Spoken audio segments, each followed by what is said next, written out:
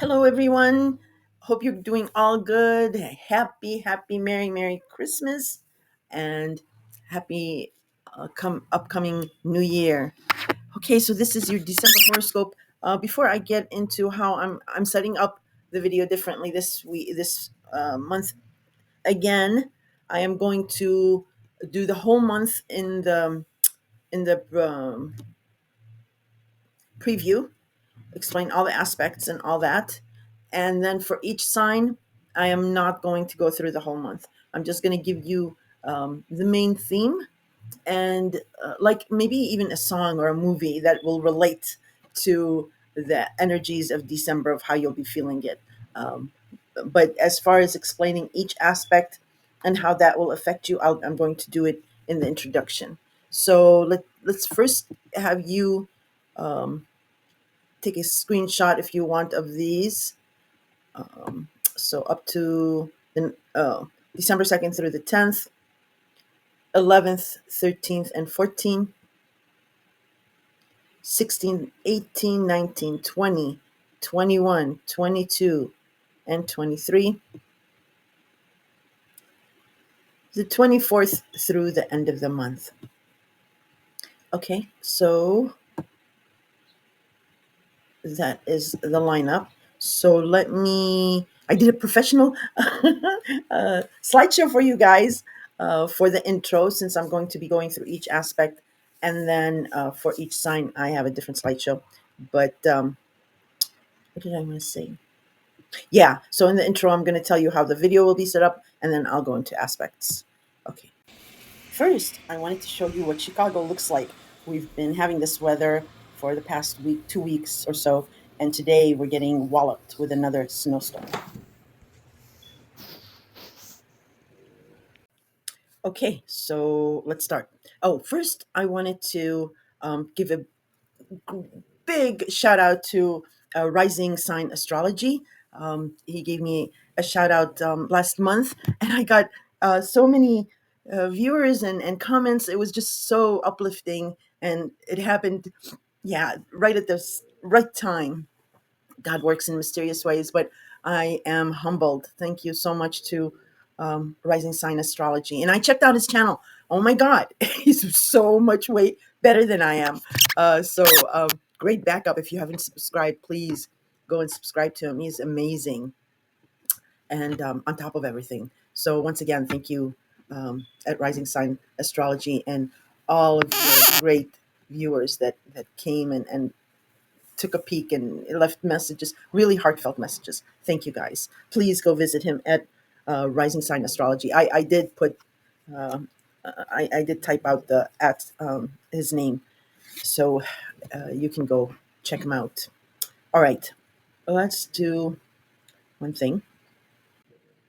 Okay, so this welcome to your December 2025 horoscope, and as I mentioned in the very beginning, um, in this video, I'm going to walk you through the month of December in four clear parts. The first part will be the overall lay of the land for December, doing air quotes for lay of the land. Second, I'll discuss the two major themes of the month and how they will unfold and when they'll unfold. Um, and and then the third point will be there's a background storyline, a background theme, in addition to these two distinct themes of the month that has been building all year and that I've been mentioning throughout the year. And now it reaches a critical point or the critical ending degree of Pisces. And I'll be discussing that as well. And, like I mentioned, I'm going to go through the whole month with all the aspects and how they will play out.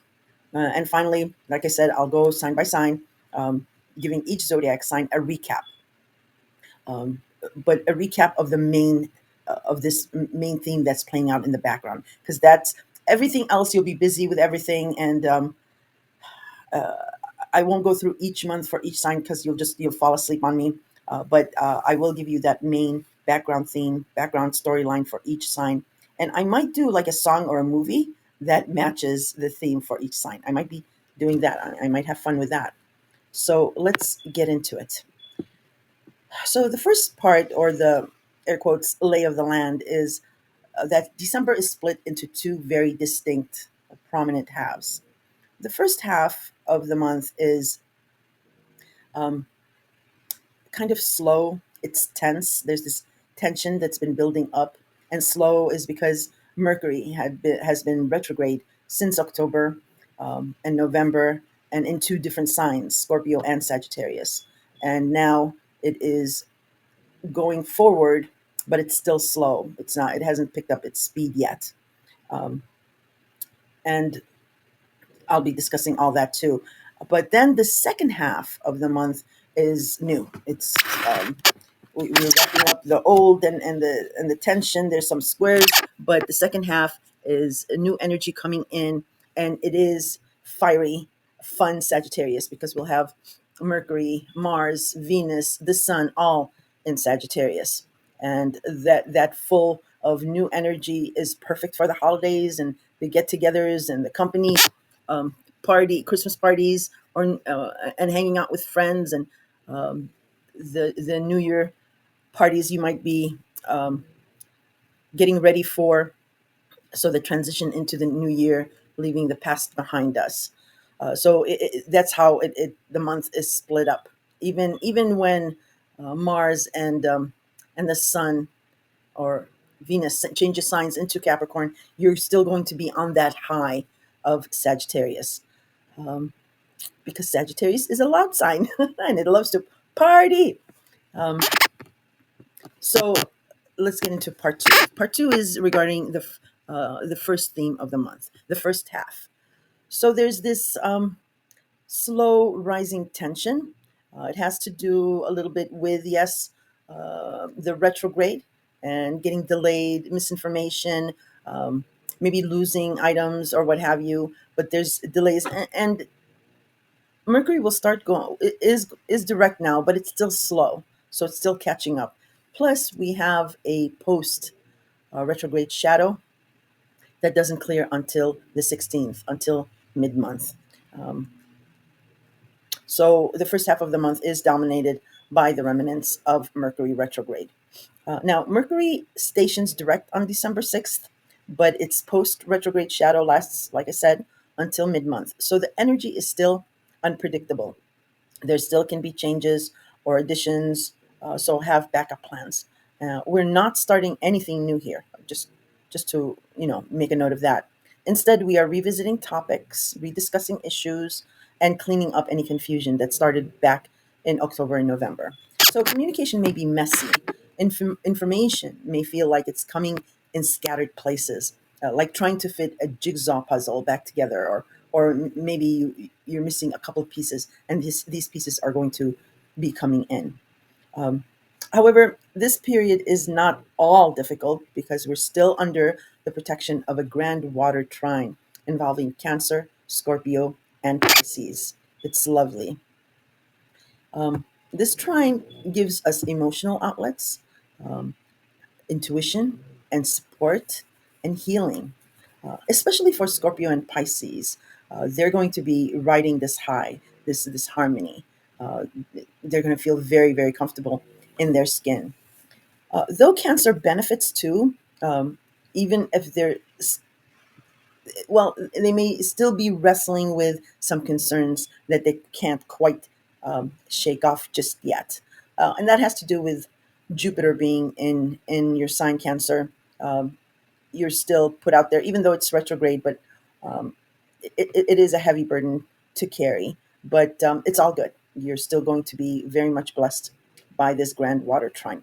And this grand water trine it does benefit and everyone. And it stays with us until late January to early February. And at that time, Saturn also finally leaves Pisces and releases a long-standing pressure point. The restrictions, rules, boundaries. Those rings around Saturn are the boundaries that keep us restricted from falling off of, a ledge. Or in this case, in this instance, it's Pisces. So, and I'll discuss that even more at length. But yeah, let me explain Saturn and Pisces and Neptune and Pisces a little bit later. So let's go to the third part. That the third point I wanted to mention is the second half of the month, or theme two, the new, and it is filled with fire, optimism, and momentum. Mid month, everything shifts. Sagittarius energy just bursts onto the scene with Mercury, with Mars, with Venus, and the Sun, all moving through Sagittarius. Woohoo! And we need this. Um, God in His wisdom put Sagittarius in November, December, the coldest and darkest months of the year, to uplift us. And she is fiery. She's a fire sign. She's optimistic. She's mutable, loud, fun, and loves to party. And she is Jupiter ruled. So this is the Jupiter ruled energy, perfect for the holidays, for Christmas, for New Year, for the family gathering, for the lively debates, for parties, for traveling and celebration. So, like I mentioned, you're going to be on that high, even when the Sun and Mercury move into Capricorn and Venus. It'll go into Capricorn. But that Sagittarius spark continues to carry us through the season. Okay, so the second half of December feels like new territory, new hope, and the emotional lift that we've been waiting for, wanting it. And okay, so now point four, and the background theme, or the background storyline, and it is the long kiss farewell of Neptune, leaving its home sign of Pisces. That's so sad. It's because it's its home sign and it's really powerful. And Pisces got a lot out of this journey, and it's been 14 years. God, I remember it was like Valentine's Day, 2012, yeah, when Neptune entered Pisces and took us on these dreamscapes. So Saturn and Neptune are both in the final degrees of Pisces, preparing for their exit. Excuse me. Um, Even though, and Neptune is at that critical 29th ending degrees, Saturn is as very close behind it. So this is the final chapter of a long process I've been talking about throughout the year. That this theme will be has been dominating really actually the year, even with the summer changes and these retrogrades. But that has been dominating our back thoughts. So endings, reconciliations, resolutions, or maybe even closure in the area of your chart that is ruled by Pisces. So let's break this down. So Saturn spends about 2.5 years in each sign. Normally, the first year is the hardest, the second year is moderately challenging, and the last 6 months are sort of easy peasy. And Saturn came into Pisces in early 2023. And as of this month, there's only 2 more months of Saturn's final visit to Pisces. So there is an end in sight to the restrictions and oppositions and what have you. Um, so yeah, so the last 6 months, and I mentioned this in your November scope, the last 6 months usually are easy. But with Saturn in Pisces, the final months are not going to be easy. They're not going to be easy peasy, especially with this one. And here's why. Neptune has been in Pisces, like I said, for 14 years, since February 2012. And that's 14 years of dreams, illusions, escapism, and drifting.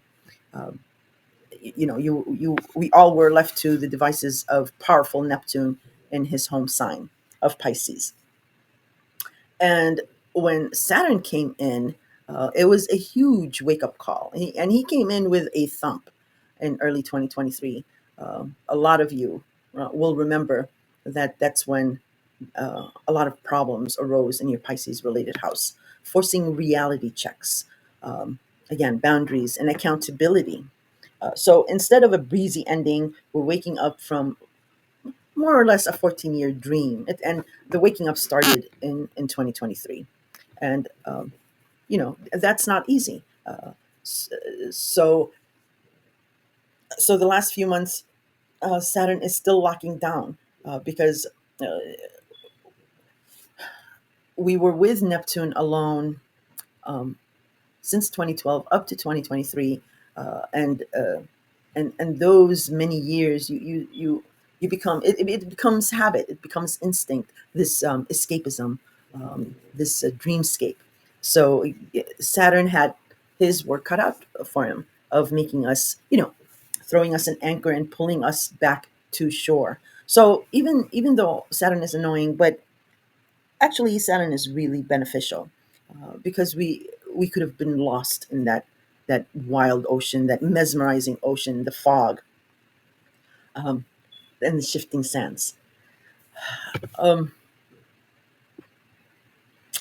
yeah, so that's why I mentioned last month too.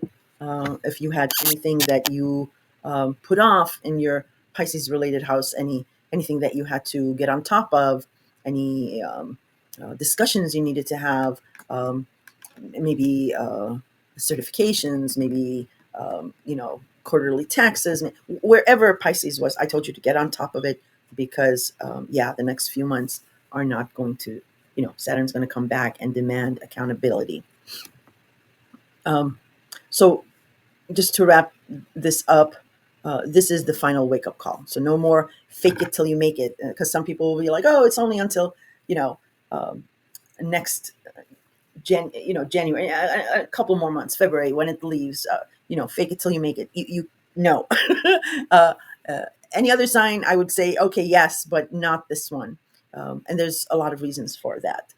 You No pretending. Um, Clearing up the fog from your glasses, and most importantly, um, taking accountability. So no victim mentality or victimizing others. That's not going to work, and you'll only be hurting yourself. Saturn demands clarity and responsibility, and he is giving us that with these rules and restrictions and pressing down even these last 2 months. Because just as one example, um, if you had a problem with a relationship, if you are still together and still communicating and talking, then you have survived the eclipses, and you're on your way to being together. Yes, however, being together and staying together and moving forward, it has to be with um, you know I, I'll say a new attitude, but that's sort of cliche. I want you to really wrap your mind around it. You have to move forward with accepting um, responsibility for what has happened in the relationship, even if the other person, like let's say, cheated or was unfair or was demanding or was a brute, what have you, and you're the angel. That's fine, but you still had a part to play in it. You still enabled it, um, and that was the idealization that Neptune gave you. And when Saturn came in, and you started having problems with this relationship, it was because Saturn was alerting you to, if you want to move forward, um, it's not only the other person's fault. You had some responsibility in that relationship, and relationships are mirrors. We do reflect onto others how we feel inside. Um, okay, so that's what Saturn. So that's why I'm saying, if you're in your relationship, and you survive these eclipses, it's not going to end. You're going to move forward with it, but it will not be with the old expectations. Your expectations has to change, um, moving forward. So we need to release old habits so we don't drag baggage into the fast, fiery Aries cycle that's coming in next year. Sagittarius, Aquarius, Gemini, these are air and fire signs. They're very fast moving, and very exciting. And it can be overwhelming. If any of this feels overwhelming, try to break it into baby steps. I'm talking about like moving forward, but um, without the old expectations. If you still want to hold on, but and you're trying to do the work, you're trying to change and let go, and if it becomes overwhelming or intense, try to do it in small steps where you can achieve them. Maybe a day by day goal or a week by week goal, something like that. You only need to manage the next 2 months. So it's not the entire future. Okay. Um, let's see. Now, point five, and we're still on the theme of this background story of the whole year and this ending of Neptune and Pisces um, in, in Neptune and Saturn in Pisces. So I want to be clear. Even as Saturn pushes us to face reality, Neptune is in Pisces and is still incredibly powerful. It is his home sign. Saturn is very powerful. He's the taskmaster. He's father time. Very important. But if Saturn is powerful, Neptune is more powerful. And Neptune rules faith, um, miracles, intuition, creativity, um, and the movie industry, the music industry, makeup, oils, perfumes, fogs, idealism, um, fashion, the fashion industry, jewelry, and everything mesmerizing and lucid and dreams are big. And Pisces psyche is ruled by the genius of the zodiac, forward thinking Aquarius. So that's also in play. And Pisces also rules the 12th house of dreams, secrets, the past, spirituality, confining spaces, hospitals, um, confining institutions like prisons and maybe some of you might think dorms are confining institutions, um, and the psyche. It rules the psyche, um, and this is why Pisces and Sagittarius never give up, because they are ruled by Jupiter. Pisces is co-ruled by Jupiter. It's ruled by Neptune, but also by Jupiter. Lucky Pisces, even though they say Sagittarius is the luckiest sign of the zodiac. Jupiter often delivers at the 11th hour, sometimes even that 1 minute to midnight analogy. It it blesses things when you pay it forward. It's about being, kind to others, do to others as you would have them do unto you. So yeah, and I'm sorry about that noise. I just noticed it. I apologize. I'm not going to re-record it, but I'll try to be conscious not to make that squeaky geeky noise. Huh. Um, it's a box underneath my laptop, so that it's a little bit higher than the table I have in front of me. So yeah, optimism and manifestation of our longings or our hopes, our wishes and dreams. Um, and Jupiter being, involved, co-ruler of Pisces and Sagittarius, manifestation is strong. Think of it this way: if you, I don't know if you've heard like these life, life coaches and those people who try to uh, pep you up and things, but I've heard one which is true. So if you like put a picture of what you long for, whether it be money, love, um, fame, wealth, health, um, you put it on your front door, and so that every day when you leave, you see it in your mind's eye and you leave. Um, Eventually, your mind stops consciously noticing it, but your subconscious never forgets. It keeps working behind the scenes toward it, rearranging your neuron pathways and adjusting your actions from the inside out. Um, and so, for anyone who feels like that's it, I'm done, I'll be alone forever. uh, when you release that tension, when you say, okay, this is my fate. Uh, all right, that's fine. I'm resolved to it. I let go, and just you know leave me alone. When you release that tension, your mind is freed up. Um, and if you've learned Saturn's lessons, and when you're no longer like bitter or resentful, um, your mind is a very powerful processing unit for everything in your body. It's like a CPU, and like I said, it works from the inside out. And and when you release it and let it go, and the mind is less stressed and can do more, and it changes you from the inside out. That's when the magic that's when magic happens. Suddenly you run into someone at the store. A friend introduces you to someone unexpectedly. A surprise guest shows up at your family gathering. An opportunity lands right in your lap. Your energy changes on the inside, and the outside world responds to it. My good friends, you attract this new fresh energy. This is the combined power of Saturn and Neptune, setting the stage for the next chapter. I hope I didn't confuse you. And it's honestly, it's not like a pep talk and yeah, let's kumbaya and all that. No, it really, if you follow, if you take baby steps, if you follow it, if you take accountability, and you stop asking when, um, and, you release your mind and your body from that stress that you keep putting on it.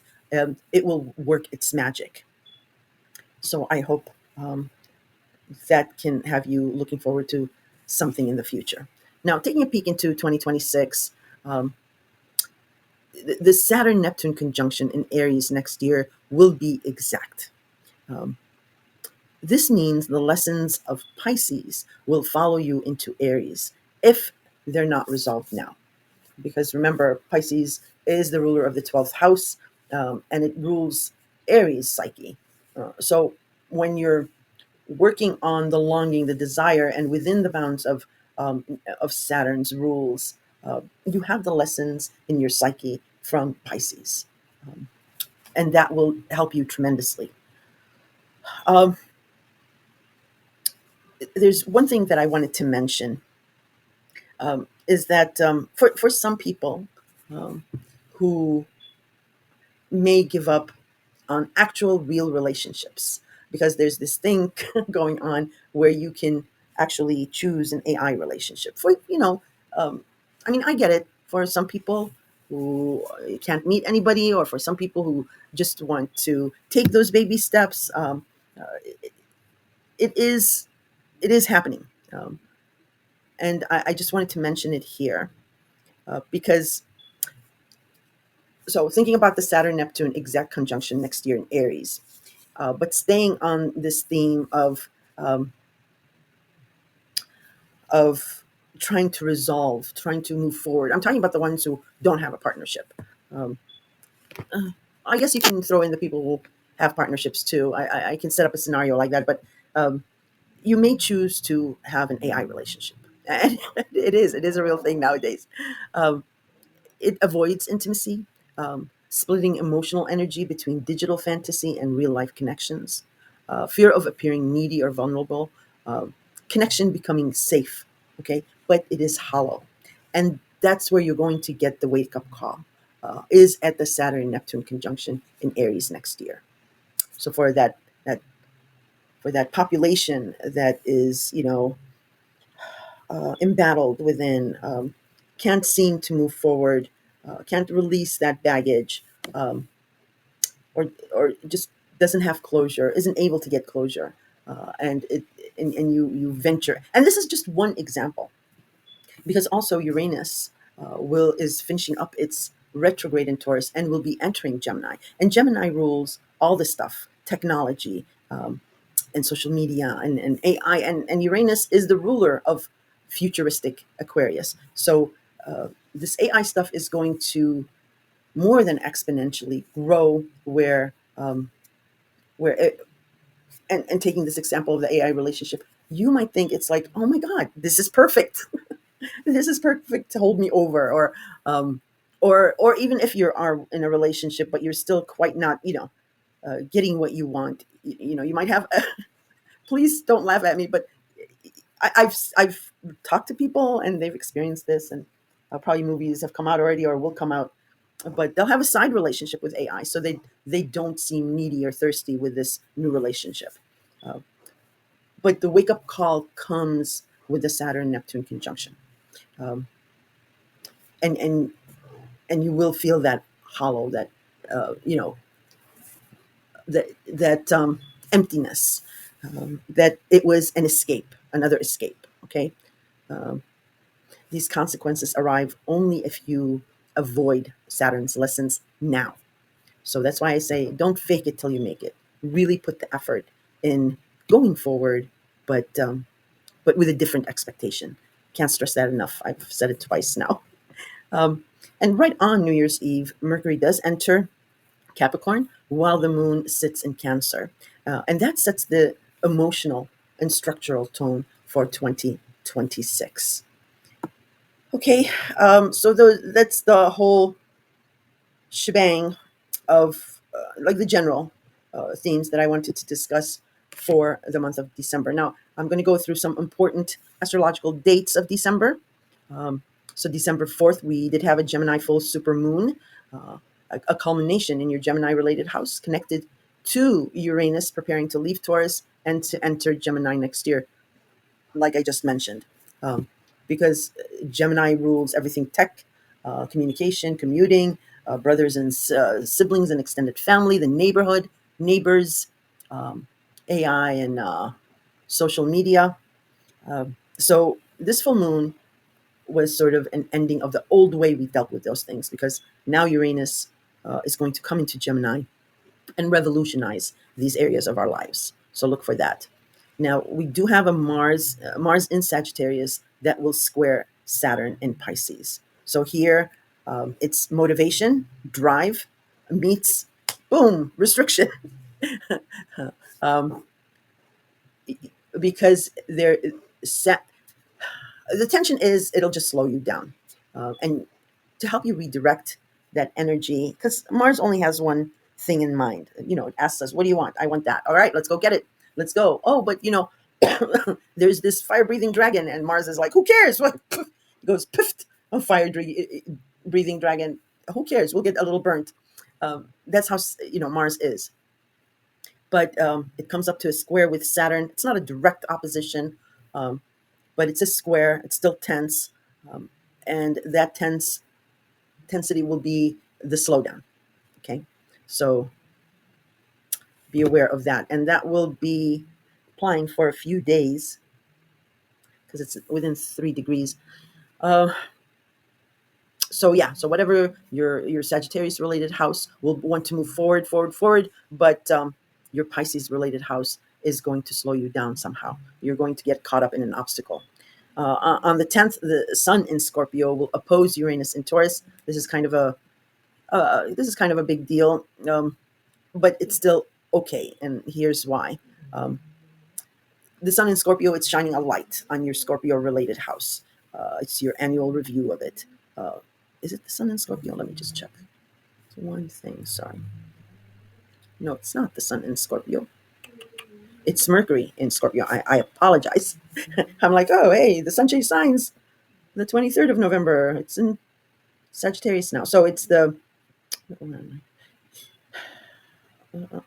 here we go. So it is Mercury, and Mercury in Scorpio will oppose Uranus in Taurus. So conversation, an agreement, maybe an idea or a thought in your Scorpio-related house is coming smack against your Taurus-related house, and it's not as intense because Uranus is retrograde, um, and it is finishing up its tour in Taurus.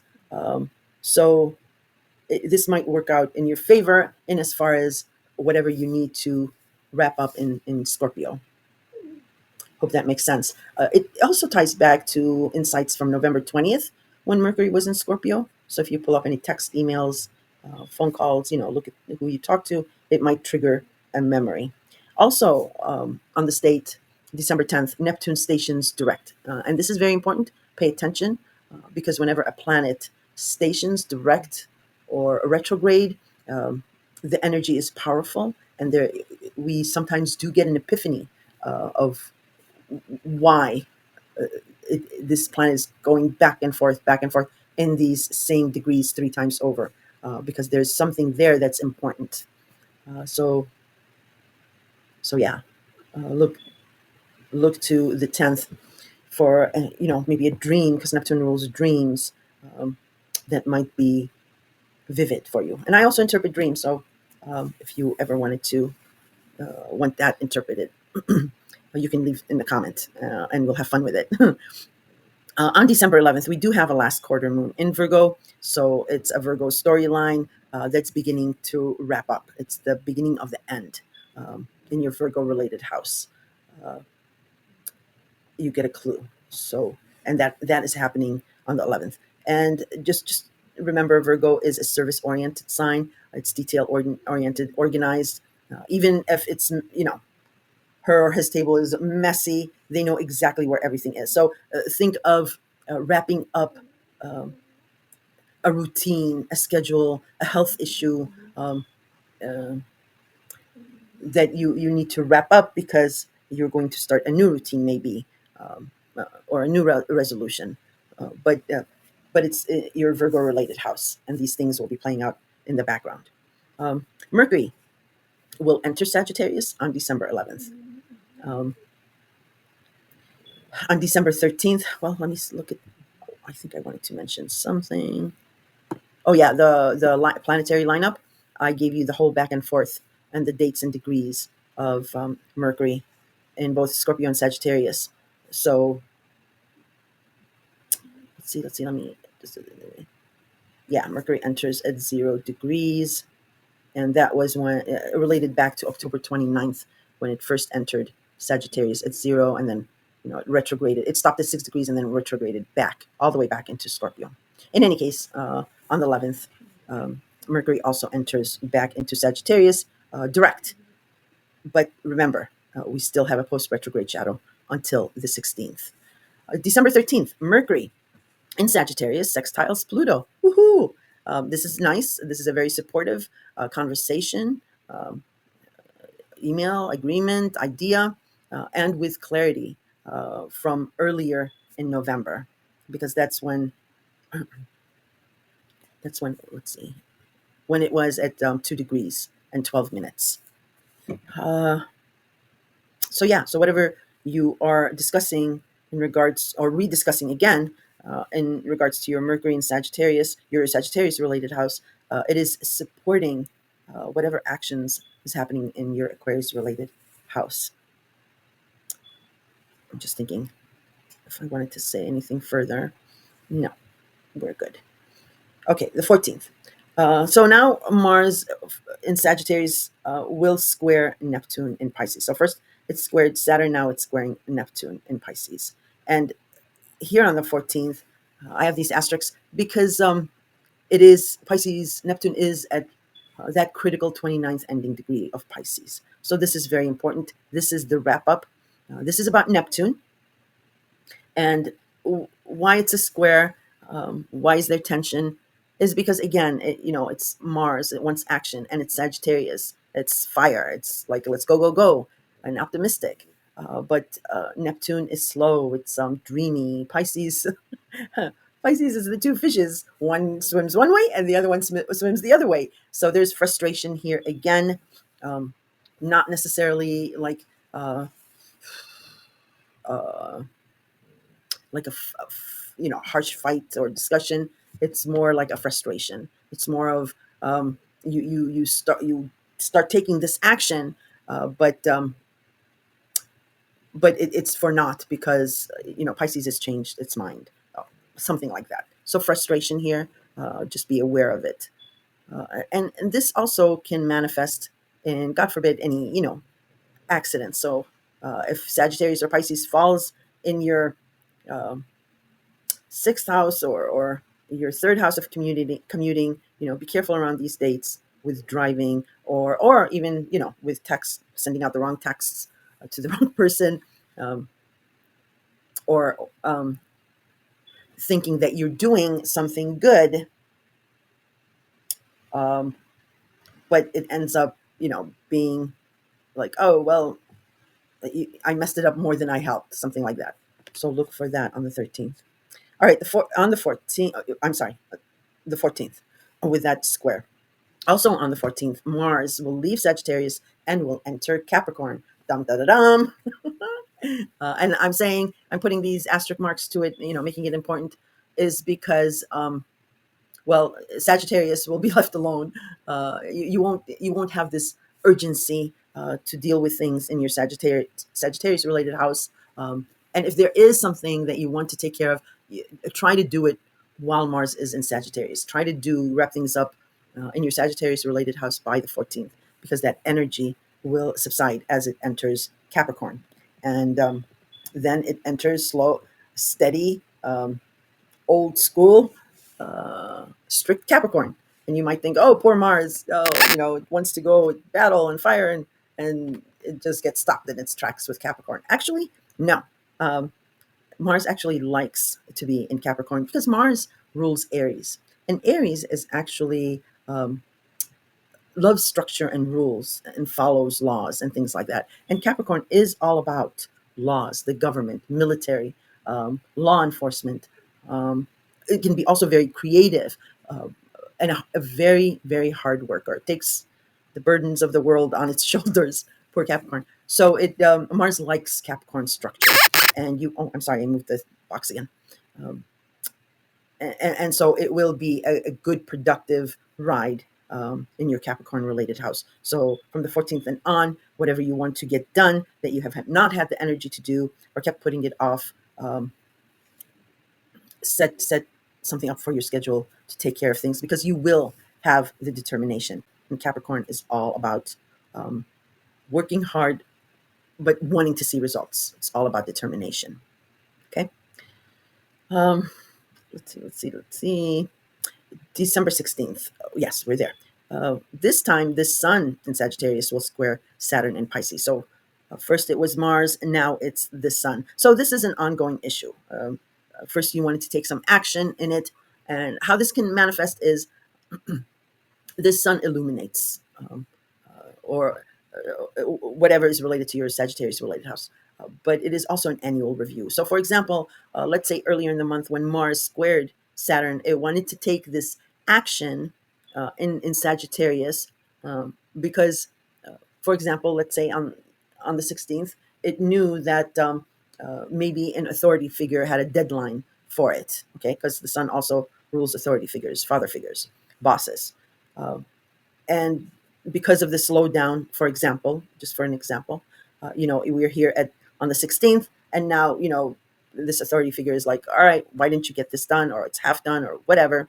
um, and that's where the tension is again with Saturn in Pisces, because Saturn again is slowing you down. So let's take, for example, so you can understand it a little bit clearer. Let's take, for example, a Sagittarius. So this has to do, sorry, my video editor has only 30-minute increments, and um, I went past it and it shut down. So I have to start another session for the 30 minutes. So yeah, so let's take, for example, a Sagittarius. So the sun is illuminating something about your profile, um, your physical self, your wardrobe, and what have you. And Pisces is your fourth house of home and family, parents, your country, your pride, your clan. So earlier in the month, when Mars was in your sign, let's say you were changing something about yourself, about your profile, maybe your profile online, maybe you started a regime, an exercise regime, clothes. It could be anything having to do with that. For example, you were taking action, but something happened um, with your home and family. There was you were stopped in your tracks. Maybe somebody in your family was like, no, you can't have that. You can't go out dressed like that. um, or whatever it is, whatever restriction it is, or maybe you were preparing to go out with friends, and um, uh, you were online, let's say, changing your profile, and then something happened where you had to take care of family. So here, when we have the sun, um, it illuminates, how far you've come um, with Mars, and you may be like, oh, and then you have this square with Neptune in Pisces this time, and Neptune. I'm sorry, where was I? 16th, the sun squares, yeah, and now again, it squares with Saturn, and that's just a reality check. It's just illuminating how far you've come, but um, you may have hit an obstacle, and you are reminded of that, and it's out in the open. It's the sun, but there's tension here. Okay. Um, and then here on the 16th, as I mentioned, Mercury is clear of its retrograde shadow. So everything past the 16th, you are safe with your communication, with making plans, buying tickets, um, making any alterations. And you might even find something you may have lost here. Okay. Where are we? We are on the 18th. Venus in Sagittarius will trine Chiron in Aries. And I usually don't mention trines because they're very, very soft aspects, but I'm mentioning it here because of all this healing energy, this reconcilement, these resolutions, these closures. And Chiron in Aries is pretty powerful. So, and Venus is, is it's a serious planet, and it doesn't mind being in Sagittarius, even though Sagittarius, um, is a flirty sign. It's like Gemini. Venus likes to be a little more demure, but it enjoys its fiery nature. So that whatever Venus is doing in your Sagittarius related house, if it's a Sagittarius, maybe a new makeup, new hairdo, new wardrobe, it forms a trine to Chiron in Aries. And Aries for Sagittarius is their fifth house of love, romance, and creativity. So you are becoming noticed here. For example, for a Sagittarius, for other signs, Sagittarius may be in your second house of income. For example, Capricorn, and Aries is your fourth house of home and family. So you might be making here extra money, or getting maybe a promotion, and with it, and it's forming a trine to Aries, your fourth house of home and family. Maybe you're able to put a down payment on a house, or maybe you're able to finally, leave your place because of this money that's coming in. And this, there's a healing here with Chiron. It heals something of your family. Okay.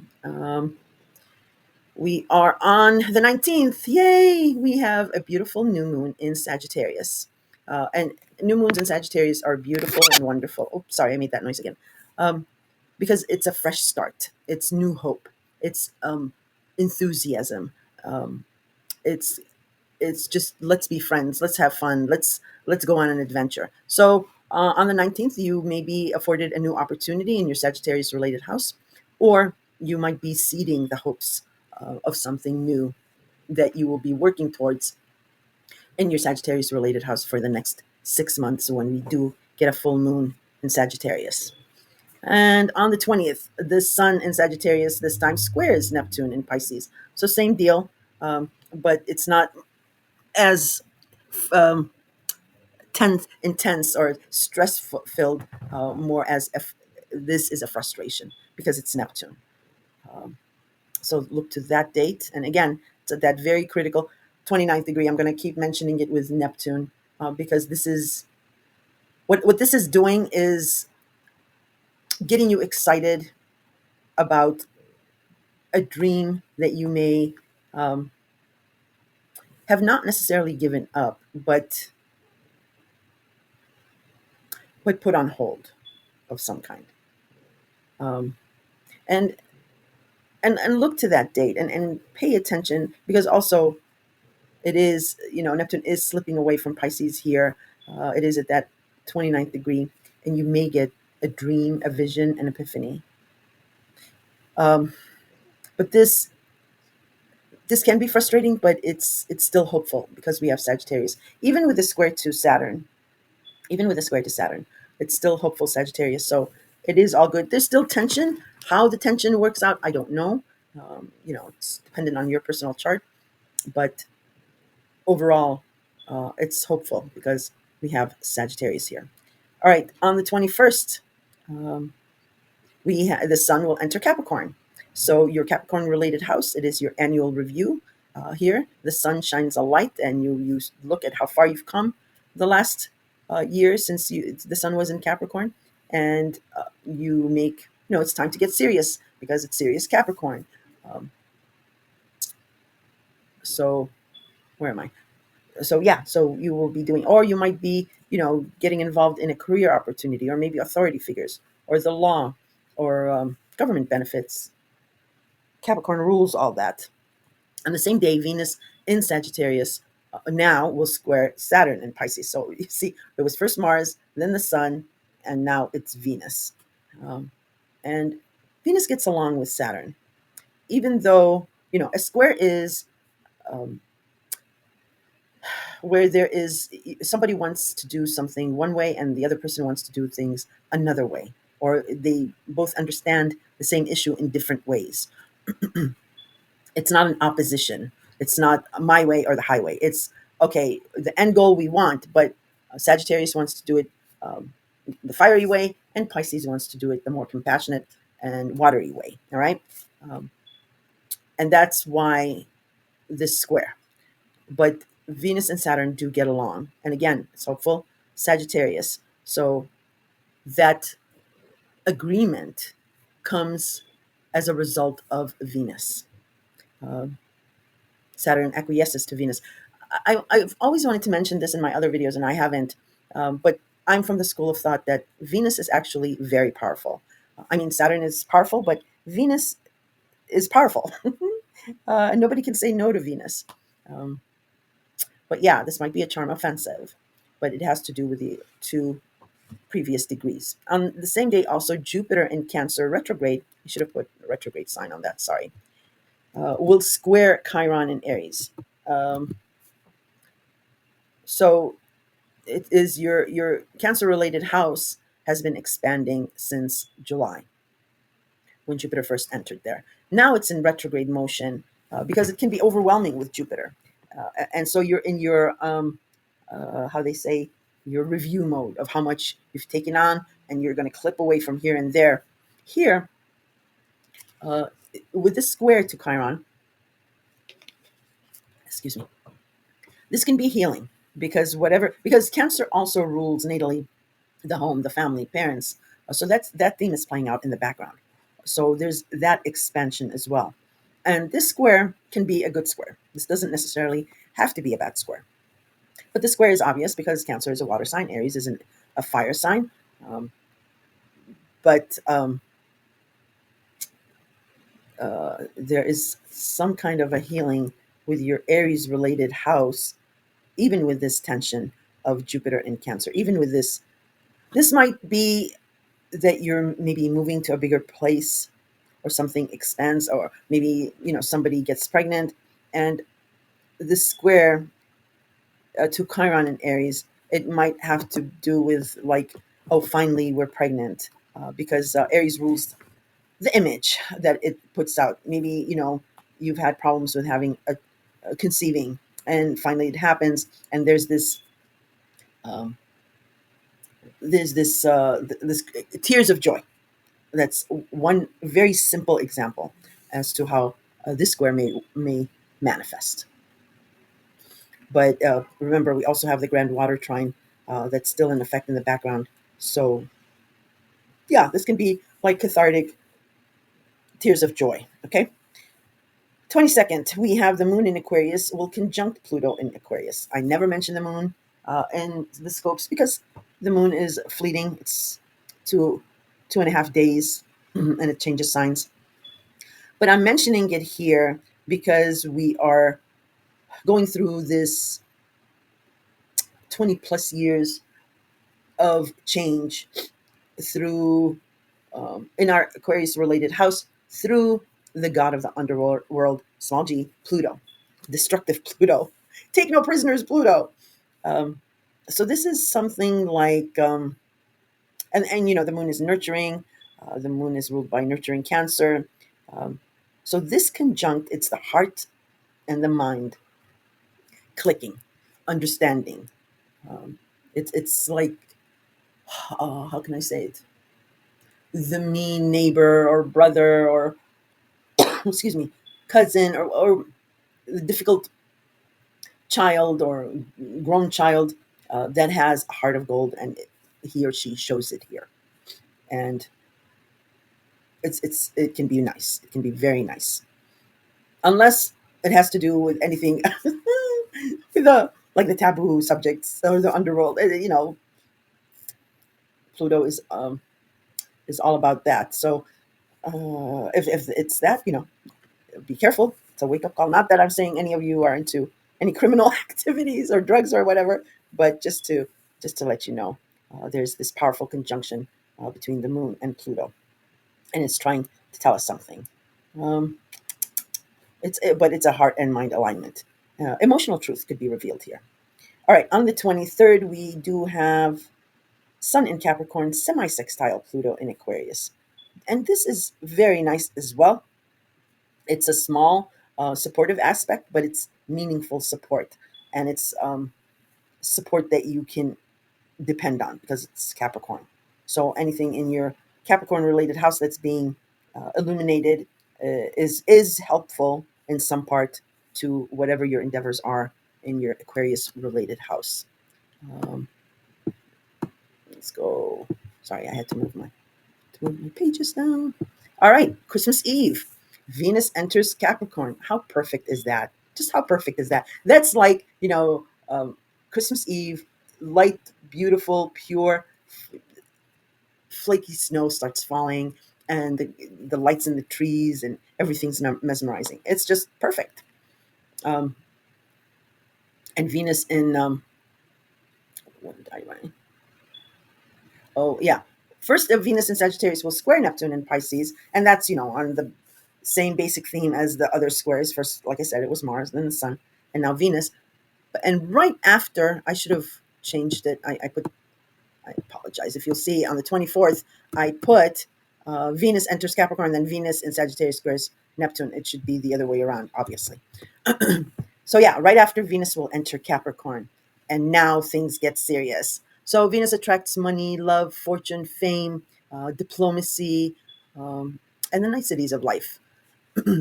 And now it enters the very studious and serious Capricorn. So love is serious here.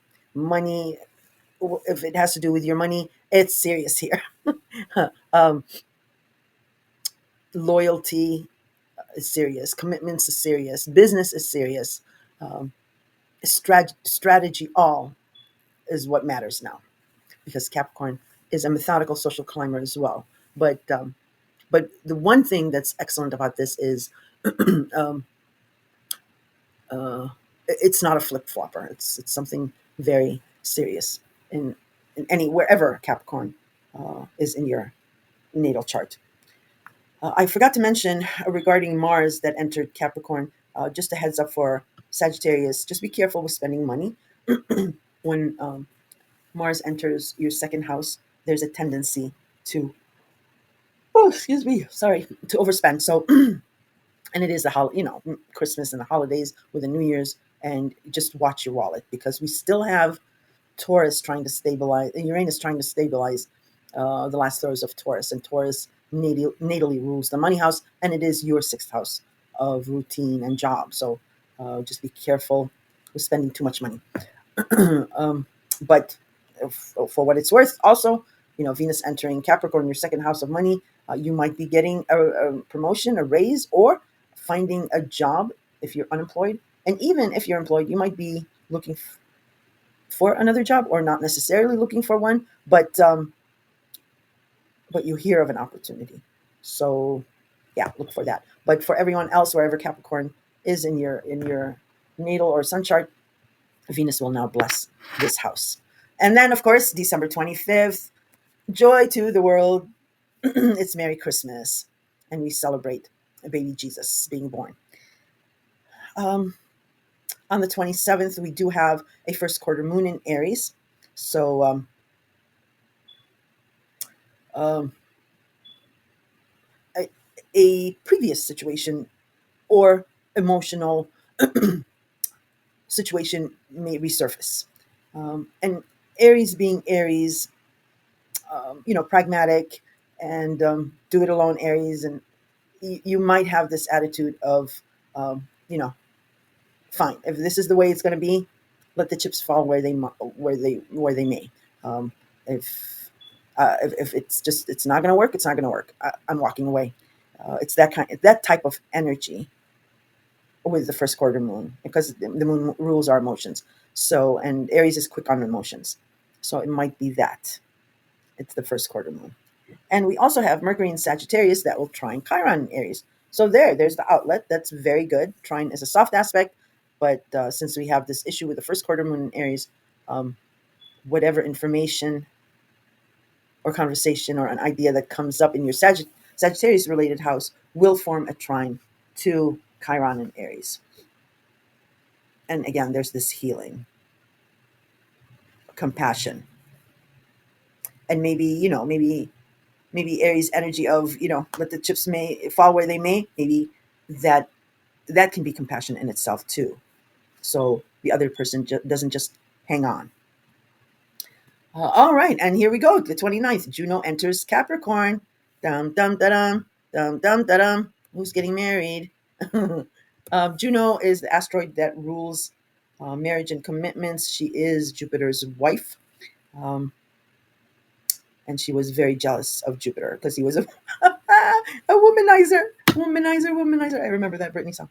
But in any case, Juno entering Capricorn, and then Venus is here. This is some heavy duty um, romance going on, very very serious. So for all you Capricorns, all you Cancers actually, because that's your seventh house. But wherever Capricorn lies in your natal chart, this is commitment, and this is serious, heavy duty commitment. It might be scary for some of you. Um, Again, if it's Sagittarius, it's your second house of money and job. It might be a commitment to a new job. Uh, if it is Gemini, that's your eighth house of other people's money. That's the sun's, your sun charts. But in your natal chart, it might fall somewhere else. But again, I'm highlighting it here because this is important. We're going to get a lot of New Year's engagements, it looks like, or pregnancies. Yeah, that's amazing. Juno and Venus. Ooh, and Mars. Okay. Well, all right. That's good. I'm happy.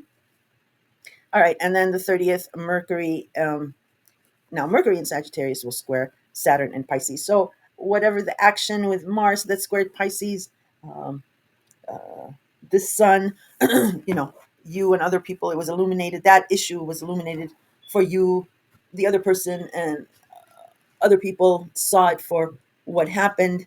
And then Venus um, also squared Saturn. So there was some talk of maybe reconcilement, maybe diplomacy, maybe there's a in between person. Well, here on the 30th, there's this final agreement. Um, okay, sorry. Yeah, it cut off again. All right.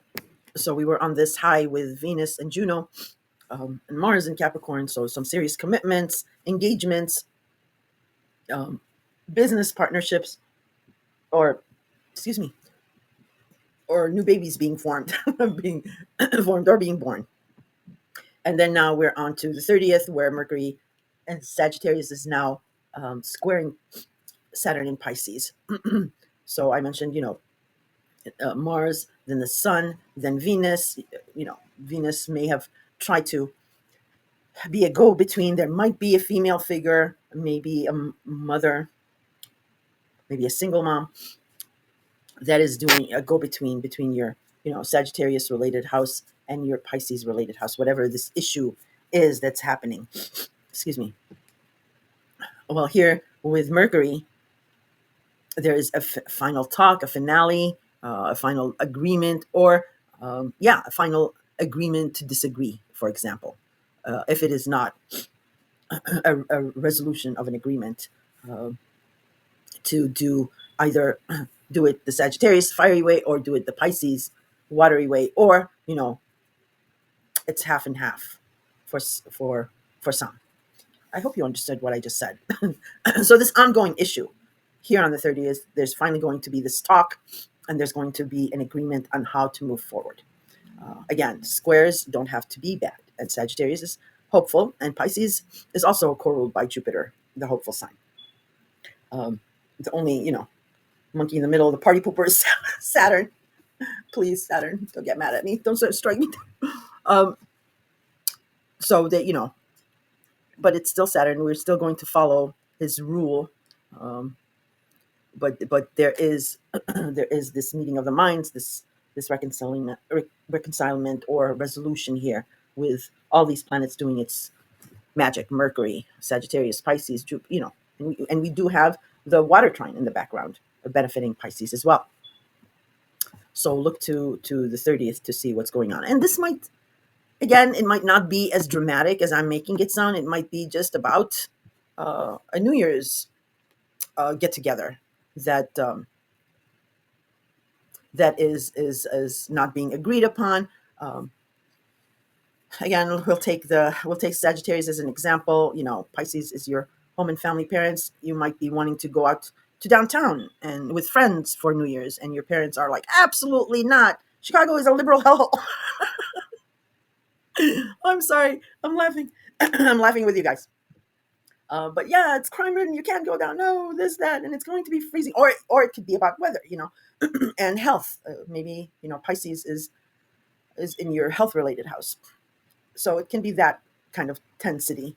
It doesn't necessarily have to be dramatic, overly dramatic. All right, but a final decision point or serious discussion is being had here. All right, and then yay, New Year's Eve, Happy New Year, woohoo! The moon is in Cancer, and usually this sets the tone for the next year. So this is another sneak peek into 2026. Um, Cancer natally rules um, the fourth house of home, family, parents, your clan, your countrymen, your pride, your patriotism. Uh, but again, Cancer um, may be for let's take Taurus. We keep doing other signs. So Taurus, Gemini. Sorry about that. And Cancer, it is your third house of commuting and communication, siblings, extended family, and it is about social media, the neighborhood. So, and then of course, Cancer natally again is about the home and family, hearth. So, 2026 is going to be it's going to dominate. Um, your emotions are going to be dominated about something about commuting, communication devices, siblings. Maybe you have siblings. Maybe they're getting married and having their own family. It might be about neighbors, but it's good because Jupiter is in Cancer. Jupiter loves being in Cancer, so it's blessing Cancer as well. And Cancer is a very nurturing sign. It rules the moon, and as well, it's in a grand water trine. So, 2026, for example, for a Taurus, it is going to be about all those things in the third house, but there's this support energy that's coming maybe through home and family or a parent or parents, um, or your neighbors might become like family, something like that. But that sets the tone for 2026 emotion for how we're going to be feeling. A lot of people, and even the government, they've already said it.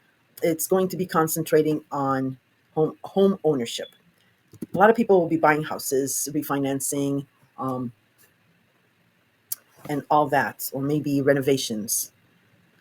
All right, but yeah, Happy New Year, guys. This is beautiful. And right, at the stroke of midnight, or maybe not, it's at 4:10 p.m. Well, it depends on where you are in the world, and the time changes. But Mercury then enters Capricorn, it leaves Sagittarius and enters Capricorn. So that is the lineup for the entire month and what the entire month is all about. And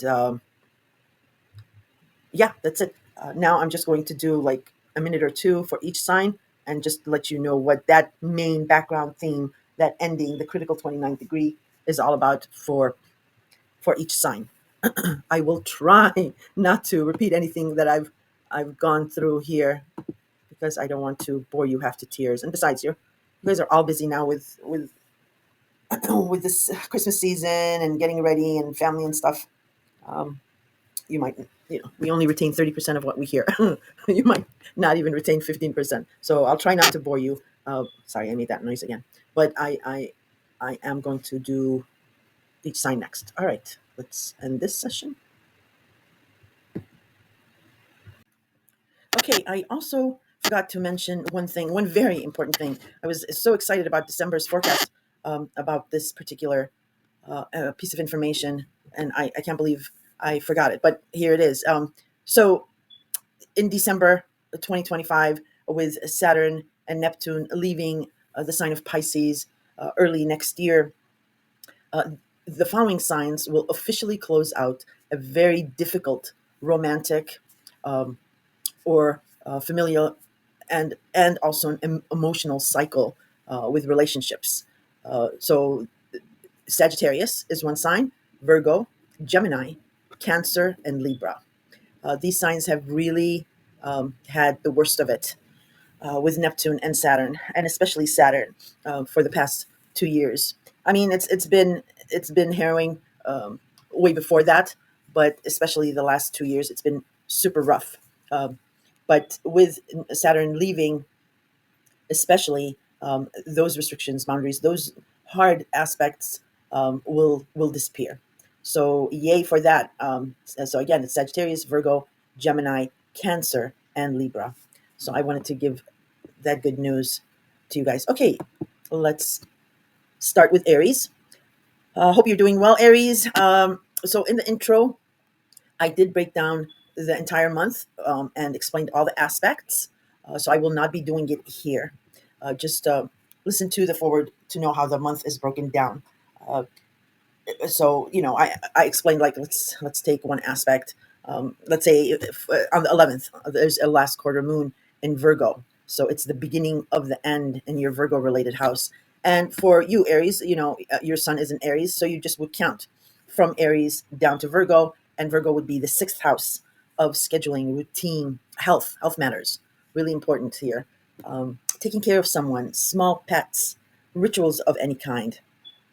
And it can be related to a job, since there's scheduling going on here, or maybe taking the children back and forth, or what have you. So there's with this last quarter moon, there's a beginning of an end of a schedule. um, so that's as according to your sun sign, but also in your natal chart you might have Virgo somewhere in there, so that would be affected. So you would take the combination of those two and you get a clearer picture, and so on for other signs that I've broken down. um, Scorpio would be your seventh house. I'm sorry, your eighth house of sex, death, and taxes. Sagittarius is your ninth house, and so on and so forth. Okay, so I'm not going to be repeating those aspects here. The only thing that I'm doing is just giving you a recap of this background energy that's quite potent and has been playing out almost the entire year.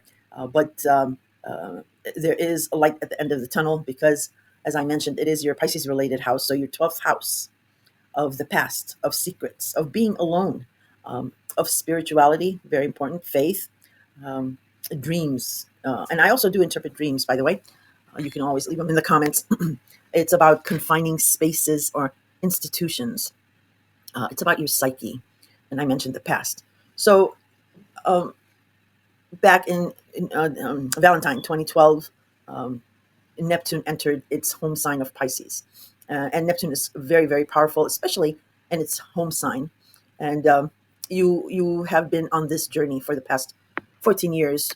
And Neptune rules, the music industry, Hollywood, fashion industry, perfumes, oils, spirits, like as an alcohol, illusions, the ocean, and so forth. And I go into detail in the beginning, so I'm not going to bore you here. But there is, with Neptune, there's an association of a longing of some kind, um, or an escapism, a dreamscape, um, where you enjoy, let's say, being alone, or you have you revisit the past. There's something about the past that you long for. And Neptune was more than happy to oblige your escape into this world. And then, of course, Saturn came into Pisces early in 2023, and there was a thump. There was reality checks, rules, restrictions, obstacles. The rings around Saturn are boundaries, and it was a good thing. Saturn is not all bad. I mean, it has been tough, very much so, yes, and especially because it's your 12th house of the psyche. It's really ethereal. You can't place your hands on it, and especially for you, you're a fire sign. So and Pisces is a water sign. So there was tension and understanding and focusing because it's Neptune. It's fog. It's the mystical ocean. It's the sirens' calls. So we were left to Neptune's devices almost for 12 years until Saturn came in 2023, and you saw those boundaries and and things not necessarily working out, but things being delayed in your 12th house, or maybe confusion. And Saturn, like I said, is good. He came just in the nick of time and threw us an anchor and actually pulled us back to shore. Because any more longer than that, and then we would have been just lost at sea, in the fog, in the mist, um, and disillusionment. So the past two years, there's been wake up calls. Some bubbles have been burst, and some ideals have been shattered. But again, it is Neptune, and Pisces is co-ruled by Jupiter, so the hope is still there. And I did again go into detail on how to navigate that. In any case, for you Aries, you are you're grappling with, um, let's see, how do I say this? You're grappling with some kind of a fear of being vulnerable or seeming weak, and not even to other people, to you, yeah, because this is your psyche. You don't like that. That's just that slows you down and it frustrates you a lot. But you have to go through this exercise with Saturn in order for, again, for you to get out of the idealism and face reality. And it's not bad, like I mentioned. It can be where Saturn is teaching you it is okay to be vulnerable. It's okay to be scared, because those are like safety measures, so that you just don't drift away in that, because it is the psyche, it is your mental, and that's why it's hard, especially for you. You don't do the ethereal, but your spirituality, whether you went hard into spirituality, or you might have just said, no, this is not for me. And there's just these remnants that you're trying to figure out. And that's what Saturn, with his restrictions and slowing you down in there, is making you stronger, to so that when he leaves Pisces, it releases that anxiety. It's like magic. Poof, it's gone. And then Saturn and Neptune will go into your sign. And you got a taste of that earlier this year, in spring, when they entered your sign, and it was all about you and your profile, and how you appear. And summer was exciting because we had a lot of new changes coming in. But I'm just letting you know that there is a light at the end of the tunnel, and that comes into the end of January, beginning of February. There is a release there. This month, there's a lot of healing, reconcilements, closures, putting the past behind, and moving forward with still Neptune's hope, creativity, and and that longing. But in December, by the end of December, and into mid-January, you will realize that, going forward, still with that hope, still with that longing, but not the same exact expectations you had before. And that's where the equilibrium comes in. And I did mention also that I'm trying to pick out like a song or a movie, or a video that may even help you guys with this theme that I'm talking about. And for you, I actually picked a video called "The Ghosts Running Your Life" / Ancient Fears, or about the past and your past relationships. And it is by a very, very famous, well-known military specialist who worked with the CIA and with Black Ops and all that. He has many degrees. He is an excellent, excellent communicator, and it's like he breaks it down so easy for us to understand. So I'm going to, well, when I finish with the video editor, I'll across the screen you'll see that I'll put text to that video name, and the link, and also that speaker that I'm mentioning to you. His name is Chase Hughes, and it's an excellent video. I mean, it's it's kind of intense what he talks about.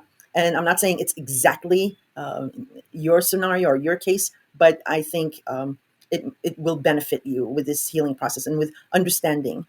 It just gives you another layer. And like I said, he's an excellent speaker. So I think you'll enjoy it. Hopefully, he's one of my favorites. All right, Aries. So if you have any questions, you can put them down in the comments. And I will be talking to you guys either towards like by New Year's Eve or that first week in January. I'll upload your yearly horoscope for 2026. I'll go through all the months and all that. All right, but listen to the intro. It breaks down December and gives you two sneak peeks into 2026. All right, Aries, take care. Okay, Taurus. Taurus, my friend, you're up next. Taurus, what I did with this video is in the intro, I broke down the entire month, all the aspects, degrees, what they mean, and how they will manifest generally. And and for each sign, what I'm going to be doing is just giving you like the main theme that's been playing out all through the year, and it is at a critical degree in December as it's finishing up the 29th ending degree of Pisces. I'm talking about, excuse me, Saturn and Neptune, because they will be leaving Pisces this next month, end of the month into February. But Neptune especially, it's at 29 degrees. Saturn is right behind them and 28 degrees, I believe.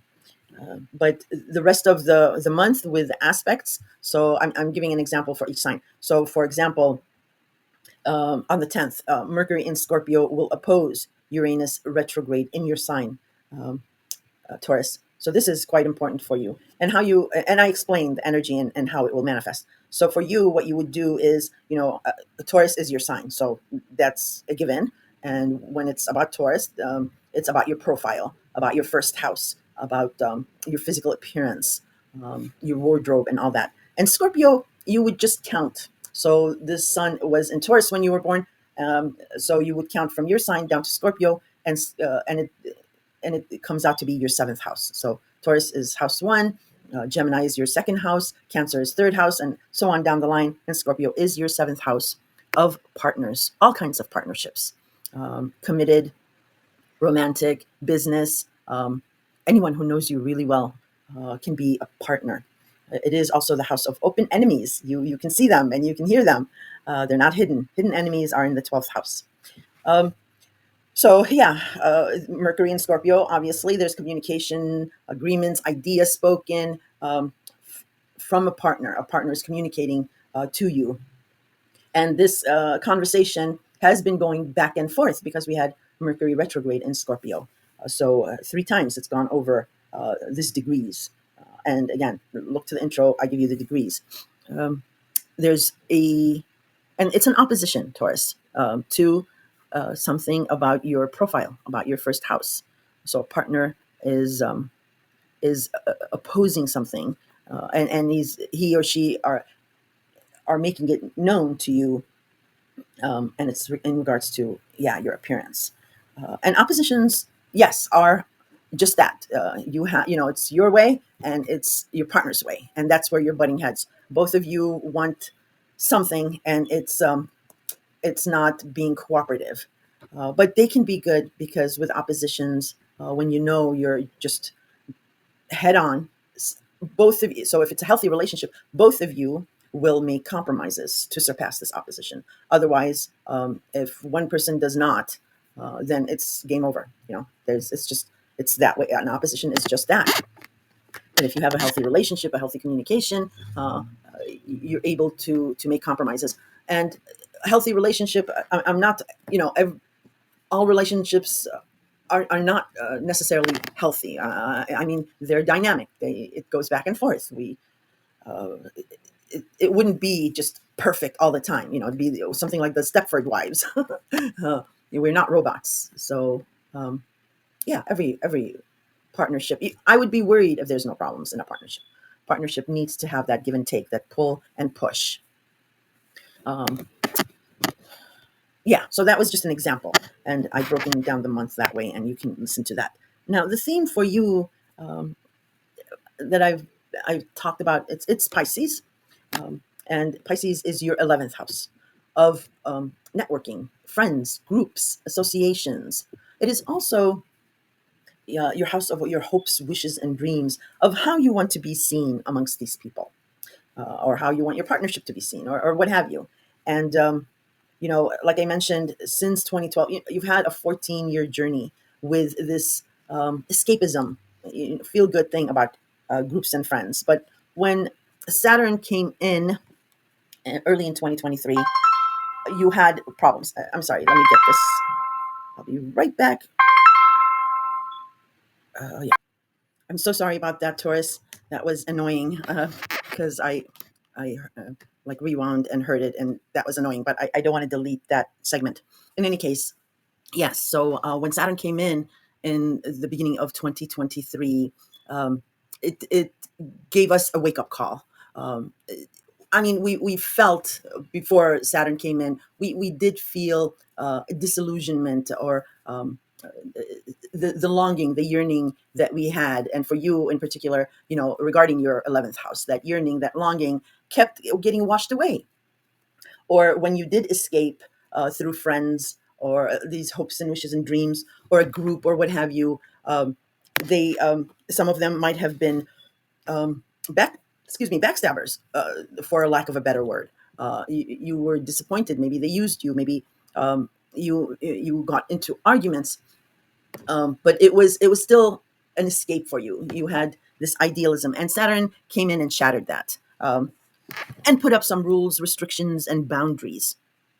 Those rings around Saturn are boundaries, and he pulled us back from the mystical ocean, gave us an anchor and pulled us back onto shore. And yes, the friends that were not good for you, he sort of cut them off. So you did lose friends, and you might have had a falling out, and because it's still Neptune, you might have reconciled, but again, Saturn kept on you with these boundaries. Saturn's job, he's called Father Time. He's the taskmaster. Is to slow things down, to really inspect, check under the hood, and make sure it's good to go. So that's why you've lost friends, you've had falling out, and all that. And even with the ones that you did reconcile, and maybe you talked with, and you you might have you might have you might have gotten an epiphany of why that friend was like that, or why that group was treating you like that. But it still might have been, confusing for you, because it is still Neptune. And this last month, Neptune is at that critical 29 degrees of Pisces, the very last degree. So it's wrapping up its its tour of Pisces, and it will be leaving Pisces next year, January, and then Saturn is right behind him by a degree or two. He will also be leaving Pisces towards the end of January, beginning of February, and like magic, that tension, that disagreement, that slowdown, those obstacles will disappear, because Saturn has ingrained in you the lessons of friendships, the lessons of being beholden, or not, in a group, or friends. You now know how to deal, and how to value friendships, who are good for you, and the ones that you can tell who's friend or foe. Okay, so there is a light at the end of the tunnel. Um, I mentioned back in November, in the November scope, that these last few months of Saturn transgressing the last degrees of Pisces should be easy peasy. It should be an easy ride. But I did mention that in this instance, it's not, because Saturn came in late. Neptune was here for 12 long years, and Saturn came in late. He came in towards the last 2 years of Neptune here. So we had these habits ingrained in us of idealism and escapism, with, in your case, again, with your 11th house. So I mentioned in November that even these few months that are supposed to be an easy ride, it's not going to be. It's still, Saturn is still going to restrict you somehow in your 11th house. But again, it ends early next year. And I'm mentioning this to all the signs is, and I mentioned it in the intro, is we are going into the very new. We're going into air and fire signs, and air and fire are, air rules relationships, and fire gets things done. There's energy and optimism, so there's a lot of new things that are going to happen, which you got a taste of this past summer, because the planets dipped their toes in that. I'm sorry about making that noise. It's my laptop is on a box because it's my little table is a little short, and I keep forgetting not to move it because it makes an annoying noise. So I apologize. So yeah, so as we go into the new, you don't want the baggage of the old coming along. So everyone's working their magic this month. Mars, Venus, Mercury, Neptune, Saturn, for any reconcilements to or closure, or an ending, like this is it, this is how far we can go, or we can't go any further, because we will again be overwhelmed with a new in the beginning of next year, and you don't want that baggage with you, um, to project it onto a new group of friends. Okay, if you were able to keep some friends or associations moving forward, they're not going to break because we've been through the eclipses. But the way forward is going, how it's going to work is, you cannot have the same expectations, neither you nor them, in as far as groups and friends and networking. Because the old expectations, the old longings are just not going to work. Everybody's in a new pattern in their lives. These are powerful outer planets. It will work out. It will smooth out where your expectations, the old expectations, yours and theirs, have to be left behind. So um, you go into a new understanding with this. So that's the main theme that I've been harping about all year. I said, it will dominate 2025, but in the background, um, and it is always at the back of your mind. And this month is the grand finale of Neptune, and into next month. Now the nodes are still in Pisces and Virgo. The North Node is in Pisces, and the South Node is in Virgo. So there's a repetitive, circular aspect to your 11th house that keeps reoccurring, and that too will end next year spring, as the nodes will change signs. So it was really the long kiss farewell with our Pisces related house, and it will be put to bed with a new understanding in the new year. And of course, I'm working on your um, yearly scopes, and I'll be mentioning the nodes leaving and all that, and when Saturn's leaving, and Neptune and all that. So yeah, that's all I wanted to mention in regards to each specific sign. I'm just mentioning that because the intro breaks down all the other aspects for December. And I was trying, I wanted to make it a little bit fun. I want to make, each video a little bit exciting and fun and different. And I was thinking like a movie theme or a song theme for each sign in regards to this Neptune, this Pisces related house. Um, and what I chose for you, um, um, oh, where is it? I don't, because I'm putting a link for each sign of what I chose, and I don't see it. But when I'm finished recording and I do the editing, I'll have it in like a text form right here when you're listening to it, and you can take a visit to that movie. I picked a movie. It's a film that explores themes of ambition, betrayal, and the complexities of female relationships within the competitive world of theater. But it's really cool. Oh, that's what it is. I have it right in front of my face. Oh my god. And this might not resonate with all Taurians, okay? But again, we're talking about your 11th house. So the movie, it's a classic. It's a black and white. It's all about Eve. That exemplifies really the general, the main overarching theme of of what you've experienced in your 11th house of groups and friends. There were quite some jealous friends that outed themselves out, and it's all about Eve. I don't know if you've ever seen that movie, but it's a good movie. For some of you, even you might have, because you had Taurus in your sign as well, so you were at times when confronted or when you confronted others, it wasn't the old, calm, sweet, quiet Taurus.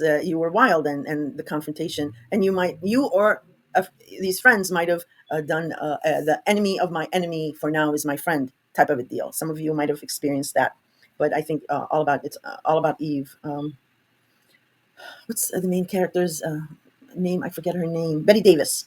Um, I don't know if you've ever seen it, but it's a really fun movie. And if you want to see it, that's what I chose for you.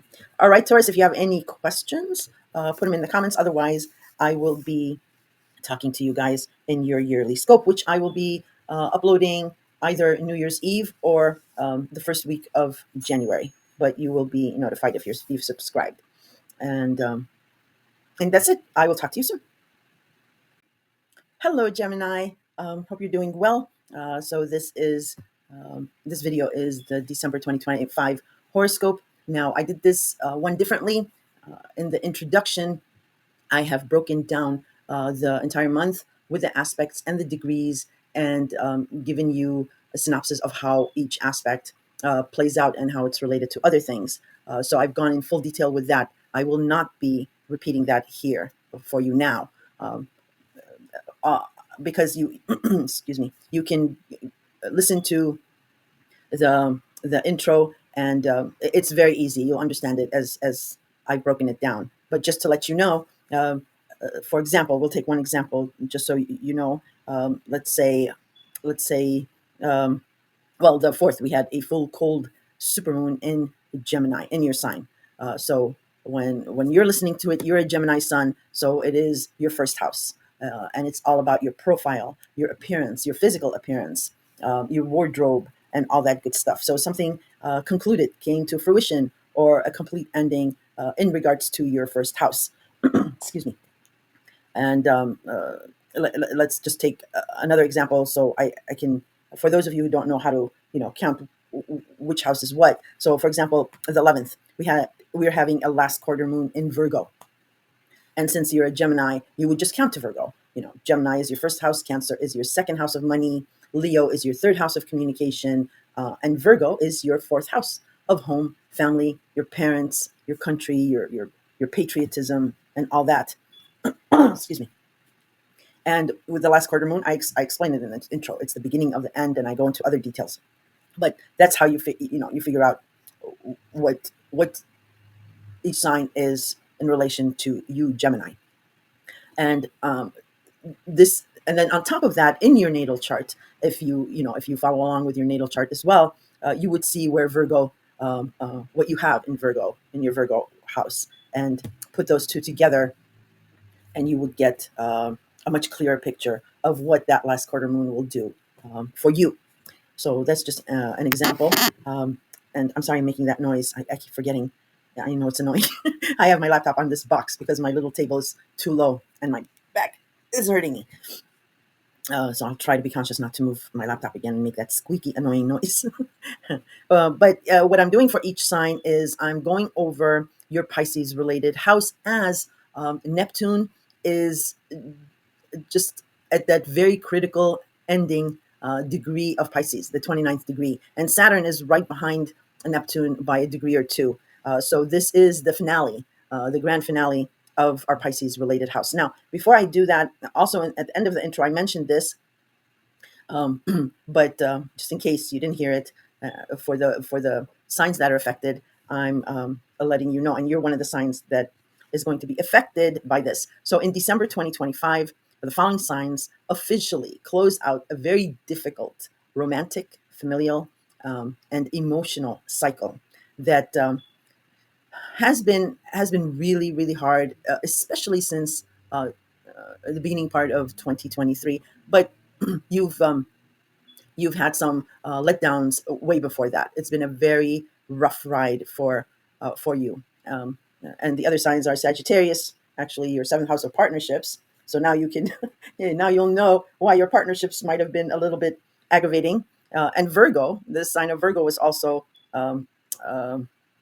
affected by this. So again, that's your fourth house of home and family. Now you know why your parents might have been, just um difficult to deal with, maybe. And then the sign of Cancer is also inclusive here. And for you, Cancer is your second house of job, money, and income. And you might have had problems with your job or your income. And then finally, Libra is also inclusive of officially closing out a very very difficult cycle, um, because um, Neptune and Saturn will be leaving Pisces, and those restrictions, that tension, that frustration of waiting out disappears once these signs move on into other signs. Well, into Aries next year, end of January to beginning to mid February. So again, you are one of the signs that will have this release, this exhale moment, and you got a little taste of that this summer as both Saturn and Neptune left Pisces and entered Aries. A lot of opportunities, a lot of things that were so difficult to manage before became much much easier for you, and almost to the point that you might have been like, "Pinch me, is this for real?" And you might have been like, "Maybe I need some structure back in my life because it's getting wild." Because yeah, all the energy shifted into air and fire signs. So now it's, as they say, your turn now. It's the air and fire signs now. No more of the emotional water signs dominating. In any case, so yeah, that was the intro. You can listen to that. But for each sign, what I'm doing is giving you the theme of this ending in Pisces. So Pisces is your 10th house of career, um, authority figures, anyone who has authority over you. So your bosses, their bosses, even parents can be considered authority figures, professors, and so on. It is also the house of philanthropy and a volunteer or unpaid work, uh, and it's a serious house. The 10th house is ruled by serious Capricorn, methodical, hardworking Capricorn.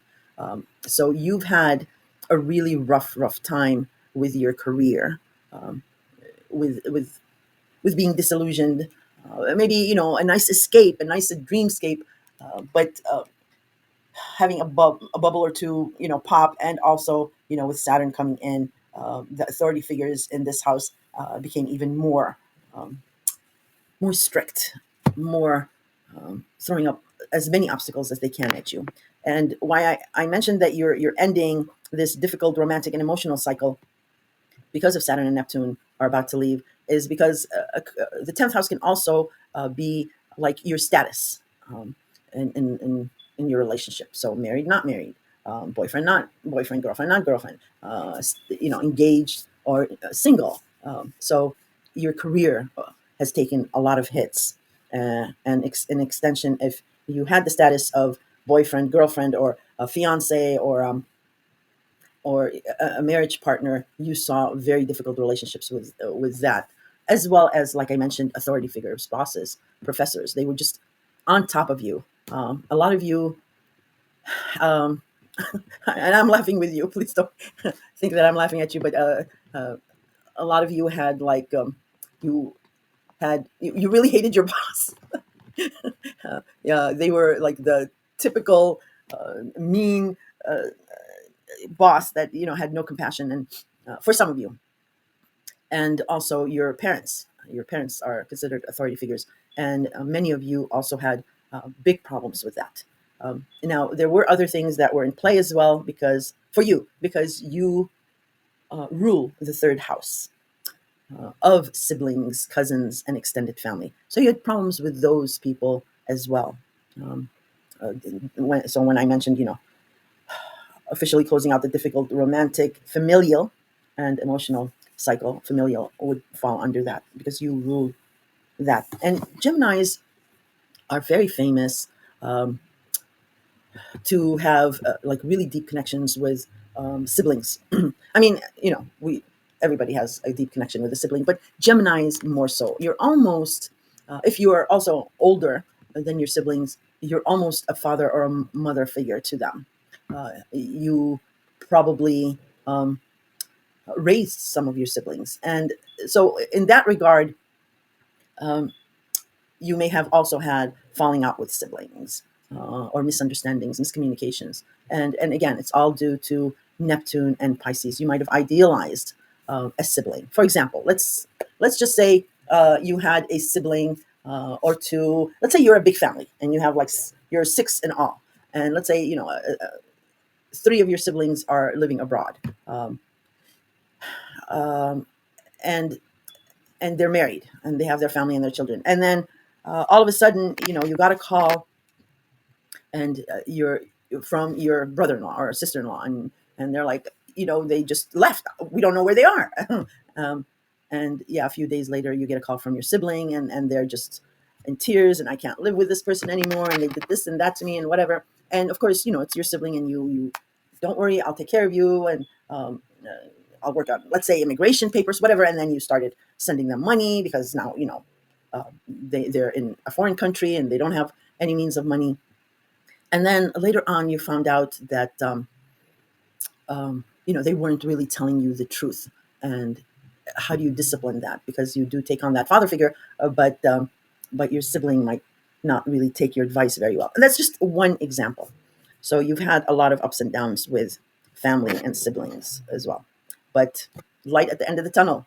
Next year, end of January, into February, this all ends. And this month, this theme of the month that I'm talking about for you, and at this 29th critical degree, is about reconciling, um, closures. Um, it could be also an ending. I'm talking about your Pisces related house, so maybe an authority figure or a job, or yes, it could be that if it's your status is married or a fiance or you have a girlfriend, boyfriend, it might be, it might have ended or is again doing the repetitive cycle of an issue. Um, but but for the most part, if you guys are still together, for the most part, the relationship will move forward because it survived these eclipses, and with it going forward, the only thing that, because you don't want baggage, okay, um, after a 14-year run with Neptune, you want to clear it out, and you don't want to take that baggage with you into these new energies that are coming in. So what I'm advising everyone is, okay, you survived, you guys are still together. Moving forward, the only way that it's going to work is for you to release your old expectations of what you wanted it to be exactly. And same for this other person. Moving forward, it has to be uh, on a different expectation, one that's equal for both. Because and relationships, are normal. They normal to have disagreements and fights and things like that. I would be worried if there was no disagreement in a relationship, but a healthy disagreement where compromises can be, you know, taken on. But if you're holding on to old baggage and still with the old expectations of the longing you had, because Neptune gave you this longing, this dream, this idealism, you're going to have a rough time. You just have to let go of the old expectations, make new ones. And for you single Geminis, just put on your seatbelt because, like I mentioned, as soon as Saturn exits Neptune, which it will do after Neptune exits Pisces, your careers are going to take off. Whether it is, a marriage or some kind of a relationship, or if it is in your career as well, authority figures. All the people who gave you hard time who were in positions of authority, that comes to an end and it disappears. So that's the only theme that I wanted to talk about because, like I said, if you remember, I told you it will dominate the entire year, not so much in your face, but in the background. And it is the long kiss farewell of Neptune. It's melancholy. Neptune is, we need Neptune. It's creativity, it's dreams. We need to dream. And then when we want to manifest it, Saturn is there to say, okay, uh, you have to be realistic about this and that, and that's what Saturn has been doing. So for each sign, I'm trying to make every video a little bit different and exciting. And so I said that I would relate to your theme to either a song or a movie that may resonate with you. Not all of you will resonate, the song or the movie that I pick, but yeah, for you, let's see, um, uh, I did two actually. Um, One, I really love this movie. It's pretty awesome. It's called Sweet Bean. It's directed by Naomi Kawase. It's a Japanese movie, and I will be putting the name in text form when you're listening to this. It will be in text form because you might not spell it right. Um, but the synopsis is about a small little they call it dorayaki shop on the outskirts of Tokyo, and the master of the dorayaki pastry store hires this 76-year-old woman whose talents attract customers from all over, but she's hiding like a troubling secret. Life's joys are found in the little details, and you're great at that. And no matter what may be weighing you down, everyone loves a good pastry. So we find the golden nuggets, the rough diamond. We find the beautiful diamond in the rough. That was one movie that I picked, and I found another one, and it's called The Founder. It explores themes of American capitalism, ambition, and the myth of the American dream. Um, and it goes into other things, but again, it might not resonate with you. But those are the two I picked for you, and you know, it's a good suggestion. But the sweet bean is pretty awesome. I loved it. It's very, very touching. All right, Gemini. I will be talking to you in your yearly forecast. I've been working on that, so I'll upload it either New Year's Eve or the first week of January. But it will be for the entire year. And also in the intro, I do give you two sneak peeks of 2026. So you want to make sure you listen to that. Um, that's it. If you have any questions, please leave them in the comments. Otherwise, I'll be talking to you in the next video. Take care. Cancer. Hi, Cancer. Cancer, I've got great news for you. Um, um, well, first, let me just outline two things so you know what's going on. I did this video different where I broke down the entire month with the aspects and its degrees and told you how it will manifest generally. And and it's easy to follow. I've been giving examples just in case you're a novice. So, for example, let's say, uh, let's take um, the 30th of the 29th of the month. Juno enters Capricorn, and Juno is the asteroid of marriage and commitment. She was Jupiter's wife. She was pretty jealous because he was a womanizer. But Juno enters Capricorn, and Capricorn for you would just count. So the sun was in Cancer when you were born. So that is your first house of self, of the way you appear, your physical self. And then Leo is your second house of money and job and income and value system. Virgo is your third house of communication. Libra is your fourth house, and so on until you get to Capricorn. And Capricorn for Cancer is their seventh house of marriage, of partnerships, all kinds of partnerships, intimate partnerships, business partnerships, and anyone who knows you really, really well, who can hold up a mirror to you, would be considered a partner. And you're an expert in that now with your long transit of Pluto and Capricorn, just reshaping from the very core uh, of how partnerships, of how you enter and negotiate partnerships. Um, what Pluto was teaching you in Capricorn was you had a very powerful partner, and maybe they were in law or government or security, or maybe they seemed older, but they were very reliable. But they were powerful, and what Pluto was teaching you was how to be a powerful partner. Um, and when Pluto left Capricorn, many of you ended relationships because that's just the gist of a very long transit that is in the outer planet, because it really just demolishes, destroys things, and it rebuilds from the ashes. So many of you ended relationships, but some of you started new relationships and have been going strong. But So yeah, so I got off on a tangent. So yeah, I was just giving you an example of how to figure out, what Capricorn means for you as far as a sun Cancer, and then that is besides your natal chart. If you know how to read your natal chart and you follow along, then you would also see what else is where Capricorn is in your natal chart, and that area will also be affected. Um, so again, the degrees are there, so you can see if you're within 3 degrees, 2 or 3 degrees, you'll be affected. And you take that information and also the information I'm giving you about your sun sign. Capricorn is your seventh, and you combine them and you get a clearer picture. So yeah, you're going to the intro does all that, and I give you a couple of sneak peeks into 2026. Um, and what I'm doing for each sign now is I'm just mentioning the main theme that is it's coming to an end.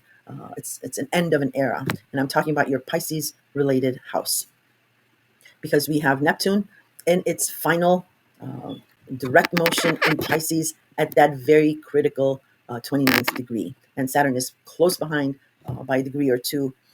And Neptune will be exiting Pisces in January, and Saturn right behind them by February. So the theme. Well, Pisces for you, and as far as a Sun Cancer, is your ninth house of higher education, long distance traveling, foreigners, foreign places. It's about publishing, philosophy, um, and the World Wide Web. Many of you have been or are still currently lifelong students. I mean, you work. Some of you may work, but you continuously like go for licenses or what have you, or adult classes. Others of you have been just at school all this time because that's where your heart is. And yet another group, or almost 80% of Cancerians, well, I don't know about 80, maybe 70, are in academics, are in the teaching industry, in all grade levels, and um, that's just you're a nurturing sign, and that a lot of Cancerians enjoy that. Or you might be in human resources or in training at your job. You train people. Um, Otherwise, it's business. Maybe your own business is somehow involved in academics or teaching, and yet there's another group that's into finances, because you guys are really, really good with finances. So we've had this 14-year long trip with Neptune in Pisces, and it was an escape. And you longed for something, you yearned for something in your Pisces related house. Some of you might have been traveling all this time, and this is coming to an end. But back in the beginning of 2023, Saturn, um, after 12 years of Neptune being all by himself with no rules or restrictions, was in his home sign. Neptune is very powerful, and being in his home sign is extra powerful. So he was left alone to just run wild in Pisces, and the escape, the like I said, the yearning, the longing. All that was powerful, and 12 years it becomes like habit. Okay. um, Early 2023, Saturn came in and was like, all right, party over. Come back to shore, because we came at the nick of time, because some of us with other stuff that might have been happening, um, uh, may have been disillusioned. And some of us were. And when Saturn came in, that wake up call was one very annoying, I can tell you that. And the restrictions and the rules. Saturn is father time and demands accountability. The rings around Saturn are the boundaries. And we were slowed down. It was frustrating. It was the obstacles we had to overcome. But Saturn is also good, because Neptune rules illusions, dreams, the music and movie industries, makeup, oil, alcohol, um, uh, the ethereal. And Pisces rules the 12th house of secrets and the past and spirituality and faith and all that. So So it was extra hard with this particular Saturn transit of Pisces because the pull to lose ourselves in the fog of the ocean was very powerful. Um, and before I go on, um, so yeah, so it's that, and then we now have the final throes of Neptune, and then Saturn also will leave Pisces, and those rules, those restrictions, those slowdowns will just disappear. They'll just melt away, and there's this uplifting. So for a lot of people, it's Saturn's last few months in a sign are supposed to be like easy peasy. But if you remember, I mentioned last month that even these last few months of Saturn are going to be difficult. Why? Again, because 12 years of escaping, it becomes instinctual, it's habit. So Saturn can't let up. However, for you and your two fellow water signs, you guys are riding the high of the Grand Water Trine that happened last month, and this Grand Water Trine um, is going to continue for another month or so. Plus, you have Jupiter in your sign, and Jupiter loves being in your sign, and it's blessing your sign as well.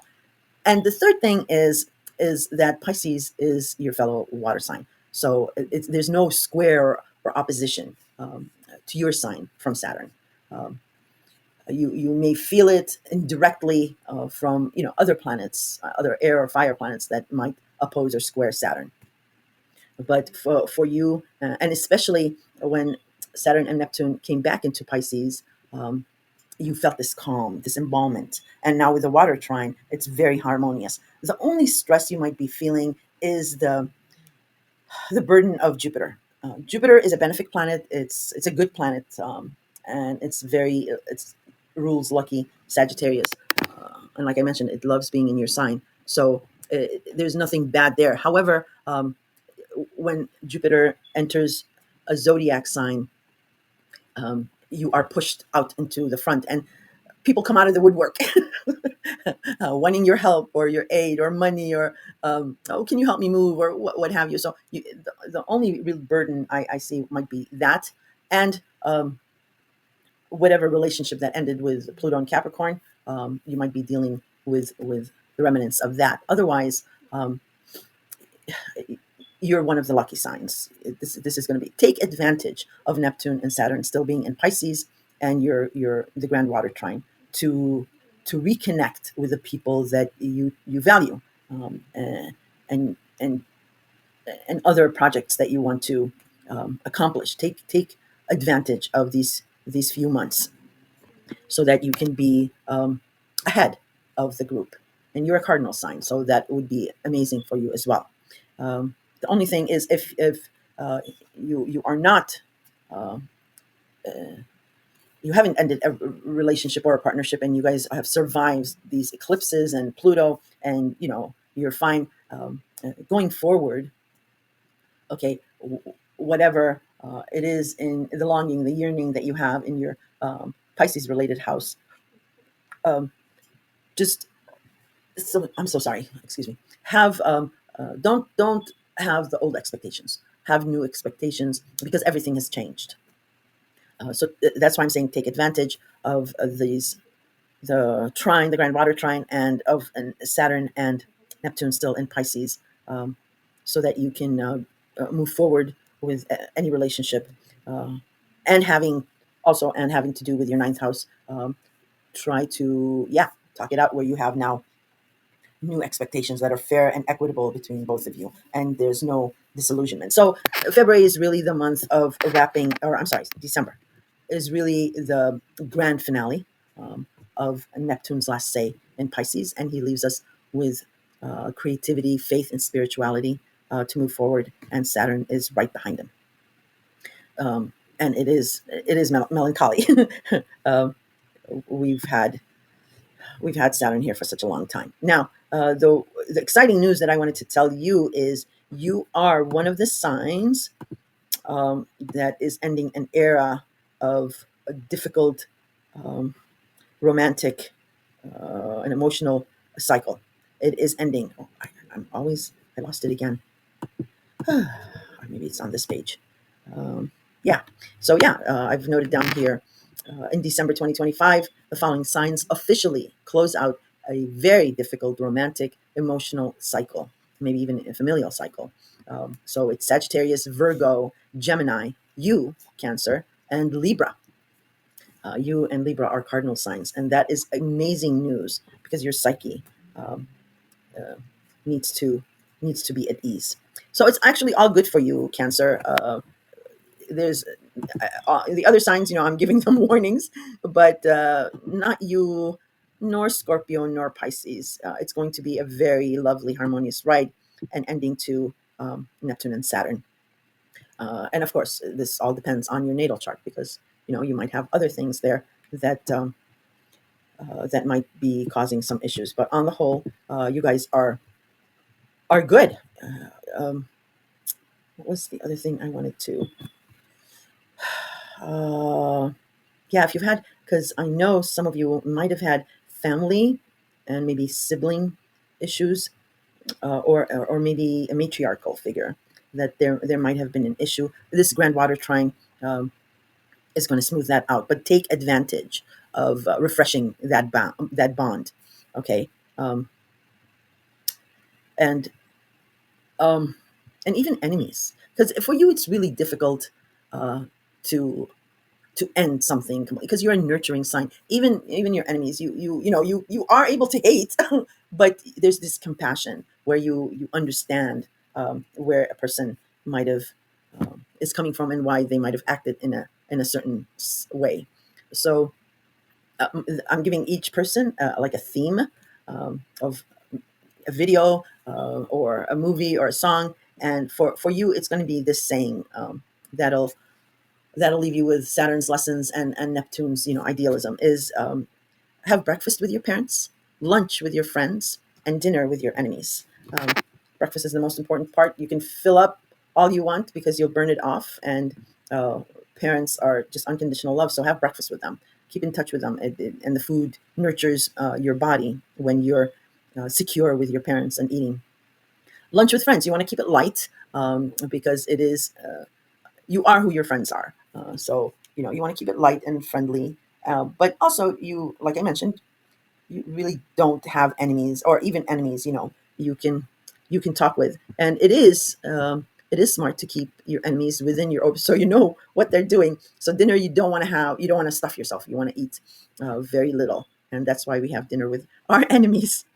Otherwise, one movie that came to mind for you, there's a movie called The Ron Clark Story, 2006, and I'll put it in text form at this point so that you can see it and refer back to it, and do a Google search or a YouTube search and find it. It is a very, very heartwarming, true story, true life story movie, and it is about a teacher. You might have seen it, but I really enjoyed it, and I just remembered you. Um, Not all Cancerians will, resonate with that, but on the whole, I think you guys will. So that's about it, Cancer. I will, if you have any questions, leave them in the comments. Your yearly horoscope I'm working on. I will either upload it on New Year's Eve. I like to be dramatic that way, or the first week of January. But it will be for the full year. All right. So I will. If I don't hear from you in the comments, I will talk to you soon. Take care. Hello, Leo. I hope you're doing good. Um, so this is the December 2025 horoscope, and this video I did it a little bit different. So the preview or the introduction, I've gone through the whole month with all the aspects and the degrees, and I broke them all down and told you guys how it will manifest. Because I'm not going to do that in this space here with Leos or with any other sign. I'm just doing the theme, but it's easy to follow, and I do also give you like two sneak peeks of 2026. But like I mentioned, it's easy to follow.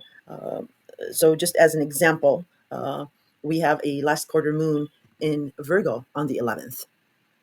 And for you, the sun was in Leo when you were born, and the sun actually rules Leo.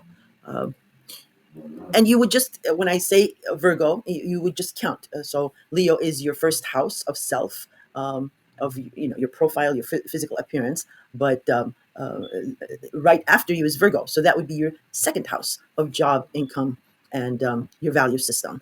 When I say the last quarter moon in Virgo, and I explain it in the intro, it's the beginning of the end in your Virgo related house. So something about your job, your money, your income. There's something ending here, not this month or on the 11th, but it is the beginning of the end. Something's coming to an end, and it might be a manifestation of something that you've been working on since that new moon in Virgo, back a few months back, um, because it takes 6 months for it to fall into a full moon. So you might be getting certified for a job, or you might be taking a promotion um, for a job. So maybe your old position is ending, or you might be moving on to a brand new job or a new career or a new company, um, or you may be unemployed at the moment, and you've been maybe called on or headhunted, and you're in negotiations, or a friend has hooked you up, or something like that, and here the beginning of the end. So your whatever situation is in regards to your job and your income is coming to an end soon. So that's just one example, and that's besides where what is happening with Virgo in your natal chart. If you have any planets and at what degrees, if you know how to read that your natal chart, you would take that information about Virgo, and then this information that I'm giving you on the 11th with the last quarter moon. It's your second house. You combine it and you get a clear picture of what's going on. So, yeah, the whole month is broken down. Um, and I do, like I mentioned, I do give you a sneak peek, two sneak peeks about 2026. So what I'm doing with each sign is I am just going over your Pisces related house. As far as a Sun Leo, Pisces for you is your eighth house of other people's money, of government benefits, taxes. Um, it is about the taboo. It is about intimacy. Um, it has something to do with the past. We call it the house of sex, death, and taxes. And death is just allegory. It's a major ending. I mean, it can have to do with death, but no astrologer can predict that. And I would never, that's blasphemous. Never do that. But yeah, it also encompasses inheritances and all that. Now, and I go into full detail in the intro regarding Neptune and the 14-year journey that we've had with Neptune, and because this month Neptune is in the final critical 29th ending degree of Pisces. It is the end of an era. It is an end of this yearning, this longing that we all had and wanted in regards to our Pisces related house. And in the background, what's also playing out with your Pisces related house is something about the past, something about secrets, maybe confinement, like confining spaces or institutions, hospitals, prisons. It is about faith and spirituality. It's huge. Taking care of someone, hidden enemies.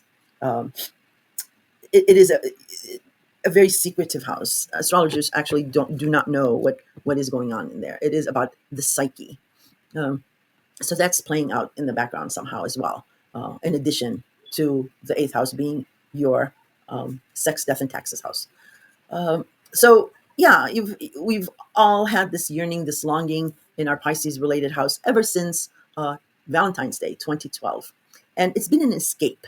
Um, we idealized something here, and dreams are big as well with Neptune and Pisces. And Neptune was more than happy to oblige in giving us rose-colored glasses, and our every time, with each wave, each current, we went further and further, looking for the sirens' calls in the fog that sometimes engulfs the ocean, um, to sometimes to getting lost. And what happened was, early 2023, Saturn came in with a thump and said, "Party's over, people." Party's over.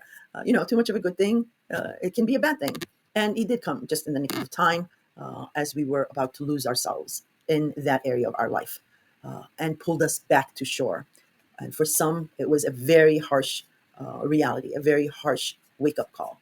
And for some Leos, like I said, astrologers can't predict death, but there was, some of you have encountered that since Saturn came into Pisces. You might have lost someone. For many Leos, there was this longing of controlling um, or managing your partner's income. And most of you had partners um, who had like nest eggs or a good lump sum or precious metals, whatever it is, but you long to have control of that because you just felt you knew how to manage it better. Um, and many of you, you know, um, did get to do that, but it was also with Saturn's entry into Pisces. So you sort of didn't enjoy it. Let's just say, because as soon as Saturn came in, you know, harsh realities, rules, restrictions. So let's take, for example, an inheritance. And, it doesn't necessarily have to be a partner. It can be anyone, grandparents or brothers or whatever, um, or an insurance policy. And you weren't able to, sorry, I'm making that noise. I keep forgetting. My laptop is on a box because my little table is too low and I keep moving it and it makes that squeaking noise. So I apologize. Yeah, so going back to this, you maybe got this inheritance, or you were able to, sorry, control partner's finance, but these rules, these restrictions, just came out of the blue.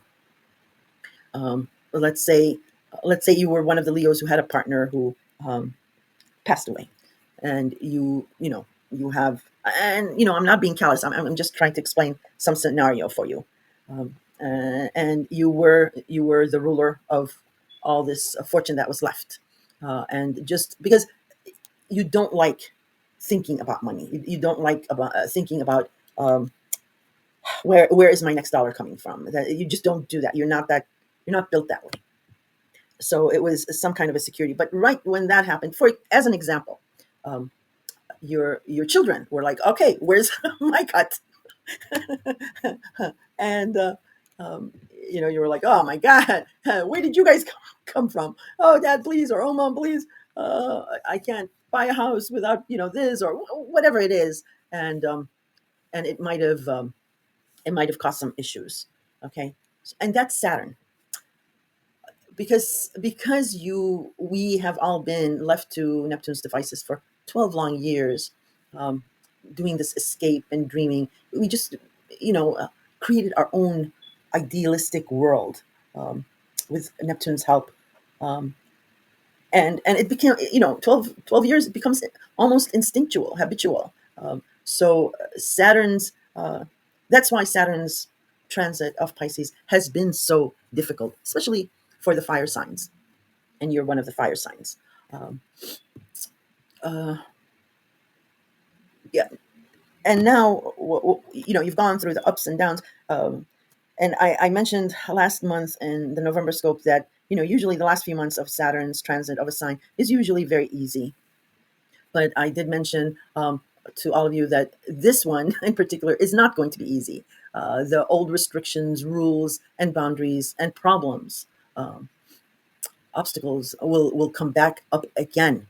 Um, and again, um, it's because Saturn wants to make sure we break those expectations, those old expectations we had in our Pisces related house. So this month, Neptune is at that ending degrees of Pisces, and it is indeed the long kiss farewell. This has been playing out in the background all throughout the year, as I've mentioned before, um, because it keeps going over back and forth, both Neptune and Saturn over these certain points. So these certain points is what our trip up is, and Saturn will not let go until we are past the safe threshold. And that comes first with Neptune leaving before Saturn. God in his wisdom, it's perfect because um, uh, early next month, Neptune leaves Pisces, and that yearning, that longing, that feeling of betrayal, or disillusionment, that just ends. It disappears. It's gone. And this month, it's setting us up for that, and it's setting up us up for this healing, this reconciliation, this closure on that, and it's moving us forward with, along with Saturn, moving us forward, um, saying, okay, fine, if you want to hang on to that longing, that yearning, that's fine, but have new expectations. The old expectations that you've had are not going to work anymore. Why? Because everything's changing. Other people are changing.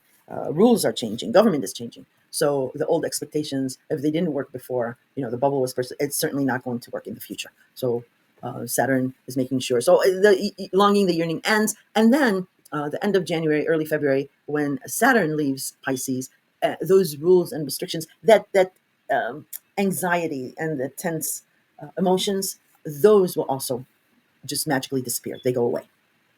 Okay.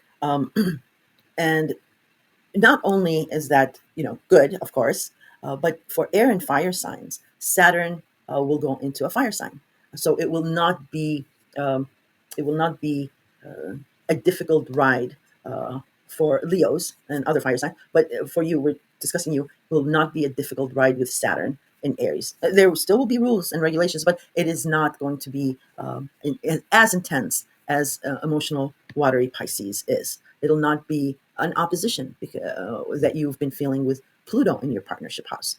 Every time you try to make a move or it's just an idea, or you're knocked down. For some of you, by this powerful partner that you have right now, that you're going through this thing with. For a sliver of you, it can be about intimacy and sex, and it for some it's gotten, and it might not be you, it might be your partner, or it might be someone else that that it became almost unhealthy, because the eighth house also covers taboo subjects. So we have a grand water trine since last month in Pisces, Scorpio, and Cancer. And Scorpio natally rules the eighth house of intimacy. So you are getting this embalmment, this healing, this understanding also from the grand water trine, and that'll be with us until the end of January, sometime in January.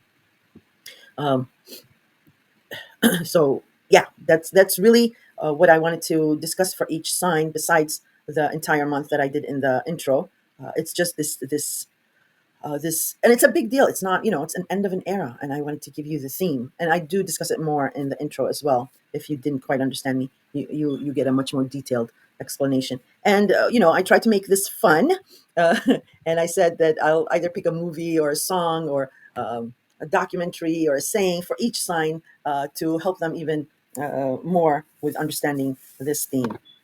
And for you, Leo, I picked what's that? She's a gold digger. She gives me money when I'm in need.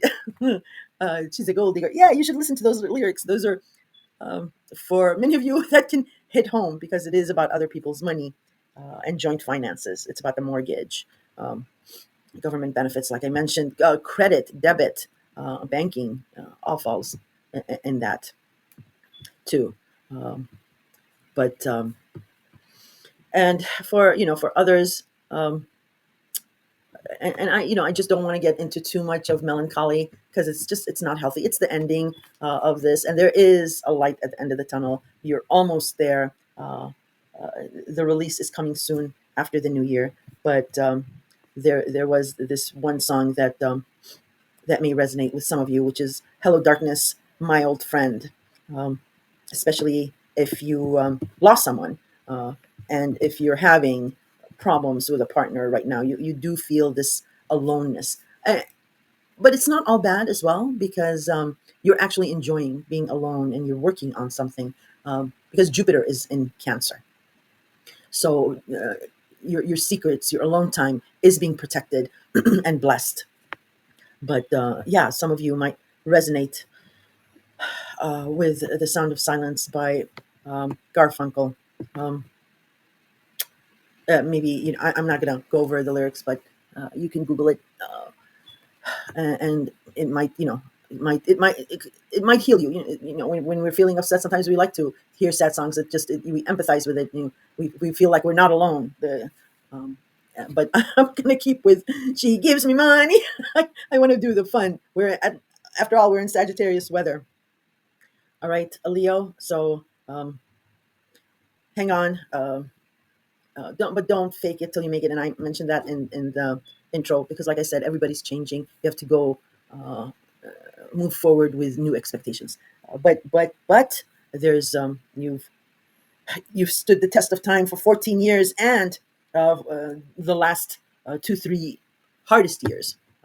You've just got a couple of months, a month and a half, and that at least not so much so the restriction and the harshness of Saturn, but that yearning. I think a yearning, a longing is even more intense than having rules and restrictions. So at least that will go away, and you will. And the thing is there will not be a hollow there. There will be something that is filled up with warmthness, compassion, because we have Chiron also in your fellow water sign.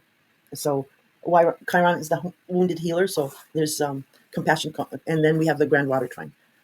So it's all good. Just hang in there. If you have any questions, you can leave them in the comments. Otherwise, I will be talking to you probably either New Year's Eve. I'll drop the videos for your 2026 scopes, or it'll be the first week of January.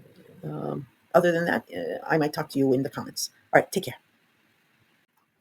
Okay, yeah, no, I've covered everything that I needed to cover, and I just don't want to put you to sleep. It's all in the beginning anyway. But what I'm also doing, I wanted to jazz it up a little bit, is for each sign, I'm actually like giving you a song or a movie title or like a phrase or a documentary that is relatable to what you have gone through with Neptune and with Saturn, to just help you make it a little bit clearer and maybe make it a little bit fun. And some of you might not have heard of these movies and songs, and you may say yes, and some may say no. What the hell is she talking about? So yeah, it won't resonate with everyone. So for you, Libra, since Pisces is your sixth house of daily routines, rituals, habits, and all that, I picked the perfect movie for the season as well. It's called It's a Wonderful Life. It's a Christmas movie, very, very famous, but it's vintage. It's black and white. It's 1946, and it centers around George Bailey, who gives up his dream of traveling the world to run his family small business and help his neighbors and all that. But then he faces this financial crisis, and a guardian angel shows him the immense positive impact that his I'm doing air quotes insignificant life that he thinks life is, and the work he's done have had immense impact on the people around him, his community, his family, and yeah, it starts snowing, and I think he's really upset, or he almost loses hope. I think he's at a bridge, and he reaches in his pockets and he finds Zuzu's petals. His daughter gave him these rose petals, flower petals, to keep. And then he runs home, and everybody's happy, and they start celebrating. I think that may be poignant for you. I also thought the Groundhog's Day was is perfect for you guys, and that's 1993, and it's the very funny Bill Murray, and he's trapped in a time loop. He is forced to like go in a loop this one day that's going over and over. Initially, he rebels, like he's against it, and like what's going on. But eventually, he finds meaning by using his situation to learn the skills that he's always had was putting off, helping others where he just didn't notice them before, and become a really good person. And then thus changing his once hated routine into a very fulfilling joy that he has, and that is your sixth house. Sixth house can be mundane. All right, Libra, if you have any questions, you can throw them in the comments. Otherwise, I will be uploading your yearly horoscope for 2026 either on New Year's Eve or the first week of January, definitely. So if I don't talk to you until then, if you don't have any questions, I'll talk to you in those videos. Take care of yourself. Have a very Merry Christmas and a very, very happy and prosperous new year.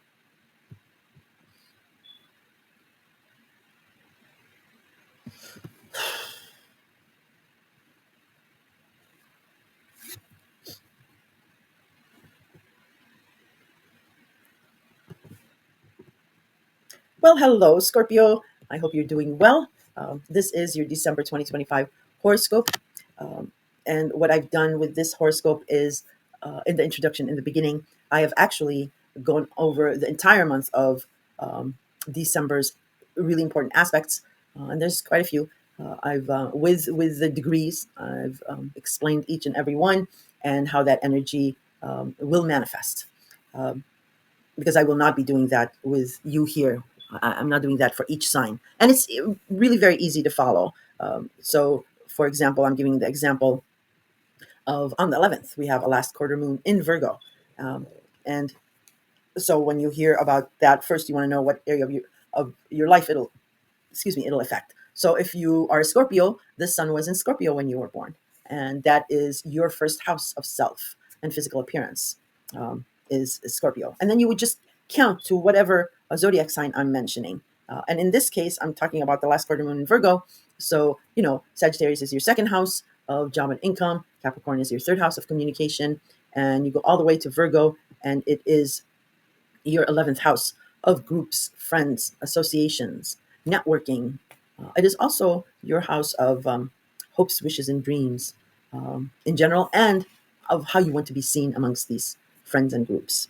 And, I mentioned the last quarter moon means the beginning of the end. So there's some type of an ending here, and so on and so forth. But I just wanted to give you an example because in case you didn't know how it worked. But that's all in the beginning of the video. So what I'm doing here with each sign is I'm giving you the theme that dominates the background noise, because we have an end of an era happening. Neptune is at the very critical last degree of Pisces, 29 degrees, and it is about to exit Pisces for the final time for a very, very long time. But Neptune is associated with desire, with longing, with yearning for something. And Neptune um, gives us blurs the edges. It's the misty fog over the ocean where you can't navigate. It's the sirens' calls that's so mesmerizing, um, and all that stuff. But I explained that in detail in the beginning of the video. But when for example, for you, Pisces. So let's do this. You would count Scorpio, Sagittarius, Capricorn, Aquarius, Pisces. So it's your fifth house of love, romance, children, creativity, pets, and gambling. And it can be casino gambling, but it is also the gamble we take on life. The fifth house is a house of fun, um, of lighthearted romance. It has nothing to do about commitments. Um, Even though hey, the last two years it's been a hell ride because of Saturn and his restrictions of the boundaries, the rules, the obstacles that he's made us jump through in regards to Pisces, and that's your fifth house. And again, I go into detail about Saturn in the beginning. But yeah, so now Neptune is leaving your fifth house. So now and once it exits, like the minute, the day that it exits, uh, that that intense yearning, that's that excuse me, that might have been frustrating, that anxiety ridden, maybe longing, because Neptune is very powerful. He's in his home sign of Pisces, so it would have been magnified, 10 times. That yearning, that longing stops.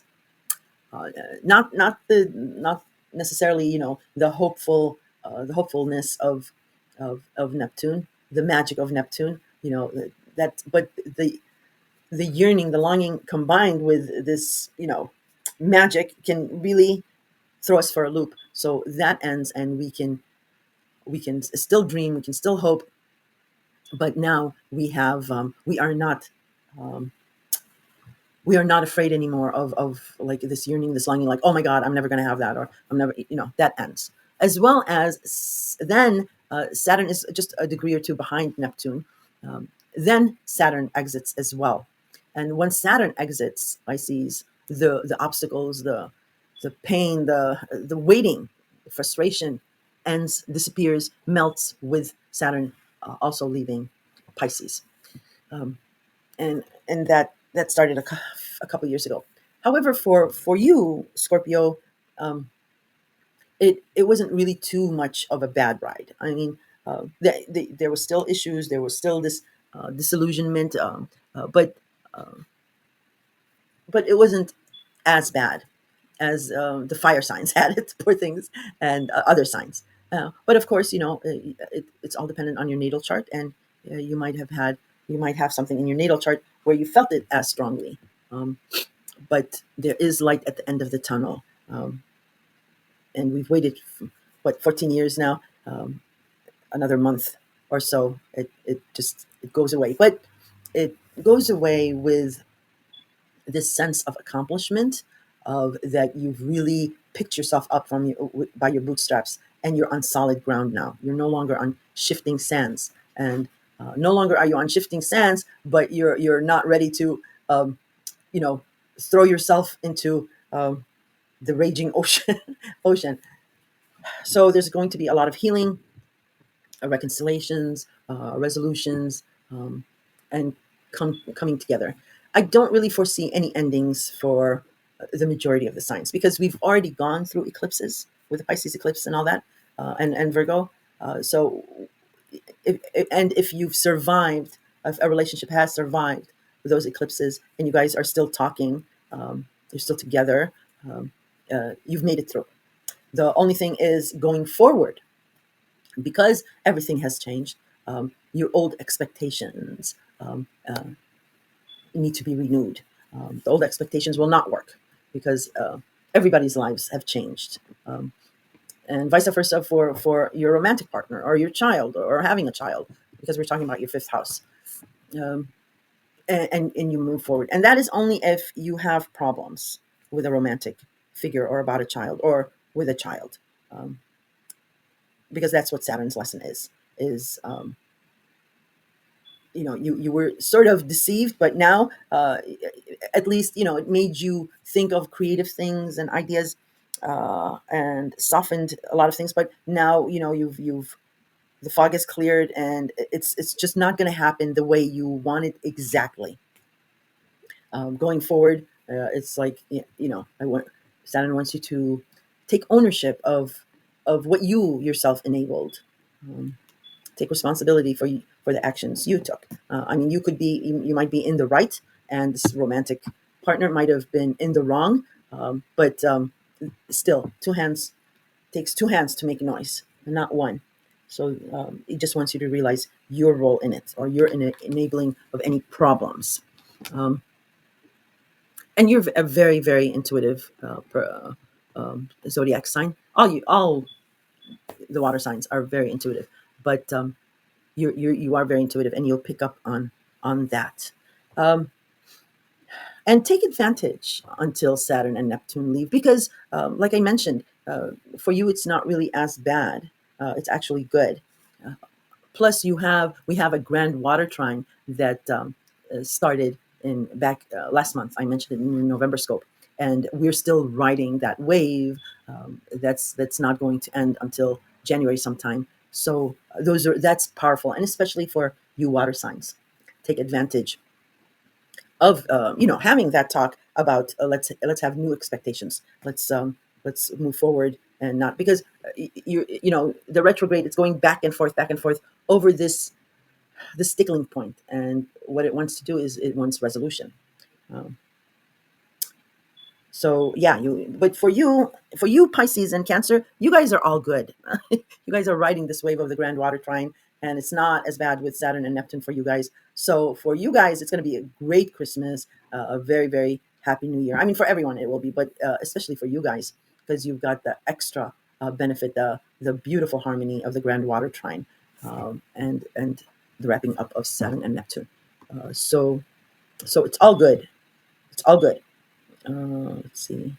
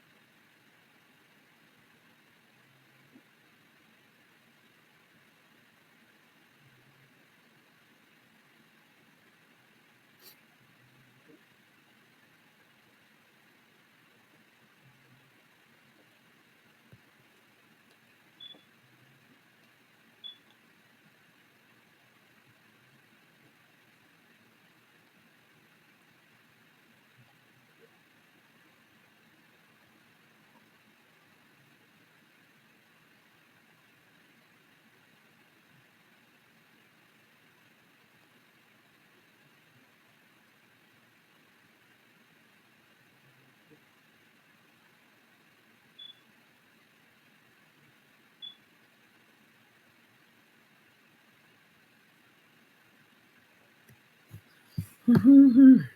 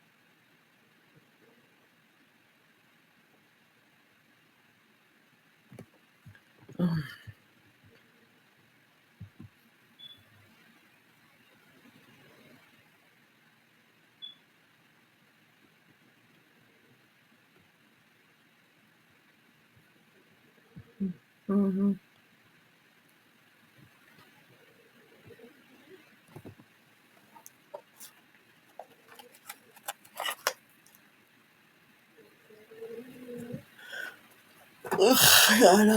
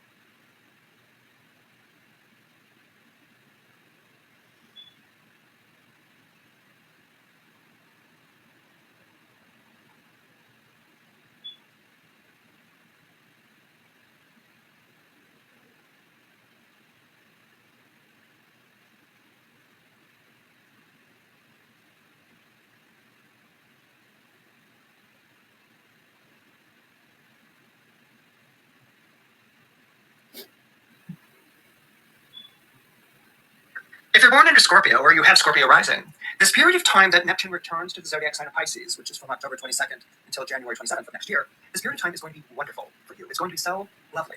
Okay, and the reason for that is because Scorpio is a water sign, which means that you're a very emotional person, you're a very sensitive person, and when you have that kind of emotionality and that kind of sensitivity, you have a lot of empathy and you have a lot of compassion and sympathy, traits that are encouraged, if not emboldened, by any planet that's transiting through the zodiac sign of Pisces. But that creates a little bit of a predicament for you because although you know as a water sign, you do have a tendency to forgive, to soften your heart, to want to be close to another person. One of your ruling planets is still Mars, and the other one's one of your ruling planets is still Mars, and the other one is Pluto. So there's a part of you which is like, can I trust this? You know, someone seducing me, luring me into complacency. Pluto is always kind of like, let's look under the surface and see, what's really going on here. So there's a kind of suspicious side or nature to Scorpio, and it's there for a reason. You've been hurt a lot, and not through your own self-undoing. You've loved someone very deeply, you bonded with someone very powerfully. You were there for people when they went through really dreadful or rough passages in their lives. And you bonded through that, and maybe when they got through the rough passage of their life, when they got to the other side, they sort of scrambled like a horse out of the river, and shook itself off and trotted away. once you crossed the river, the brook, the stream together, once you had gone through the rough passage together. So you've loved a lot of people, and been there for a lot of people very deeply, and then you've also been left by them as soon as the ordeal ended. You might have become associated with the ordeal that they had gone through, and so that's why they wanted nothing to do with you. So Scorpios have often been hurt, they've often been betrayed, and it's not always easy to deal or to live with those hurts and those betrayals. The natural tendency is to get angry, and with Mars as one of your ruling planets, that's something that you do, get angry. And when you feel like you're falling for someone, you're loving someone, you're growing soft in your affections, that Mars part is going to come in and say, no, remember, you heard before, it's not going to happen again, check it out. Don't fall for it, don't fall for it, Samson, because Lila's just going to take it. So there's that part that Scorpios sort of struggle with. So you're not always at ease with, should I give up my suspicion? Something that Scorpios trust is mistrust a lot. And it's a feeling of like, should I give up that suspicion? Should I give up that mistrust? With Neptune back in Pisces, forming a trine to Jupiter in Cancer. Pisces is a water sign, Cancer is a water sign, Scorpio is a water sign. These two planets, Jupiter and Neptune, are trining your sign by sign, and you're all water signs, and this creates a grand trine water by sign. In other words, a complete triangle, a trinity. And so, your emotional strength, your emotional resilience, your sense of emotional centeredness and depth and profundity is very powerful right now, and it's very, very strong. But it's changing its hues. It's changing its color on the color spectrum. It's going to be less dark, and it's going to become lighter. Right? And so, where Scorpios can be like, I'm a very loving person, I'm a deeply loving person. It's other people who aren't worth loving. Scorpios can sort of be like that. When you feel this self-possessiveness, what we would call sort of confidence in who you are, then it almost doesn't matter what other people do to you. Okay, that when you feel this kind of watery energy, and remember Jupiter is not only exalted in Cancer, but Jupiter and Neptune are the two rulers of Pisces, and they're trying you during this period of time by sign. This gives you an emotional strength and fortitude that doesn't have to be so hard-bitten. It doesn't have to be so callous. It can be gentle and laughing. It's kind of like if you've ever seen or read A Christmas Carol, if it's Scrooge after he's been visited by three ghosts, he's a child again, he's laughing again, he doesn't, he's not so miserly with his love and his energy, which was expressed in the way he treated money, because he felt like he lived in a world of scarcity or a world of non-stop disappointment with his love and his energy through ghosts, He's a child, it's kind of like, if you've ever seen or read A Christmas Carol, it's Scrooge after he's been visited by the three ghosts, He's a child again, he's laughing again, doesn't, he's not so miserly with his love and his energy, which was expressed in the way that he treated money, because he felt like he lived in a world of scarcity or a world of non-stop disappointment and surrounded by fools who believe so ridiculous things. You may very well be feeling kind of like Scrooge on the morning after the visitation of the three ghosts these days, that there's a chuckle, there's a lightness, there's a humor, there's a lovingness, a givingness, a welcomingness that's flowing through your life right now, and it will be from October 22nd to January 27th of next year, which of course being a Scorpio rising, you're going to be like, that's all I get. From October 22nd to January 27th of next year. What happens on January 28th? Okay, I love Scorpios. So what it is no, when you have this kind of a spa experience, so there's a spa experience from the stars going on with your horoscope, it's a transformation in a different way. Scorpios are used to ordeals and transformations that arise from them. That comes with Pluto and having Pluto to on a ruler. But all transformations don't have to be cathartic. Some transformations can occur because things have been released or opened inside, And that's what's going on with this water energy. It's opening and softening you. It's giving you a courage and a strength in being loving, And it's a fusion of the two zodiac signs that are trining yours, right? It's going to give you the bondingness of Cancer, really bonding and loving someone. That's a member of family. This isn't exclusive to members of your family, but kind of treating people like family. Cancer, because it's so associated with hearth and home and family and bonding, especially with children, that when those children turn out to be, maybe not so nice people or dreadful people, the love is still there, because of that bond. That's something that you'll be taking from this, the love of people. And even if they're not nice to you, still a love for them. It's not a big deal. You're not going to go, the only thing I can trust is mistrust place. It'll just be a love of people, and wow, that person must be really tortured if that's the way they're treating other people. And it will be less like that. That person needs to be punished for treating people so horribly. That will be more like, well, actually, anyone who has to treat someone like that must be really messed up inside, and maybe I don't want to get too close to that type of person. Or, being there for people when they go through their difficulty, and knowing that when they get on the other side of difficulty, they want to go and say, I'm over your deal, and our friendship is over too because you were great when I was going through this, and afterwards, whatever, you might be like, I'll be there through your difficulty, but I'm not going to bond with you through it. I'm going to maybe support you, be a friend, tell you the things that I think you should know from a loving place, but what you make of this experience is what you make of it. There's a solidity in that, and that comes from the experience of love and being loving. And the other thing that, of course, that you get from Pisces is the empathy and the compassion and forgiveness, and the realization that, you don't have to go through your life holding a grudge, or being angry, because at a certain time, at a certain point in your life, it trains you, it eats away at you. Is that really the way that you want to live your life? So it's kind of like letting go. Pisces is always associated with letting go, releasing, letting go, and that's because Pisces is the last sign of the zodiac. The order of the zodiac from Aries through Pisces is really the order of the agricultural year. So Pisces comes at the end, and it's the end of that previous year, because until recently New Year's was always celebrated pretty much throughout the Western world on the spring equinox, and not like January 1st when we started. But anyway, that's pretty much when it's because the spring equinox marked the beginning of the agricultural year. So Pisces is a lot about letting that old year go. That was then, and this is now. It enters into the zodiac sign of Aries. So this sort of loving, which comes from your experience, but also this idea of sort of unclenching the fist, that you can forgive someone and not like them. Okay, you can forgive someone and not have them in your life. It doesn't mean that they have to be in your life, But what it does mean is maybe stop cursing them, or looking for repeat versions of them, or reincarnations of them, and new relationships, associations, And I think most of all, having the strength in your heart that when you get betrayed again, and probably will be, or just one day let down or hurt again, it doesn't have to kill you. It's like, okay, that happened again. Instead of getting angry at yourself, be like, and you know what? That person's lost that I'm not in their life, not the other way around. I have my life and I have me. And it's that person's loss that I'm not in their life. And maybe it's my gain that I'm not in that person's life, and maybe they know bad news. So there's a kind of humor that comes with love. Everyone thinks that forgive, be loving, is come by God. And it's not. Love brings humor, because love is an understanding, an integral, organic understanding of humanity. It doesn't mean that you have to hold people accountable for all sorts of dreadful things. I mean, people should be accountable. They should pay for crimes, penalties, or anything along those lines. But you don't have to get caught up in it and stuck in it. You can go on and live your life, and you can go on and love the people that you love. And this is what I see coming through you. Kind of like getting this real push of what it's like to be a Cancer. Like where if it's not your own family that you love, it's the family that you choose. It's the people in your life that you love and that you surround yourself with. This sense of kinship and fellowship, which isn't necessarily biological, but it is loving. This is something that you're going to experience at a very deep level, and then carrying forward with you. Because once you experience this, Scorpio, it never goes away. You carry this forward with you into your life, and so that there is a new type of strength, and there is a fuller type of love that's operating in your psyche when Neptune departs Pisces on January 27, 2026.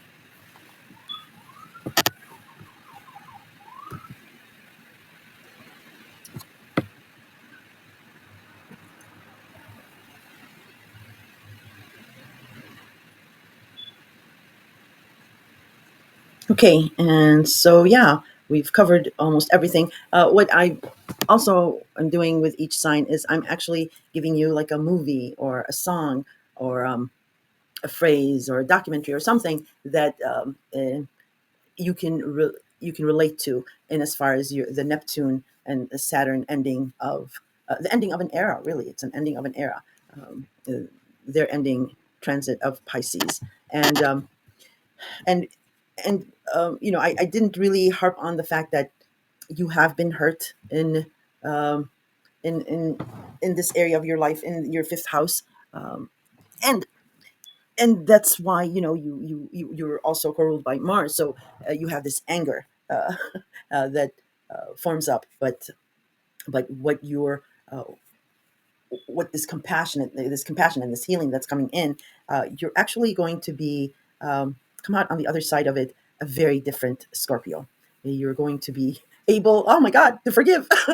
um, and it's going to feel really well. Like I said, when Neptune leaves and that yearning stops, that anxiety stops, your entire body relaxes, and so does your mind.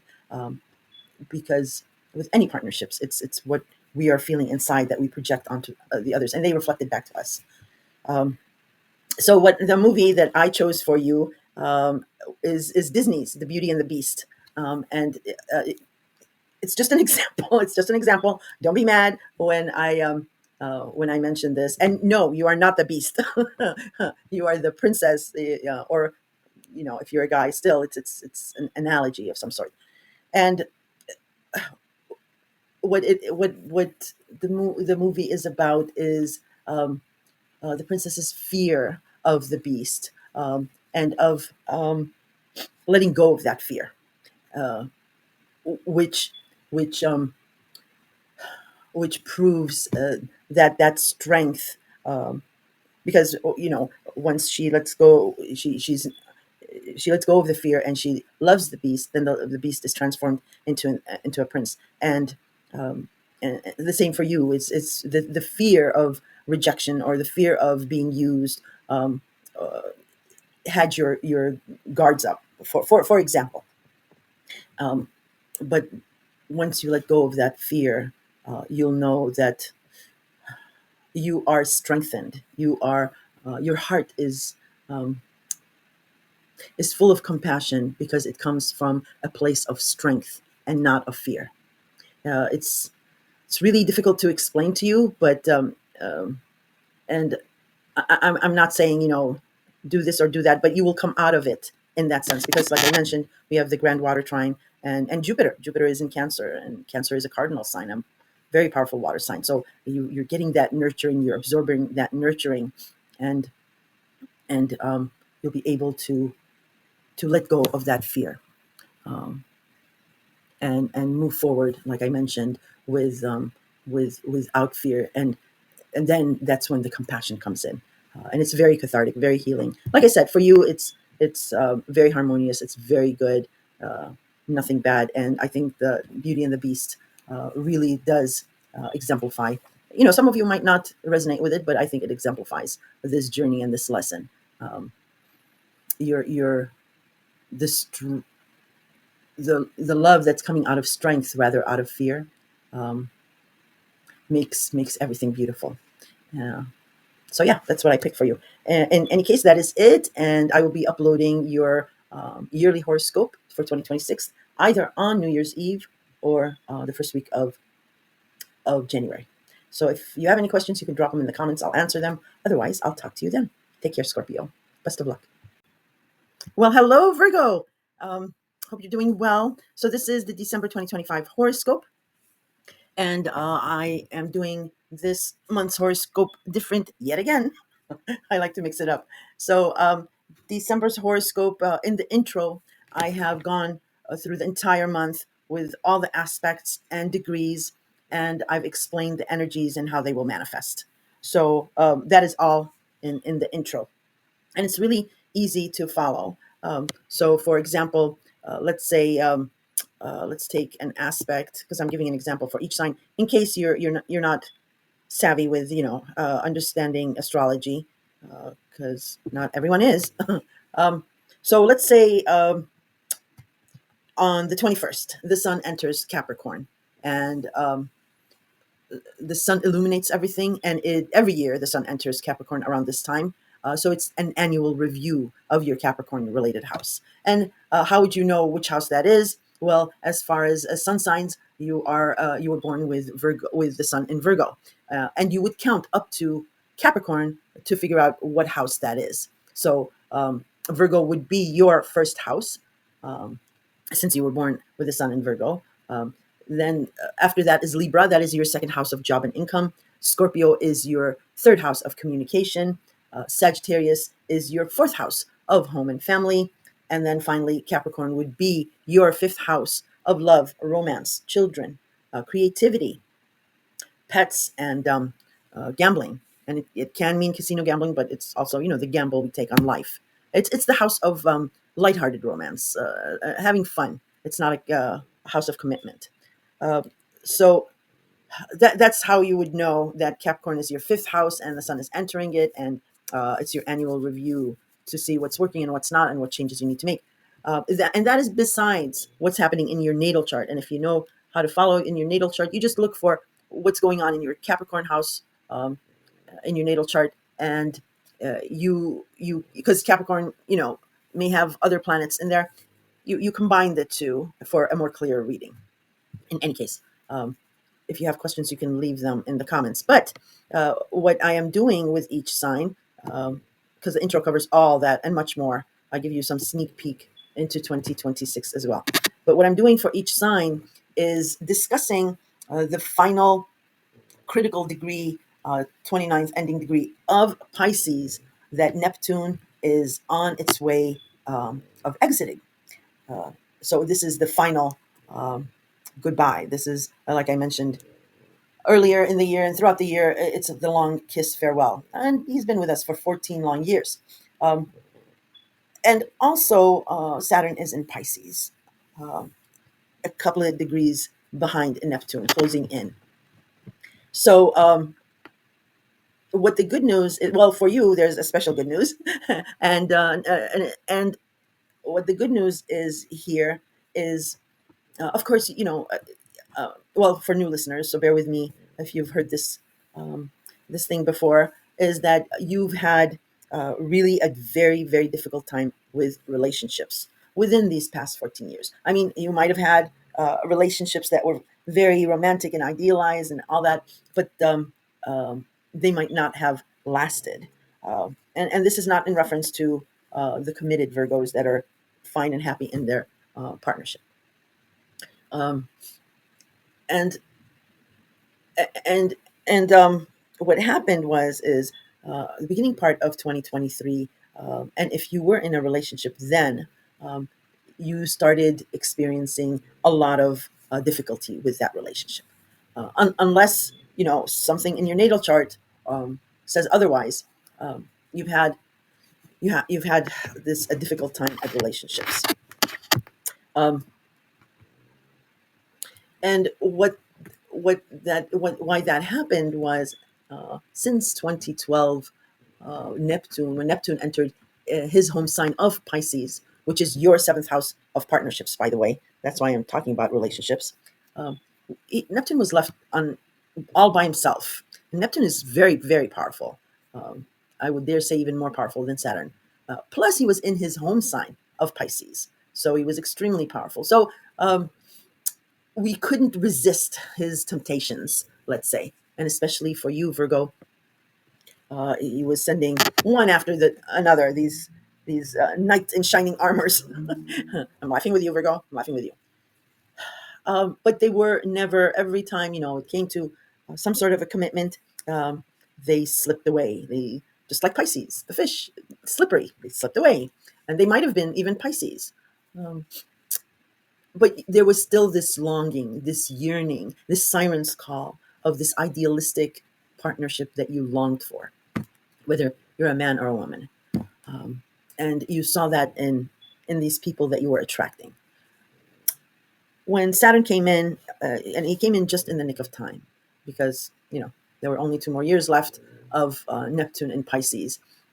if he didn't come in to set up some boundaries and rules, we would have been lost at sea, just going after these sirens because they have a beautiful, mesmerizing song that they sing. Uh, we would lose ourselves in fabrication and illusion and where we needed to be, grounded. And that's what Saturn came and did. Even though, Saturn is associated with being the strict taskmaster. The rings around Saturn are the boundaries he puts up.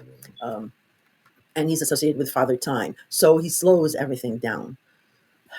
Even though he did those very annoying things to all of us, not only Virgos, um, it was the wake up call we needed. It was the anchor, Saturn's anchor that pulled us back to shore, kept us from getting lost at sea or the shifting sands beneath our feet. And it came with a lot of difficulties. It came with a lot of bubbles being bursted. Um, but you still had powerful Neptune there, giving us this escape, this dreamscape that we could not resist. And also, because we had been doing it for 12 years until just before Saturn came, it became habitual. It almost became instinctive. But the suffering of not getting a commitment, or having the wishy-washy partners, or the cheaters and the liars, and so on and so forth, was hurting Virgos. And Saturn came in the nick of time. Um, for those Virgos that are partnered, and I'm not talking about the ones that are solid as a rock and there's nothing wrong. The Virgos that are happy in their marriage, or um, you know other kind of partnership, intimate partnerships, may have problems with other partnerships, maybe business partnerships, maybe bosses, maybe platonic. But I'm talking to the Virgos that um, are in a relationship, um, but have had these stumbling blocks, that have had issues. And don't worry, for those of you who have had these partnerships, are still in this partnership, but you've had issues, you've made it through the eclipses. If you've made it through the eclipses and you're still talking, then you're fine. It's not going to end.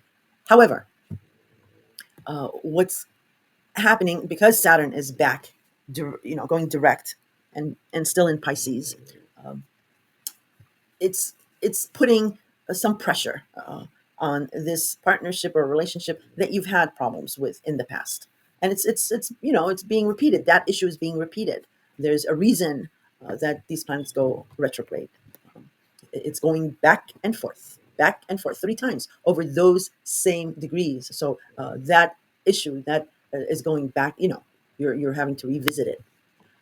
Um, and there's a reason for that. And so let's get back to Saturn coming in and putting the same stress and conversation back in play with a partnership that you've had that problem with. Um, why it's doing that is that both of you, not only you, but your partner as well, because he or she has Pisces in a certain area of their life. Um, but what's happening is Neptune is going to uh, leave, and this yearning that you'll have will dissipate. It will go away. I'm not saying that you'll wake up from a bad dream and you'll have full extreme clarity and it'll be like, that's it, I write off all men or women, uh, and I will, this is my fate and I will never love again. That's not what I'm saying. um, but because we're human and we will always dream and hope for things. And I explained it a lot in the intro too. You can listen to that. But you will go forward without that extreme longing and yearning and feeling bad. Um, um, and when you're going forward, and because that ends, and then the restrictions, and what Saturn, and Saturn is leaving after Neptune. So what Saturn is wanting you to do before he releases you is, for those who are partnered and are having issues still, okay, I'm talking about them, is to go into this relationship with new expectations that are fair to both of you. The old expectations you have to let go of. They will not happen for a lot of reasons because everybody is changing. Everything is changing. Government is changing. Um, so those old expectations are no longer realistic to carry on into the future. And the same for your partner. So yeah, that's the most important thing is your expectations have to adapt. They have to change. The other thing that I wanted to mention, and for the Virgos that are not partnered, um, as I've talked to a couple clients and even one in the comments, and I think they didn't like me when I said that. But for the ones that are not partnered, are still single now or single now, just thank your lucky stars because you're going through this cathartic healing, and Neptune is trying to save you so that you don't become bitter um, and and vengeful. I'm doing air quotes for lack of a better word in that sense. And you're trying to adhere to Saturn, that tense um, rise that's happening within you. You don't want to be in a relationship. It's better for these things to end. And if you've waited 14 years and 2.5 years with Saturn, you can wait another month because by January, the end of January, um, going into February, Saturn's restrictions are gone. Poof, they disappear. And when Neptune leaves, the magic doesn't go away, the hope doesn't go away, but the yearning, the extremely painful yearning, longing, and not getting it, that goes away. It's magic. Um, and then we are thrust into the new, and and okay, have you ever heard of the phrase when you, and I've said this to, I remember, to this person, the phrase of when you least expect it, it happens. um, and yes, there's magic to that, but there's also sensibility to that because when you least expect it, you are not tense, you are not scrutinizing, you are not, and I'm not just saying specifically to you, but you're more relaxed, thus the energy you give off, the vibration is more welcoming, it's more relaxed, and you are, and people are attracted to that. So that's why I say when you least expect it, and when you let go of these old expectations. And also, to add on to that is taking responsibility for also your own actions. Uh, and for those Virgos that it was completely not their fault. Um, and okay, I agree with you. That partner was horrible, a user, and all these bad and ugly things, and you were the victim in this. And um, you have to also understand that you had a part in enabling that. Um, you had a part of accepting the role that they projected onto you, and you them. Okay, you idealize them, and they gave you back, whatever that you were feeling inside. So that's the lesson that Saturn wants you to grasp and learn. Saturn is not saying, you meet a person and right there and then you're like, no, these are my rules. You want them, you want them. You don't want them, get the hell out of here. It's not what Saturn is saying. But now you're wiser. You are a very, very analytical person. You are ruled by the higher octave of Mercury, so your mind is sharp, super sharp. You actually rule all sharp objects.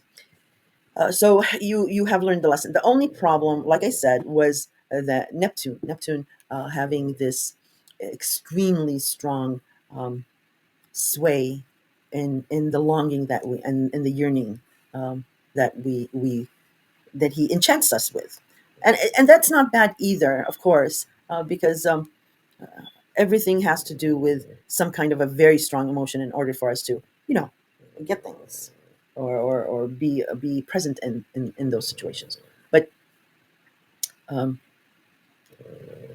um, but yeah, so that yearning is what hurt you. That yearning is what clouded your judgment, as well as Neptune's um, softening the edges and giving you rose-colored glasses with. So with Saturn, if you've learned the lesson, and that lesson is that um, in partnerships, we're talking about your seventh house. This is committed partnerships. These are contractual partners. A marriage is a contractual partnership. Um, so when you give yourself over, and as far as a partnership, you don't give everything. It's Libra. It's the scales. Libra rules all relationships, and the air signs rule relationships. And Libra says there has to be a balance. Um, that's part of the lesson, and then that original point that I'm going to say one more time, and then I won't bother you anymore. Is taking responsibility, even if they were completely the bad person in the relationship, still taking the responsibility of staying in that and enabling that, or enabling it from the beginning. Uh, to what degree, I'm not. I don't know. I have no idea. But just keep that in mind as well. Okay.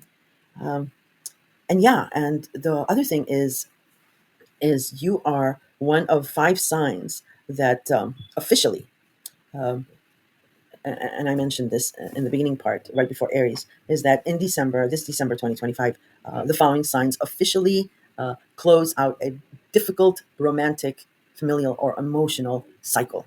You guys have been having this not only with Saturn, but longer than that, longer than the 2 years I've mentioned. So the five signs are Sagittarius, Virgo, you, Gemini, Cancer, and Libra. You guys had it the worst. Um, and yeah, it was very painful.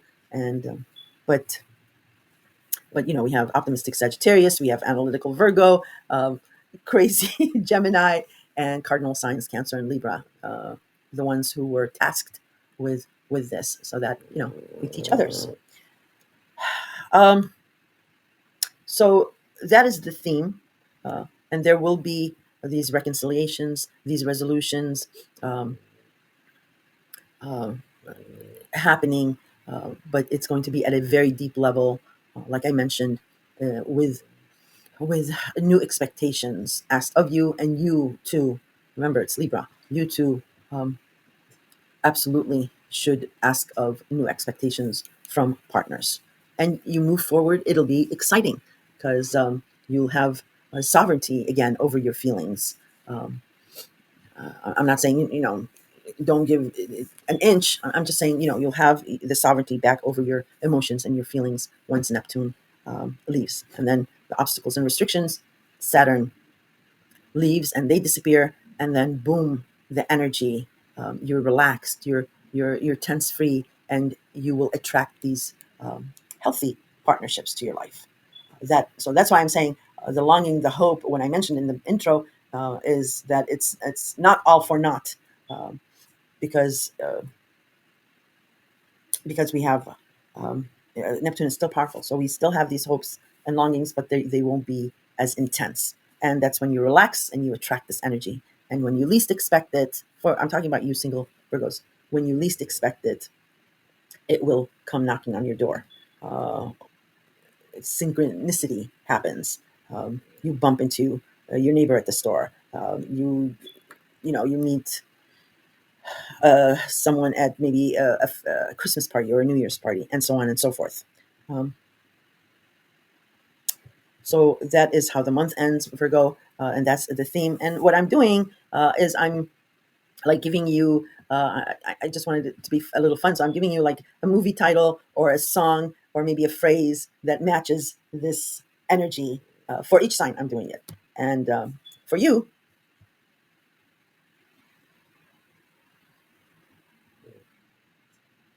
yeah, it cut off my video recording and editor as one package, so it only gives me every 30-minute increments, and it cut off. Sorry. First, I want to correct it's not how the month ends. The month ends with other aspects that I've discussed in the intro. And for you, it's your fifth house of love and romance. You're getting Mars in there, Mercury, Venus, the Sun. There's there's a lot going, and Juno. Oh my goodness, Juno was Jupiter's wife. She rules commitments. So I don't know. Keep your eye open at maybe um, a Christmas party, or New Year's. Don't sit home on New Year's. Um, but I know we're going to have super bad weather. But in any case, I just wanted to mention that that's not how the month ends. The month ends with other aspects, but I'm talking about this background theme, this background noise that we've been dealing with. It's almost over, and it's that theme of the month because it's important. I mean, it's an end of an era. Um, 14 years is a long time. I'm actually melancholy for Neptune. So yeah, and what I decided to do was give you guys maybe a song or a movie or a phrase or a book that would be relatable to what to the Neptune and Saturn Pisces, what they've been doing to your Pisces related house, and you know it might be cliche, but try to go past the cliche part. But two really good movies that I think uh, would be relatable to Virgos, many Virgos. I mean, some it may not resonate. Again, it's dependent on your natal chart and what's going on with your life right now. But and this is an old one, but it's really very true to you. Under the Tuscan Sun with Diane Lane. That's a really beautiful movie. Um, not necessarily exactly as is, but what she's going through and this rebirth, this renaissance that's happening. And also another really lovely movie, Love at First Sight. Two strangers connect on a flight to London, only to be separated by like a twist of fate. And will they ever meet again? Because they hit it off. Anyway, I'm not going to go into the full thing, but it's a really really lovely movie, and I will be probably typing it on when I do the video editing, so that if you forget, you can always pull up this video and your section, and when you're ready to see the movie, it'll be like, oh, what did she say? And you can look at the video, and I'll have typed it on there. But those are two movies that you may resonate with for the theme. Okay, Virgo, if you have any questions, please throw them in the comments. If not, I will be speaking to you in your yearly scope 2026. I will either upload it on New Year's Eve or the first week of January. So till then, I will. I may talk to you in the comments, but or I may just post something. So take care of yourselves and hang in there. It's there is light at the end of the tunnel. If you look, you'll see it. All right, Virgo, take care. Well, hello, Libra. Hello, Libra. I hope you're doing well. This is your December 2025 horoscope. And in the beginning of the video, in the intro, I have broken up the entire month with all the important aspects and with their degrees. So I have all that in there, but I go through each one in detail and I explain the energies and how they manifest. So I will not be doing that here. I have not been doing it with each sign. And it's easy to follow. I gave a couple examples for each sign. So, for example, I mentioned like on the 11th we have a last quarter moon in Virgo, and for you, since the sun was in Libra when you were born, that is your first house of self, of your physical appearance and what have you, and then you count all the way to the sign that I'm talking about, and in this instance, Virgo is the sign right behind you, and we have 12 zodiac signs, so it's your 12th house of the past, of secrets, of wanting to be alone or being alone. It has to do with confining spaces or institutions. It's about hidden enemies. It's about dreams and faith, also, and about spirituality. In any case, for you guys that are new to astrology and don't know how it works out, that's how it works out. So last quarter moon is the beginning of the end in your Virgo related house. And for you, it's your 12th house, and so on and so forth. This is besides what's going on in your natal chart. So for those of you who know how to follow that, you would also look to those degrees and Virgo where what's happening in your natal chart, and you take that and what I've said in reference to your sun sign, and you put it together, and you get a clear picture. Okay, and I do give you two um, sneak peeks of 2026. But you, my dear Libra, are one of the five signs that I'm making an official announcement. Uh, this December, the following signs officially close out a very difficult, romantic, familial, and emotional cycle. And that they are Sagittarius, Virgo, Gemini, Cancer, and you, Libra. You guys, all five of these signs have really, really had a rough go at it, especially with romance. It's been very, very difficult with emotional roller coaster rides with all types of partnership, and it ends. Uh, and the difficulty, the restrictions has been happening since early 2023 when Saturn first came into Pisces, but even before then, I believe a good 7 years maybe of all this, seven, maybe even up to 10, but it ends in December. And we also have a Neptune, and this is what I'm discussing for each sign. Is just the very important Neptune and Saturn leaving um, Pisces, but especially Neptune because it's at the critical 29 degrees of Pisces this month, and Saturn is just 1 or 2 degrees behind it, and will leave in end of January to mid February. Um, so it's a true end of an era moment here. We're going through it in real time. I have gone in length in regards to Neptune and Saturn, the energies, the dates, the yearnings, what Neptune rules, what Saturn rules, and since they're both in Pisces, what Pisces rules and how it affects us in different ways.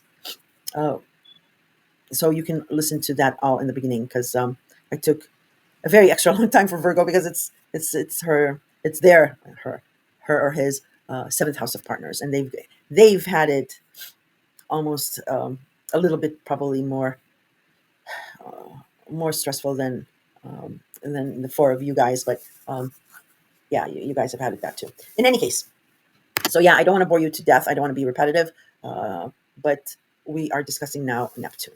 So Neptune is at the very last degrees of Pisces at 29 degrees, and it is closing up shop. It is settling scores in a good way because it's Neptune.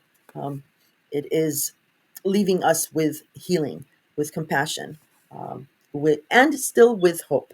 It can be a four-letter word for some of us to hear it from Neptune. But all these planets have have their own worth in doing what they're doing, and we need hope, and we need the dream and the magic. Can't be all business. Um, so that is wrapping up, and it's giving us this emotional healing.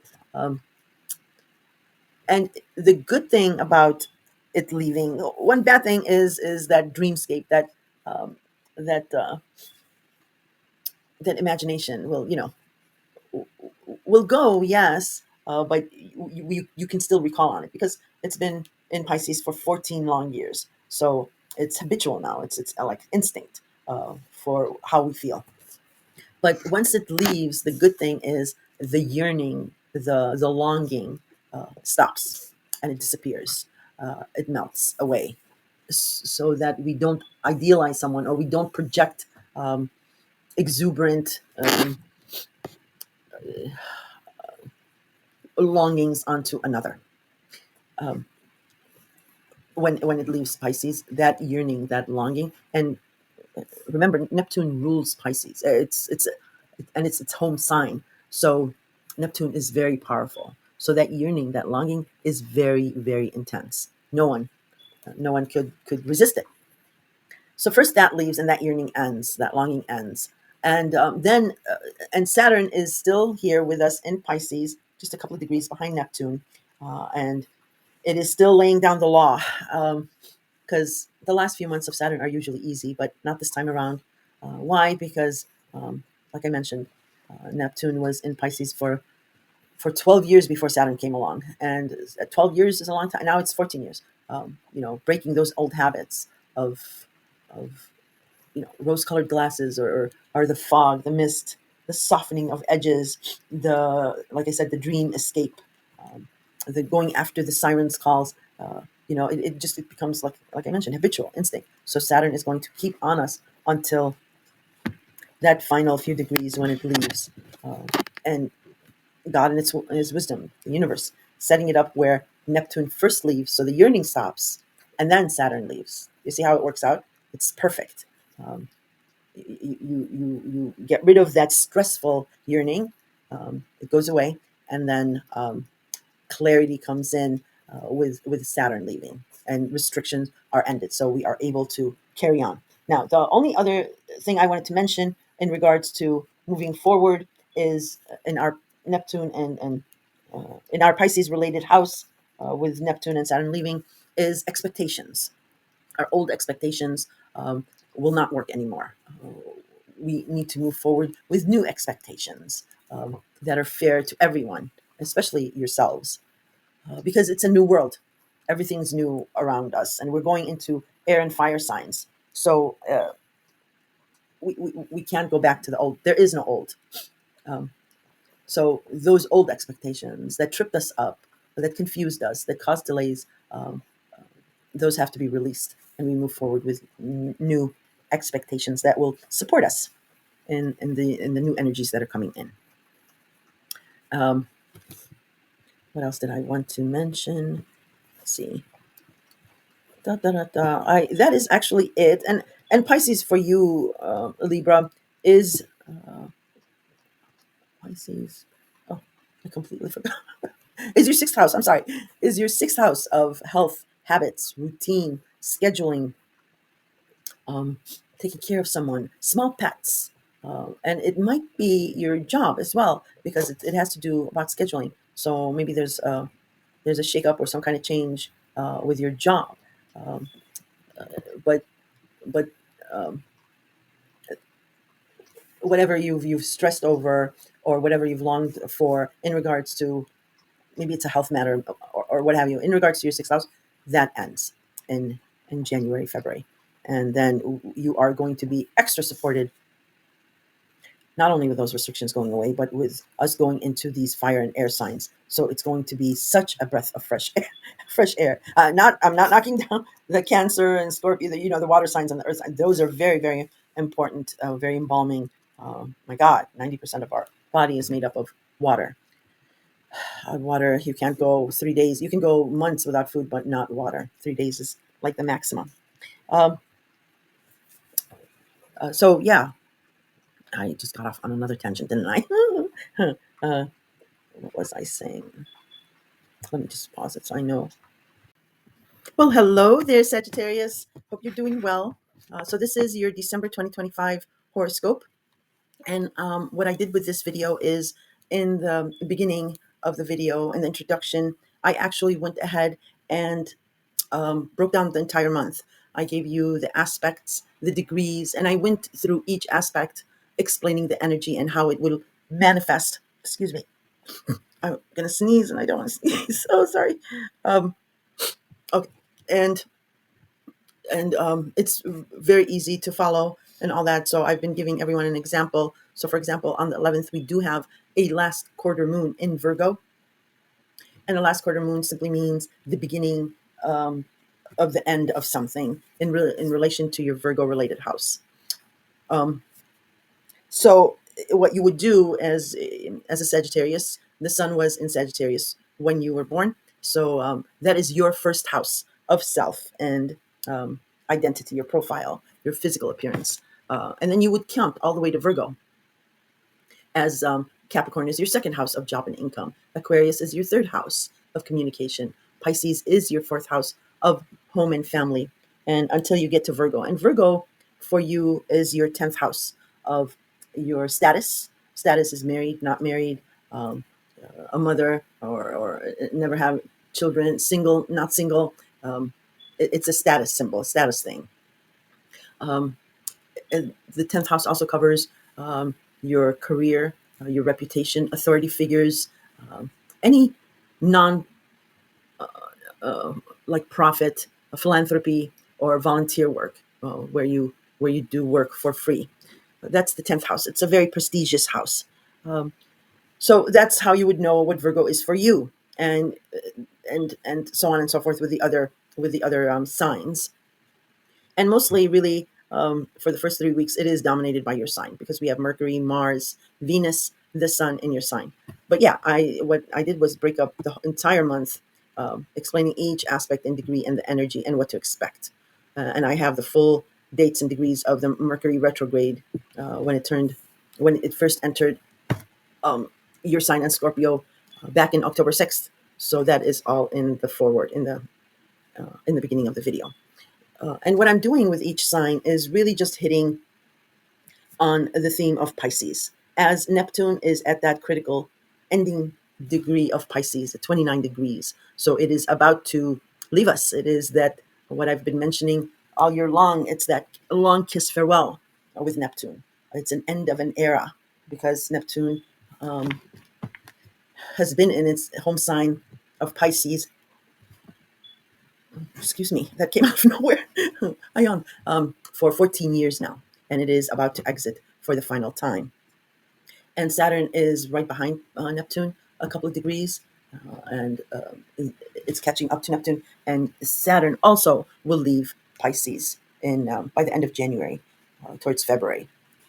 So with Neptune, and I went into a huge detail about Neptune and Saturn in the beginning of the video. You know what they rule, their energies, and what we've been dealing with. But just as a quick recap, sorry, that's my pipe. Just as a quick recap. Oh, first of all, Pisces is your fourth house of home, family, your parents, your country, your clan, your patriotism. Um, so it encompasses all that. And it is a very, very deeply rooted emotional house. Um, and yeah, so with Neptune being here for 14 years, you've gone through a lot of um, ups and downs. Remember, Pisces are the two fishes. It's the sign of Jesus, and it is in the depths of the ocean. So you have gone down to the depths of your family's roots, and some illusions were shattered. But that when Saturn came in early 2023, but till then, um, the first 12 years when Neptune was left alone in Pisces with no reality checks. Um, it felt like a dreamscape for you, like almost a vacation. Like you idealized the idea of family, and and if and when there were um, clues that came up to the opposite of that, you would shake your head or just ignore those clues, where you kept, you know, um, you were happy uh, to be relegated to your dreams and your escapism in your Pisces related house in regards to your home and family, until early 2023 when Saturn came in with a thump, um, and doused us with reality checks, and pulled us back from the ocean back into shore, as we surely would have just been lost at sea with Neptune's sirens and their songs. That was just leading us further and further out into the ocean where we could have been lost. But with that came a lot of restrictions, boundaries. Um, the rings around Saturn; those are boundaries and rules and all that. And it not only it's a water sign, so you don't do water sign. You don't. You're an emotional person. You're a fiery person, but um, you're a happy-go-lucky sign. You're ruled by Jupiter, and you like to be happy and mixing and mingling, and you don't do deep reflective. I mean, you can, and it all depends on your natal chart, but for the most part, you're almost like Gemini. You like to keep it light. You don't like to go into deep emotional crises and baggage for yourself. But you're absolutely very, very compassionate, and you do help others who are going through emotional pain like that. But you don't like doing it for yourself, so you avoid that at all costs, and that's why also Saturn's trek into Pisces has been especially hard for you. Besides the fact that it's been squaring your sign, and I've got good news. I should have mentioned that in the very beginning, but I'll mention it towards the ending. But yeah, you've been, and not only these past 2 years with Saturn. You had, with Neptune, you've had problems with your actual physical living space. Some of you could have ended up being evicted. Some of you could have broken off a relationship. but it could have really hurt your feelings, where you might have not been valued. But you kept the faith because you are a faith based person and you are ruled by a very um, faith based planet, Jupiter. Um, whereas whereas if Saturn was here earlier, it would have it, it would have given you some wake up calls then. But everything happens for a reason and a purpose, and especially for fire signs, um, because like I said, you don't do like watery emotional things. Um, there was a rhyme and a reason that because Neptune also has its goods. It was softening the edges of waking you up to, you know, not that your family might have been not the idealistic family that you had thought, and that shatters a Sagittarius. So Neptune tried to work its magic to bring you like make these revelations that could have been hurtful much easier to deal with first. And you did. You started, getting these epiphanies and these understandings as much as Neptune started advancing. But when Saturn came in and into Pisces in 2023, and it could have also happened with Pluto's first exit of Capricorn, um, you might have lost a parent, or there might have been a serious situation that happened with your family, uh, and or with your own family. And my condolences to those of you who did lose parents. Um, it is beyond words, the pain and emotion, and especially again for a Sagittarius, because they're just so happy and optimistic and uplifting that something that close to them and that excuse me, I'm sorry, that stability, that happiness, some a loss like that is extremely powerful, where it does shatter a Sagittarius, and hopefully it didn't hurt that much. Um, uh, but yeah, now some of you also might have lost, like I said, one parent, and now you're taking care of the other parent, and because you haven't um, finished this trek of Neptune and Saturn, um, because you haven't, it hasn't been, because Neptune, what Neptune does is it creates a very a powerful yearning. We yearn for something, we long for something, and especially with Neptune being in its home sign of Pisces, it is 10 times stronger. It's stronger than Saturn, but 10 times stronger. So no fault of your own. I mean, that yearning, that longing is just way too powerful. Um, and because Neptune has not um, left yet Pisces, and Saturn returned back into Pisces now, this summer they went into Aries, both of them. And you did feel this, there was an uplifting because everything started moving into air and fire signs. And that is, that's your kind of pace. It's much faster. And air, it's air just illuminates fire even stronger and higher. And you were like, oh, hallelujah. And that shattered confidence started building up a little bit slowly. And then, of course, here they come again. um, they came back, both Saturn and Neptune. And for many of you, it's been like, it's hard. It's very hard, um, where you might have lashed out also because you have Mars in your sign. You might have lashed out at parents, at siblings, at family, or even neighbors or friends or or colleagues, because of this frustration of bringing you again deep back into that emotion. And there's a rhyme and a reason for that. A planet, when it goes retrograde, it's going over those same degrees. It goes back and forth, back and forth. So there's a reason there. There's that still prominent part of Neptune and both of Saturn in Pisces that needs to be resolved, reconciled, or put to bed, put to rest.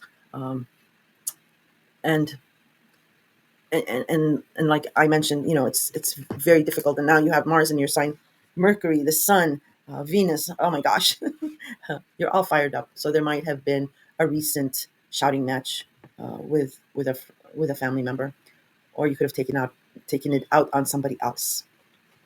Um, but we still had Mercury retrograde, and and those conversations will be revisited again. Um, and it's all happening with the ending, with Pisces leaving, with Neptune leaving Pisces. So there's going to be this embalming, healing, uh, a sense that takes over you, and the, whatever problem you have uh, in regards to your fourth house. Um, and Pisces is affecting Neptune, and Pisces and Saturn is affecting everybody, not only you. So what I'm trying to say, especially for the signs that are having the worst of it, is not fake it till you make it, because Saturn won't allow that. Saturn is, I mentioned last month, it's riding us hard to get this straight. Why? Not because Saturn hates us, but because Neptune. We had been with Neptune alone for 12 long years, and we it's that energy, that escapism, that rose-colored glasses that we had and navigated through for 12 long years becomes habitual. It becomes an instinct. So Saturn is going to keep on us until the last day, whereas usually the last few months of Saturn are quite easy, but not this time. No, because it's Pisces, and God, in His wisdom, and the universe have lined it up where Neptune first leaves Pisces. So that idealism, uh, that hope, does not go away. It's still with us, but the yearning that intensifies our anxieties, that will disappear. The longing that presses us down and depresses us, that goes away. So you're left with the hopes and dreams, but with a much relaxed psyche, much less aggravated psyche, um, and and you start to heal. And then um, Saturn, uh, gives us that clarity till the last day, and we're able to accept Saturn's clarity by then, especially for you, Sagittarius, because then you don't have the intensity of Neptune's longing.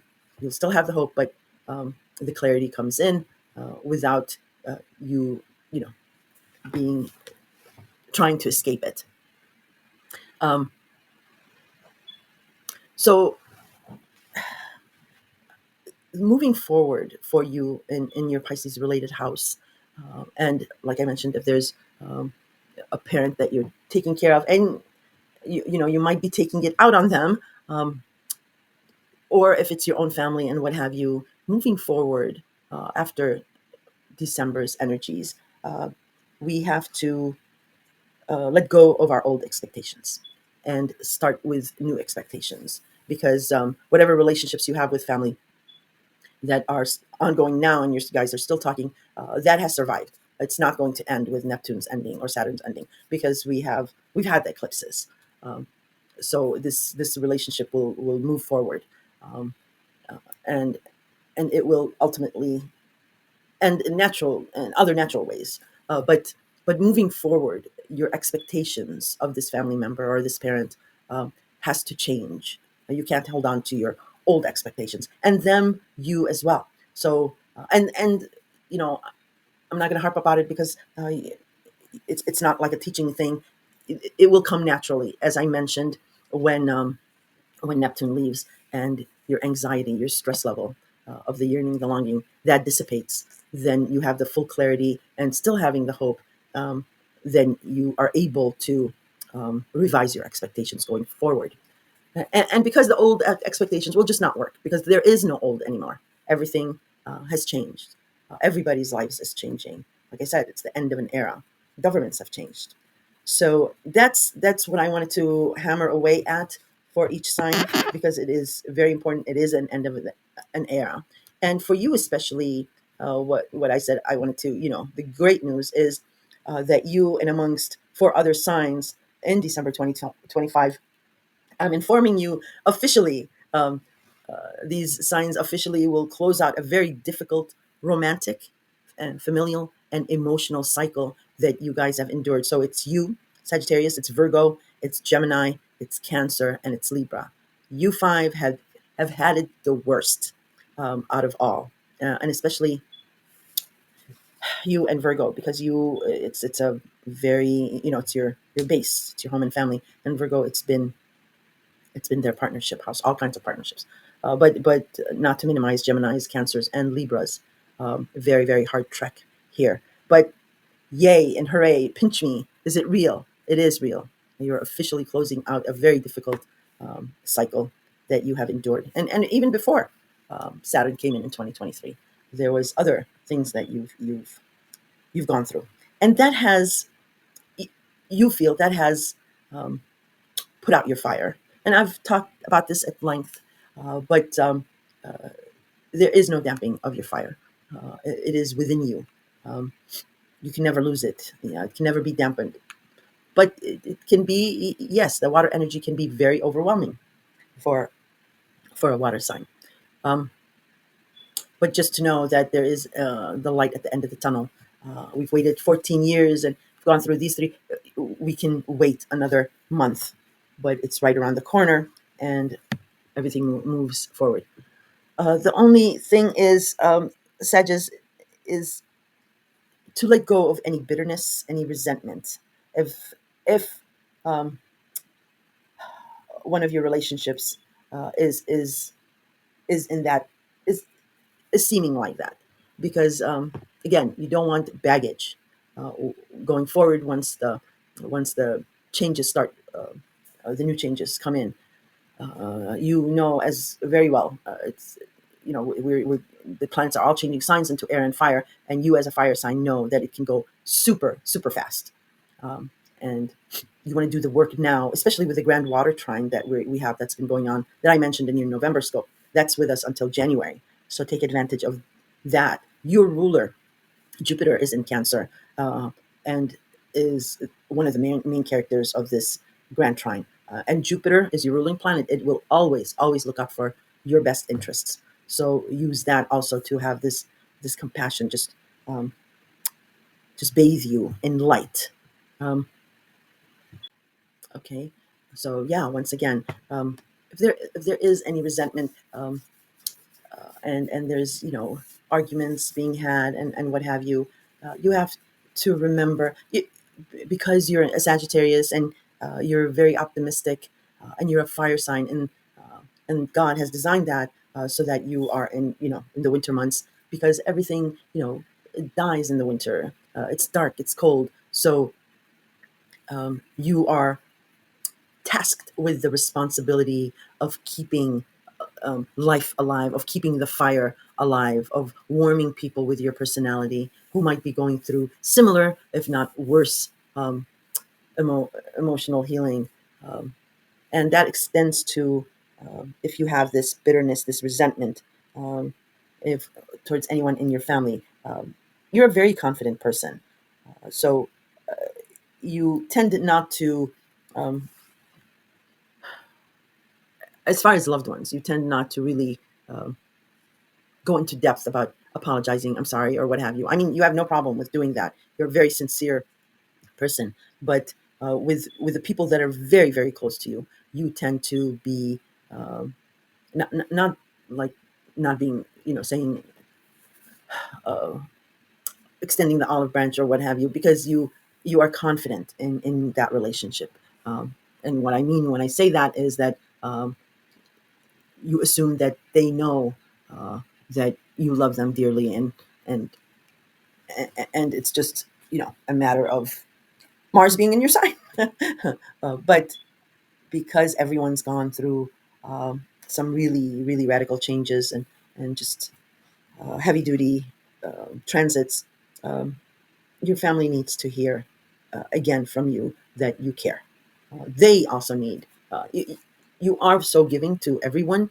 Um, That's why you are the luckiest zodiac sign, because Jupiter works on paying it forward, and it is your ruler. So being helpful, being there for anyone who asks or doesn't even ask you, you step up to the plate right away. That's just your habit. That's just you. Um,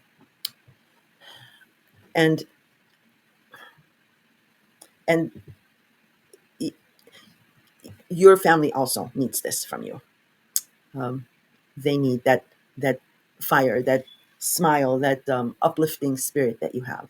And for some of you, not all of you, for some of you, you can't bring yourself to doing that, especially if it's one parent has passed away and one is still remaining. There's this it's complicated.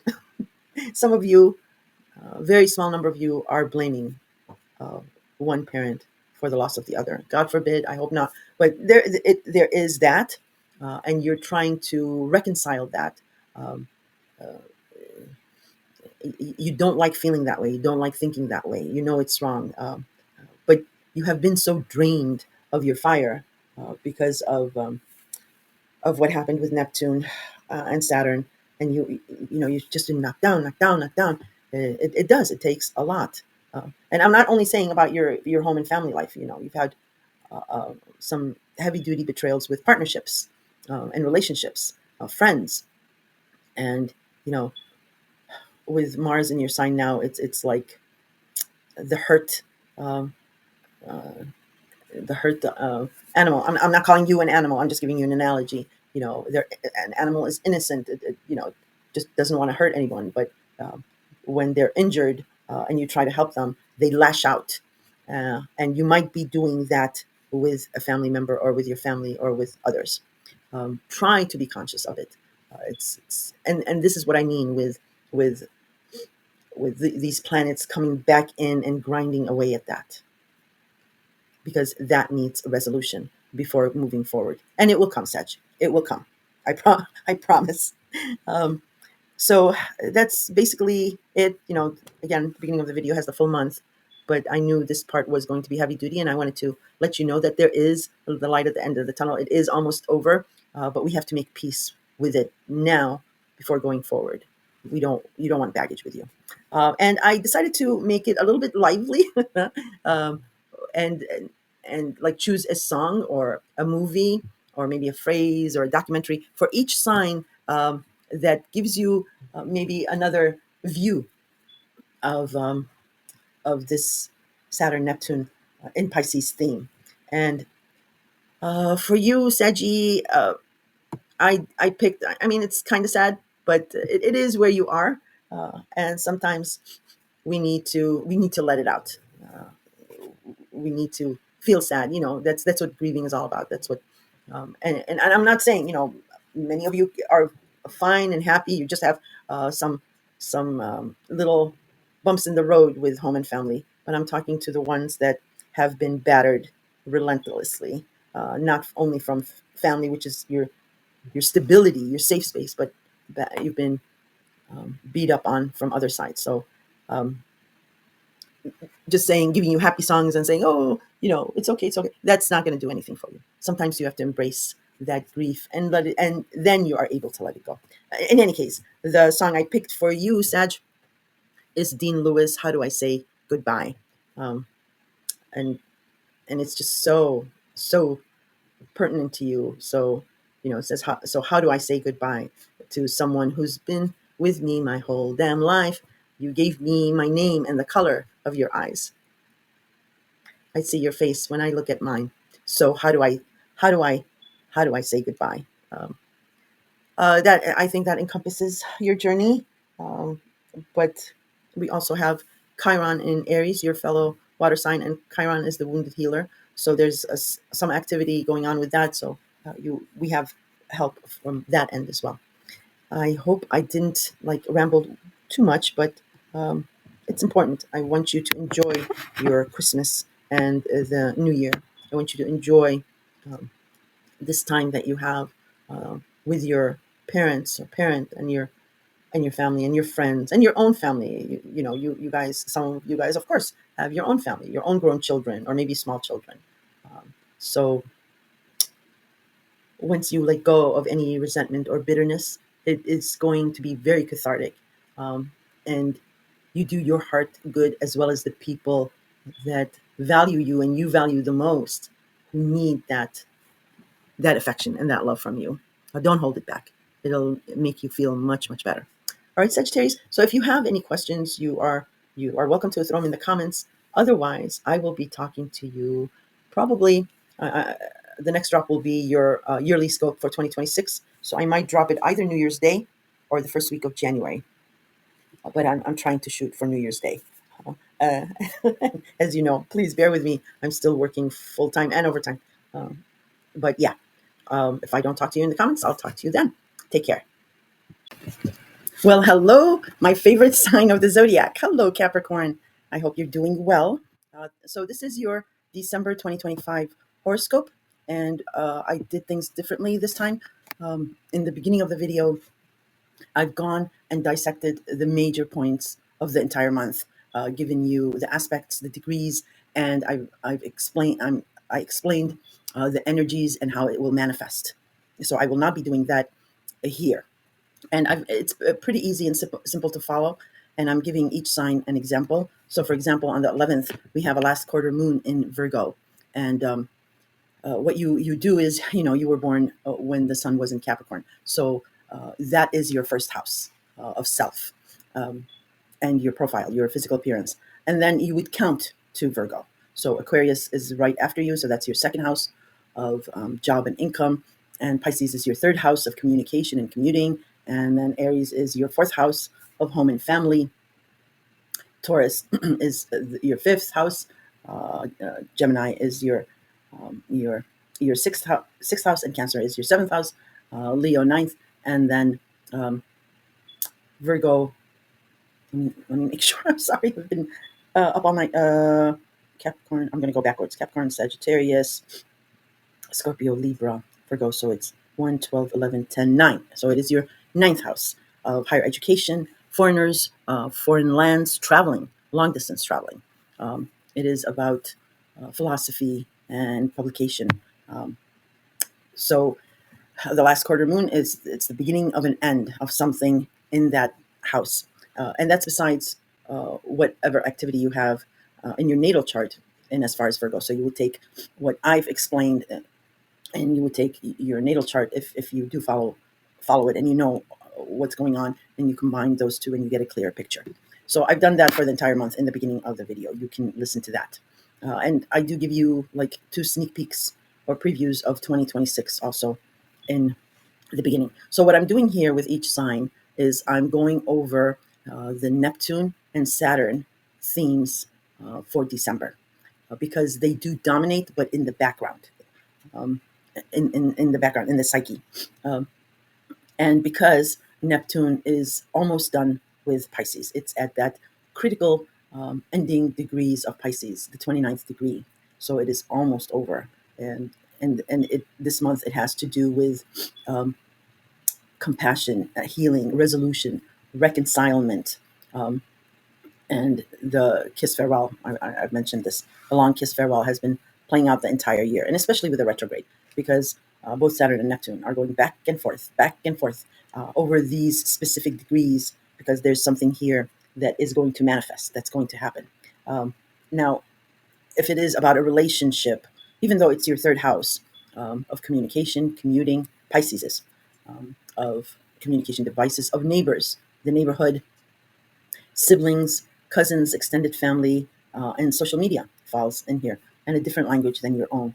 It also covers vision and thinking. It's the third house. Um, Even though it's all about that, there might be a relationship here entangled or in the background of that. So I just wanted to mention, because I said, there's an ending because Neptune is finishing up. If you have this relationship, um, and you guys are still talking, and you it means it's not ending that relationship, because we've already gone through the eclipses, and if you're still together, then that means it's going to continue, with a caveat. And the caveat is that um, your expectations, um, your old expectations, have to be discarded, and you move forward with new expectations that's fair to each party, because you won't be able to do the old expectations, because the old is gone. There's nothing there. It's a brand new era. Neptune, after 14 years, is leaving. That's an era. And Saturn, after 2.5 years, is leaving. And we are moving towards fire and earth and water signs, or I'm sorry, fire and air signs. So the pace is going to be picking up pretty rapidly. Um, and that thus my not advice, because that'll all come with these grinding of the planets, but my info for you is that new expectations will supersede the old expectations through this ending of reconcilement, resolution, or an ending, and again an ending of the old expectations. Now we're going to have a huge help, is and I've gone over at length about Neptune and Saturn in the beginning of the video, so I'm not going to harp on that. I don't want to make you fall asleep. But what's going to dramatically help is when, once the minute, the day that Neptune exits Pisces, um, the yearning, the longing that we've had um, for our Pisces related house, that dissipates. Not the hope part, not the dreaming part, because Neptune is all about the ethereal and faith, and Pisces is as well all about that. But with Neptune in its home sign of Pisces, um, there was this very, very magnetic pull, um, creating this yearning, this longing. Um, and because Neptune is elusive and it's Pisces, it's the two fishes. One goes one way and the other one goes the other way. It was always elusive. But once Neptune exits, that yearning, that longing dissipates, and you're left with just the hope and the dream. And that puts a lot, that heaviness, that pressure that you had been feeling with the longing and yearning, that goes away. That pressure goes away. That anxiety goes away. And with Saturn just a couple of degrees behind Neptune, closing in as well, exiting Pisces in by the end of January towards February, the restrictions of Saturn, the boundaries, the obstacles, and the frustration of the delays, that also dissipates and goes away. You get that, and you're left with that clarity, and you're fine. You're ruled by Saturn. It is your ruling planet. It will always look out for you, and you're used to the energy. But what I'm saying is that anxiety, that pressure, that is lifted and goes away. And for you, really, Pisces uh, is not a difficult sign for you, because water and earth, they go together. It doesn't really uh, hinder you in any way. It was Neptune's dreamscape, escaping, from reality. It was Neptune's feel good, the sirens that we're calling, that caused confusion, and maybe sometimes chaos. And again, going back in regards to you, Pisces is your third house of communication and commuting. So there might have been um, what you were trying to communicate, was not being received as such. Um, and that's what you've been struggling with, for example, for some of you, or many of you, throughout the last 14 years. But when Saturn came in early 2023, there were a lot of restrictions about making yourself much more clearer, or dealing with the neighbors or the neighborhood, and so forth. And you're a very steadfast, very dependable sign. And when earlier in the year, when Saturn and Neptune entered Aries, for you, it might have felt like um, some type of uh, maybe authority figures, maybe your bosses, maybe somebody who were pushing you, or you felt like um, you were back in the grind of things. And it can be true for a lot of you, because a lot of you did get new jobs or new positions, or you started a new business, and it felt like, oh, I'm back at square one. Uh, and that, others might say, well, what's wrong with that? That's fine. It's a new job. It's exciting. But for you, you're very careful in your climb. That's all you know, is to climb the highest cliffs, and you're slow at it, not because you want to be slow, but you're careful with how you climb, and you're very determined. because where others may fall, you will not fall because you know each and every step that you make. And going back to Saturn and Neptune in Aries, and it's a fire sign, and it's faster, and there's pressure. You might have felt like, the grind. I was sitting pretty, and now I'm back to square one and doing this grind. And on top of that, I'm not the only one. I have to compete with several others. Um, and you might have been relieved when Saturn and Neptune came back into Pisces, uh, which is all good. So, and we also have this grand water trine with Cancer, Scorpio, and um, Pisces that happened in November, and I mentioned it in your November scope. That will be with us, embalming us all throughout January, and Pisces is one of those signs. So you will have, excuse me, you will find your groove in the way you communicate. Um, at where you are at the present, there's a need for compassion in the way you communicate. For many of you, I don't know if you have a speaking job um, or something about communication, and words matter and all that. You might be afraid um, of saying the wrong thing. You got that feeling back of, oh, I might say the wrong thing, or I might divulge something, and it might not go well. Um, you're revisiting that once again. Or it might be about commuting, it might be about your car or the neighbors or siblings or cousins, and all those things that are encompassed in the third house. Um, but clarity is still here.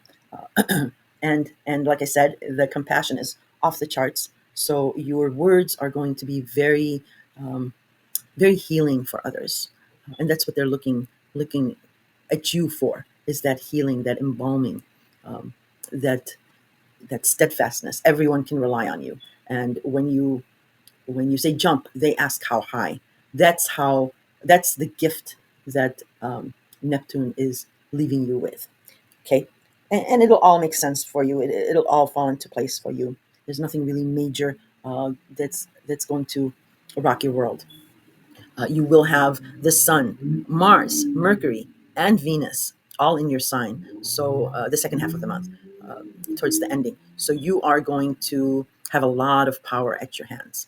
And then Saturn is your ruler. And then, of course, we have the grand water trine. So it's all coming together and with clarity. And remember, the third house also controls the way you think. Um, and then Mercury is coming into your sign. So it's all good, Capricorn. Um, and I just wanted to let you know that we're almost over with this, but um,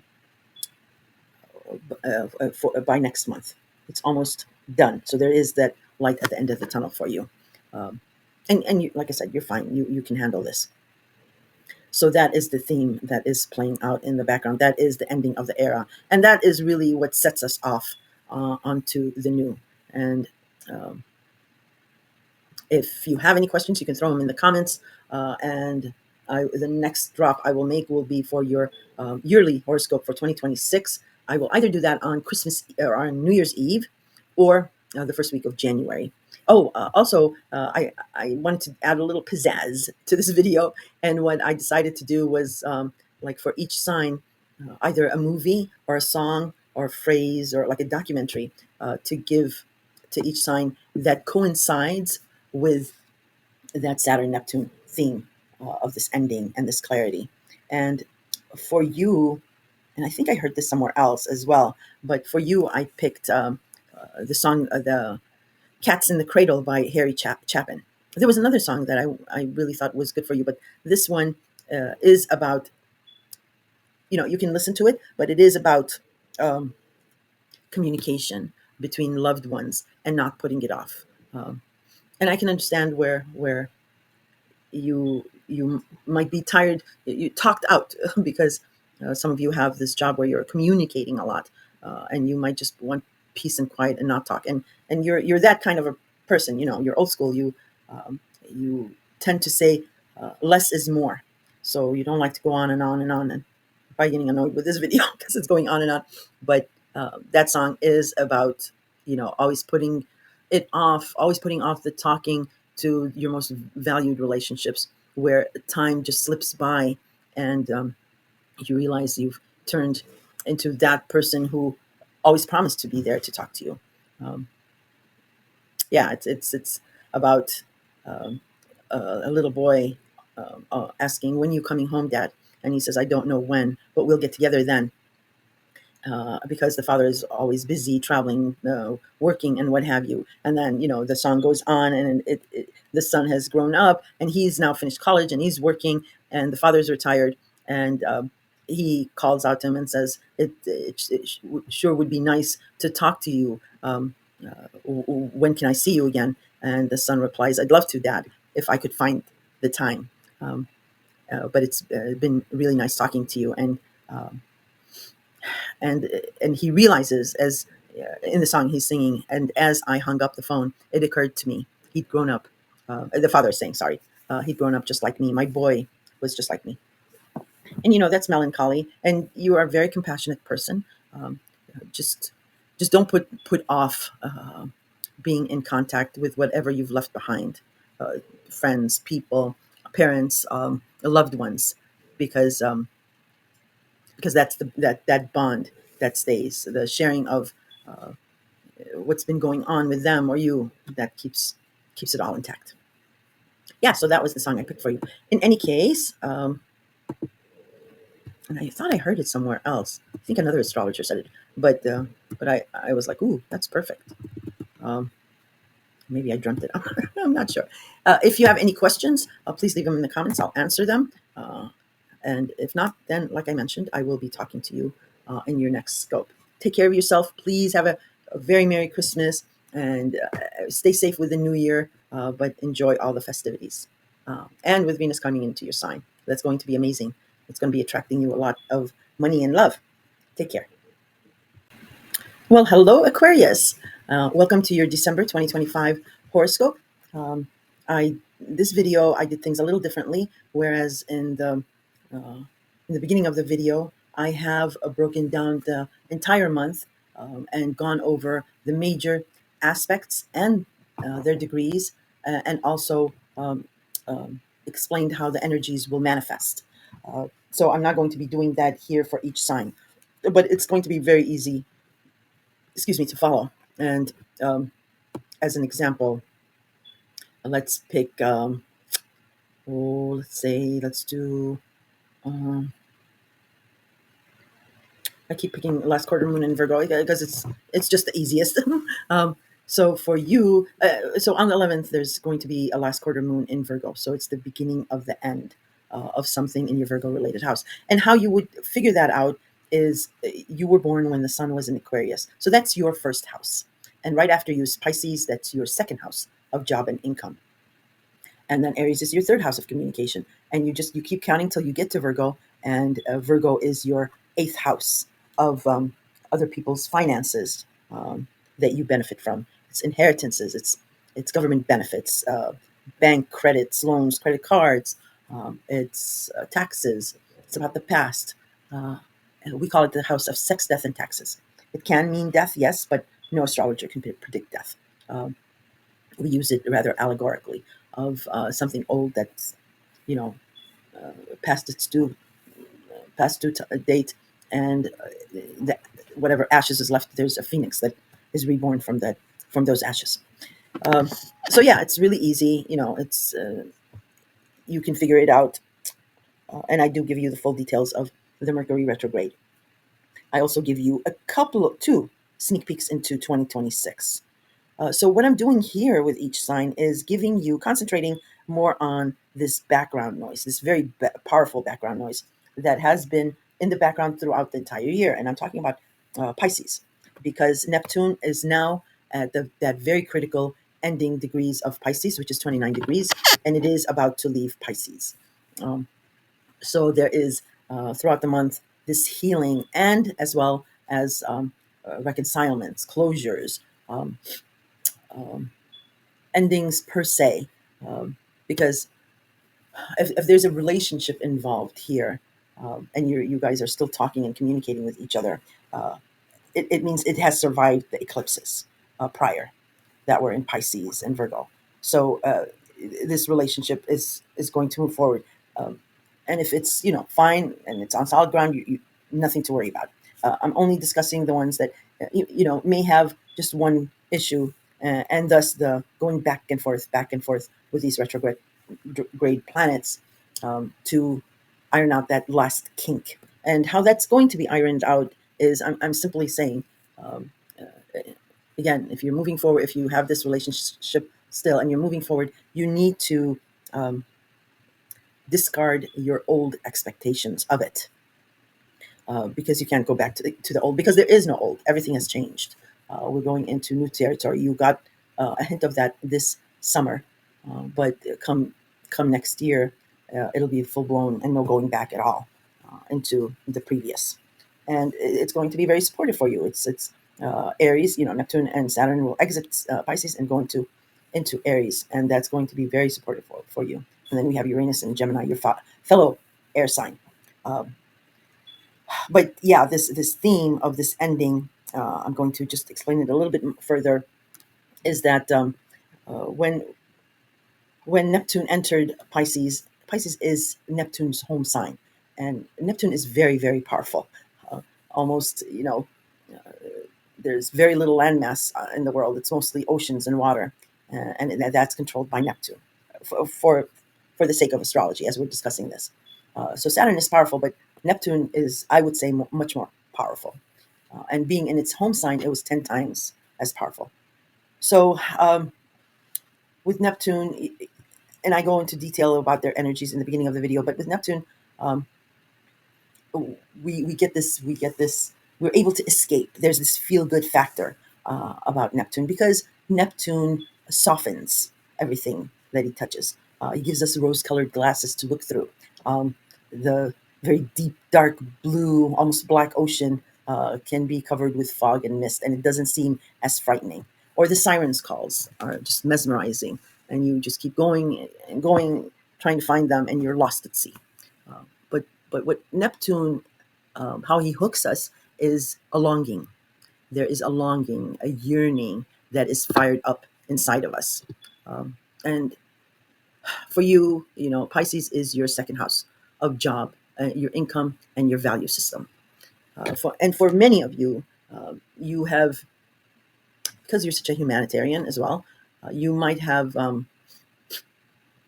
held back or accepted a lower pay or a position that you were overqualified for, and it was all for um, the good of all. Okay, uh, and with Neptune being there, it made you feel like it made you feel good about those decisions. It idealized this maybe this job or a value, a value that you have, um, to almost to your detriment, of not making extra money, or having a nicer office and more comfortable, and so on and so forth. And then we had Saturn come in early 2023 and put a stop to all of Neptune's shenanigans. Um, I mean, it's not shenanigans. Every planet is important, um, and maybe the job you accepted with lesser pay, um, you still earned some value in return, uh, maybe of the experiences, very important experiences that you experienced, and so on and so forth. But for the most part, um, if left alone with Neptune, we just start going out and out into the sea, and we lose ourselves. And that's what Saturn did. He came in early 2023 and pulled us back to shore, kicking and screaming, and started putting the rules, the regulations, the boundaries, the obstacles, slowing us down, um, because it wanted us to get out of the fog of daydreaming and idealizing something. And a lot of bubbles were burst.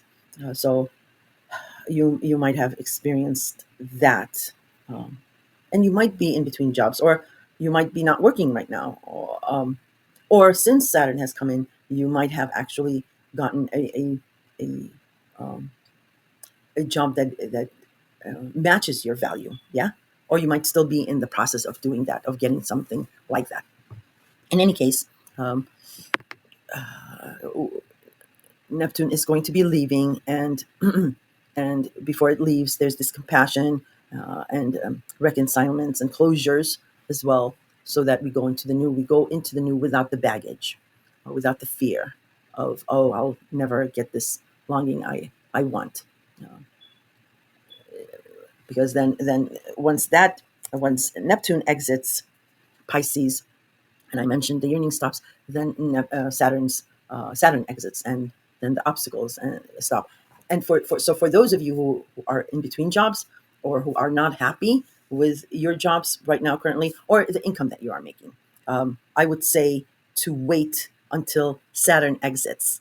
Then that opposition, that obstacle that Saturn is putting up, um, it goes away, and you're able to uh, communicate a little bit uh, more clearer to a boss if you want a higher position, or if you want a raise, or what have you. And for those of you who are in between jobs and looking, and keep getting these rejection letters, just give it until Saturn leaves at the end of January, February, early. I think it's January 27th, and you'll see doors will open right away. If you haven't been getting the calls, uh, you'll see the second day, or that week after, you start getting all these calls. So I wanted to mention that. Um, um, and yeah, just that release of tension just goes away uh, from from your from your psyche, um, and I'm not going to keep saying just hang on, because it is just another month and a half. Um, so, but I understand for the water, for the air rather, and the fire signs. It's been a difficult thing, even with this retrograde. It's like, oh my God, not again. Um, but Saturn is one of your rulers, also one of your co-rulers. So you're still used to this energy, and it's almost over, Aquarius. That's all I have to say. I I was doing like a song for each sign, uh, and just some fun stuff just to break up the monotony. But one thing about Aquarians, they're like, they're too cool for novel things. Even though I still picked the song for you, and you're probably going to think it's like, oh my God, that's not cool. Because it has to do, Neptune and Saturn has to do with your second house of job and income, besides what's happening in your natal chart. And because you've had these obstacles and slowdowns, I picked 9 to 5. there, you can be cursing at me all you want, but I think that plays really well with your theme. Working 9 to 5. What a way to make a living! Because you're actually you're called the genius of the zodiac. You're very future forward thinking, um, and you're actually very well suited for like tech jobs, or nomad jobs, or whatever. But some of you have family and homes, and you're rooted, and some of you do like the traditional um, brick and mortar, and going in every day and all that, and good for you. But those avenues are going to be opening up for you, and it's very important, because you've been also having this opposition with your home and family in regards to your career and status. But it's all good. All right, Aquarius, if you have any questions, leave them in the comments. I'll answer them. Otherwise, I will be uploading your 2026 yearly horoscope either on Christmas Eve, or the first week of January. But please have a very Merry Christmas, Happy Holidays, and I hope for you to have a very safe and festive New Year. Just keep safe out there, and just, yeah, the past is the past, and onwards to the future. All right, Aquarius, I'll talk to you soon. Well, hello, Pisces, the star of this show. Hope you're doing well. This is your December 2025 horoscope, and I've done things a little differently with this video, where in the beginning of the video, I break down the entire month with the aspects and its degrees and its retrograde phases, and I explain the energies of the aspects and how they will manifest. So I'm not going to be doing that here for you, and I haven't done it for each sign. But it's pretty simple to follow the breakdown of the month, and I'm taking the example of the 11th. On the 11th, we will have a last quarter moon in Virgo, which simply means the beginning of the end. It's this wrap up. And Virgo, since you're Pisces, the sun was in Pisces when you were born. That's your first house of self, of physical appearance, of your profile. Then you would count down to Virgo. So Aries is your second house of job and income. Taurus is your third house of communication, and so forth until Virgo, which is your seventh house of partnerships and of all kinds of partnerships, intimate, romantic, committed. So as like marriage, business partnerships, platonic partnerships, and all that. And it is also the house of open enemies. You can see them. The 12th house is where the hidden enemies are. But um, yeah, so that's how you would figure it out. So when you're listening to me in the beginning and I say, there's the beginning of the end in your Virgo related house, you'll know it is your partnership house, that something is coming to a close here. Not necessarily the relationship itself, but for some it could be. But uh, the wrap up of something that's inclusive of partnership or maybe enemies. All right. So what I'm doing here with each sign, though, is I'm going over the main theme of this year, even though you might have felt it's not, but it really was. It was the very loud noise in the background of all these months of whatever was going on, and it is the main theme of December, main background theme. And what that is a very melancholy end of an era, Pisces, and it is all about you. It's Neptune is exiting your sign, its home sign, um, and moving on into Aries. But this month, when it transverses over that critical 29th degree of your sign, um, it is it is there is going to be reconciliations, resolutions, endings, not necessarily in relationships, uh, although it really depends on your natal chart, but it could be other endings. If it's a partnership that you may be worried about, if you're still together and you're still talking, it means that this relationship survives and goes forward because we've already been through the eclipse. Okay, if during the eclipse that relationship um, changed into a platonic one, into a friendship one, again, it will remain that way and move forward. Um, if it is um, if it is a relationship that there might have been an issue or two going forward, the expectations, your expectations of it, and your partner's expectations of it, has to the old expectations have to be gone. They go away, um, because there is no old to go back to. Everything has changed. There will have to be new expectations, um, to be fairly agreed upon going forward, because we're getting into new energies, um, the end of the month, and especially next year. And with Pisces exiting your sign, it is not the end of that dream state, of that intuition, of the hope or the faith.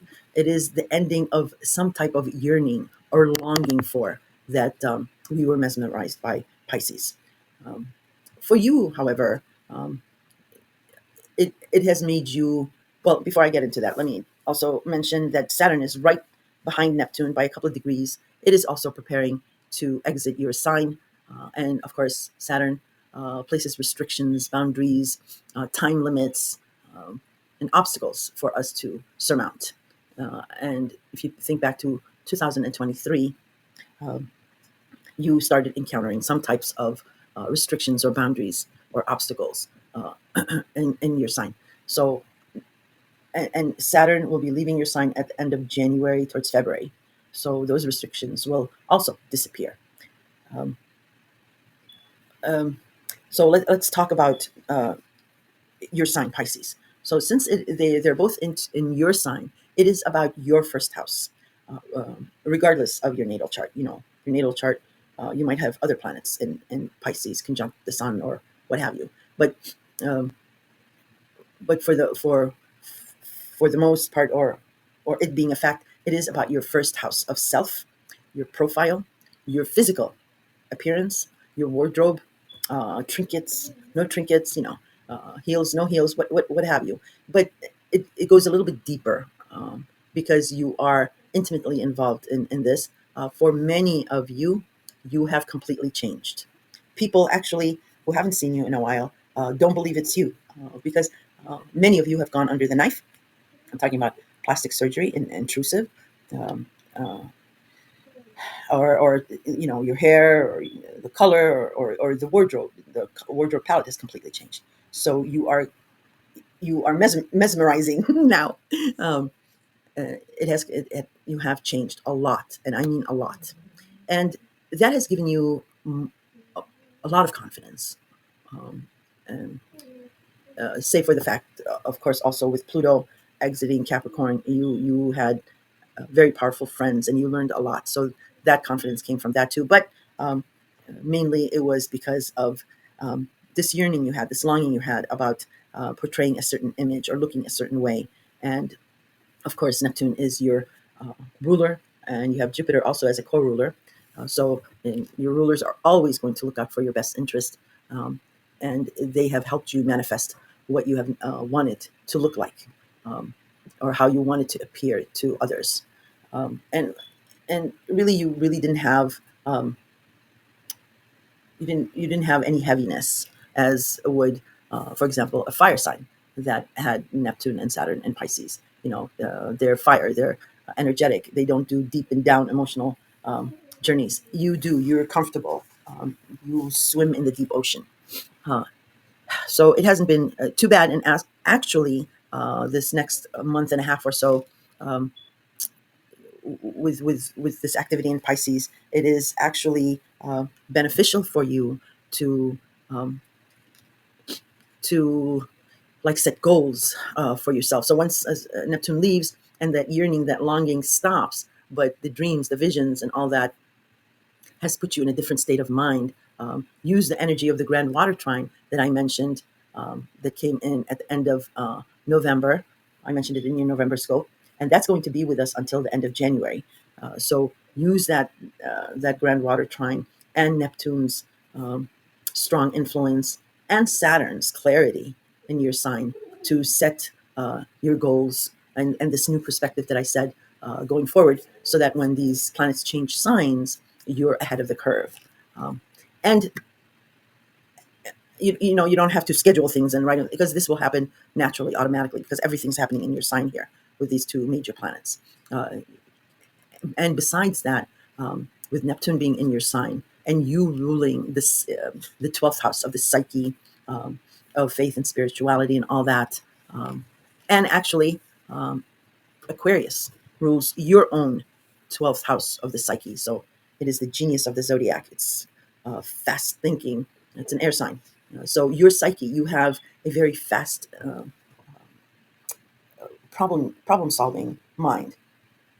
And with Neptune, it has made you highly, highly intuitive, almost to the point of being psychic, where you are able to predict things, because you sense them. And these 14 years especially, but whenever there was a lot of activity in your sign as well, you had vivid dreams where you might have mentioned them to some people, or you might have kept it a secret to yourself, where you actually predicted the future. um, it came to you in clear vision. You dream in color. um, and for some of you, that has sparked this interest of maybe going into astrology or into tarot or anything in the ethereal arts, and you will do fantastic with that. Um, but that also extends creativity into, like, if you want to be a chef, or go into business for your own, like maybe a restaurant, you would do amazing, because the food industry, it's perishable, of course. So you get that base, and they keep coming and coming. You'll make a lot of money. Um, and Neptune, oddly enough, has something to do with money, of this ebb and flow of money coming in when you least expect it. Um, so if you guys wanted to branch out, or start your own business, or what have you, you have this creative um, powerhouse mind that you can be successful at, as well as this very highly intuitive and um, honed in sense. Um, you know who is an enemy and who is a foe as well. Um, So yeah, you're going to have also dreams. And by the way, I interpret dreams too. So um, that's what I was mentioning, and I went off on a tangent. Is throughout these years, you have wanted to sleep a lot, and you've gotten into this routine of maybe sleeping in the afternoon or taking a nap in the evening or what have you. Keep up on that because that is what's going to be refueling you, rejuicing you. Okay. Um, what else can I say? Is That's basically it. Pisces. It's going to be, we have new energies that are coming in, and we are going to have other issues and things to surmount. But with this new you and with your very intuitive mind, which is almost practically psychic now, um, you'll be able to know what the future is. And I'm not talking like voodoo or well, I'm not going to say magic because magic is ruled by Neptune, but I'm not saying doing your hands up and poof, a car comes or whatever. But honestly, you do have this extra sense of knowing what an outcome is, of knowing what a person is thinking, and all that. And once the yearning, the longing stops, when Neptune exits your sign, you will be able to have clarity, and especially when Saturn leaves your sign, the restrictions against you and any confidence issues that you may still have, those are also um, are diminished, where your the stress and the tension, it dissolves and you are able to breathe again. Okay. Now, with all these changes and people noticing these changes, and you've become this magnetic man or a mesmerizing woman, um, and other changes that have been happening to you, you've gotten this confidence. Um, just be conscious of the way you communicate with people. Um, I'm not saying you're going to be big headed, but there is a danger of how you communicate, because with Pisces, um, it's the two fishes. One goes one way, the other one goes the other way. So you'll say one thing, but you'll do something else. And fishes, can swim away really rapidly, and they're slippery, and no one can really hold you down, and you have a tendency to disappear, uh, because you're so compassionate and empathetic. You too, along with Cancer, you absorb other people's feelings. So at times you become overwhelmed and you want to just get away, and reduce that energy that you expended. And that's why I'm saying, with your sleep routine, keep it up. It's gonna be really, really helpful for you. Um, I don't know where I was going with that, uh, but hopefully I relayed a point that's important. Yeah, sleeping and being intuitive. About speaking, communicating to others, and this newfound confidence and this new you. You just want to be careful to not talk down to people, um, because already your communication style. That's what I was saying. Is that um, I'll give you an example.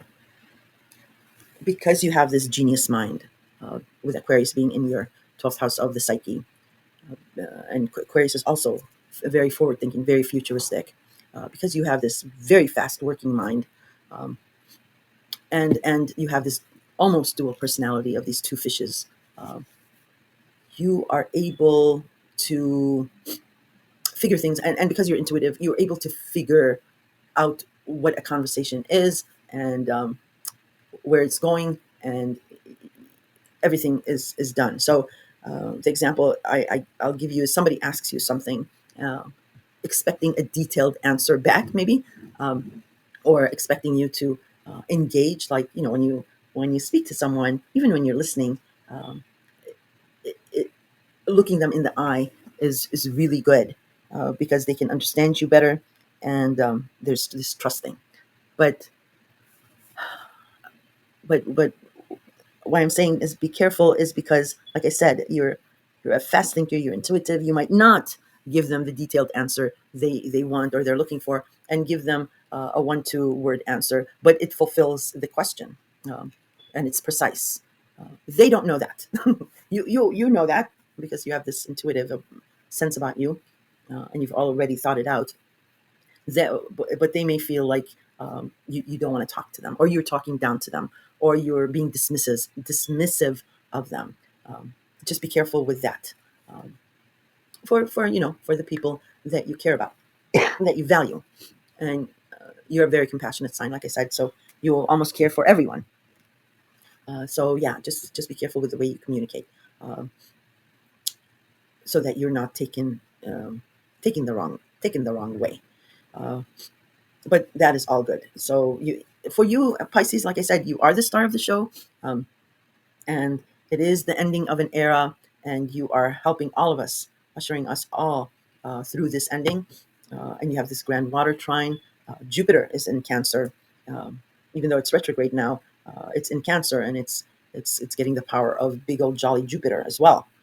Um, so it's a feel good Christmas season for you, a holiday season for you, and the New Year's Day.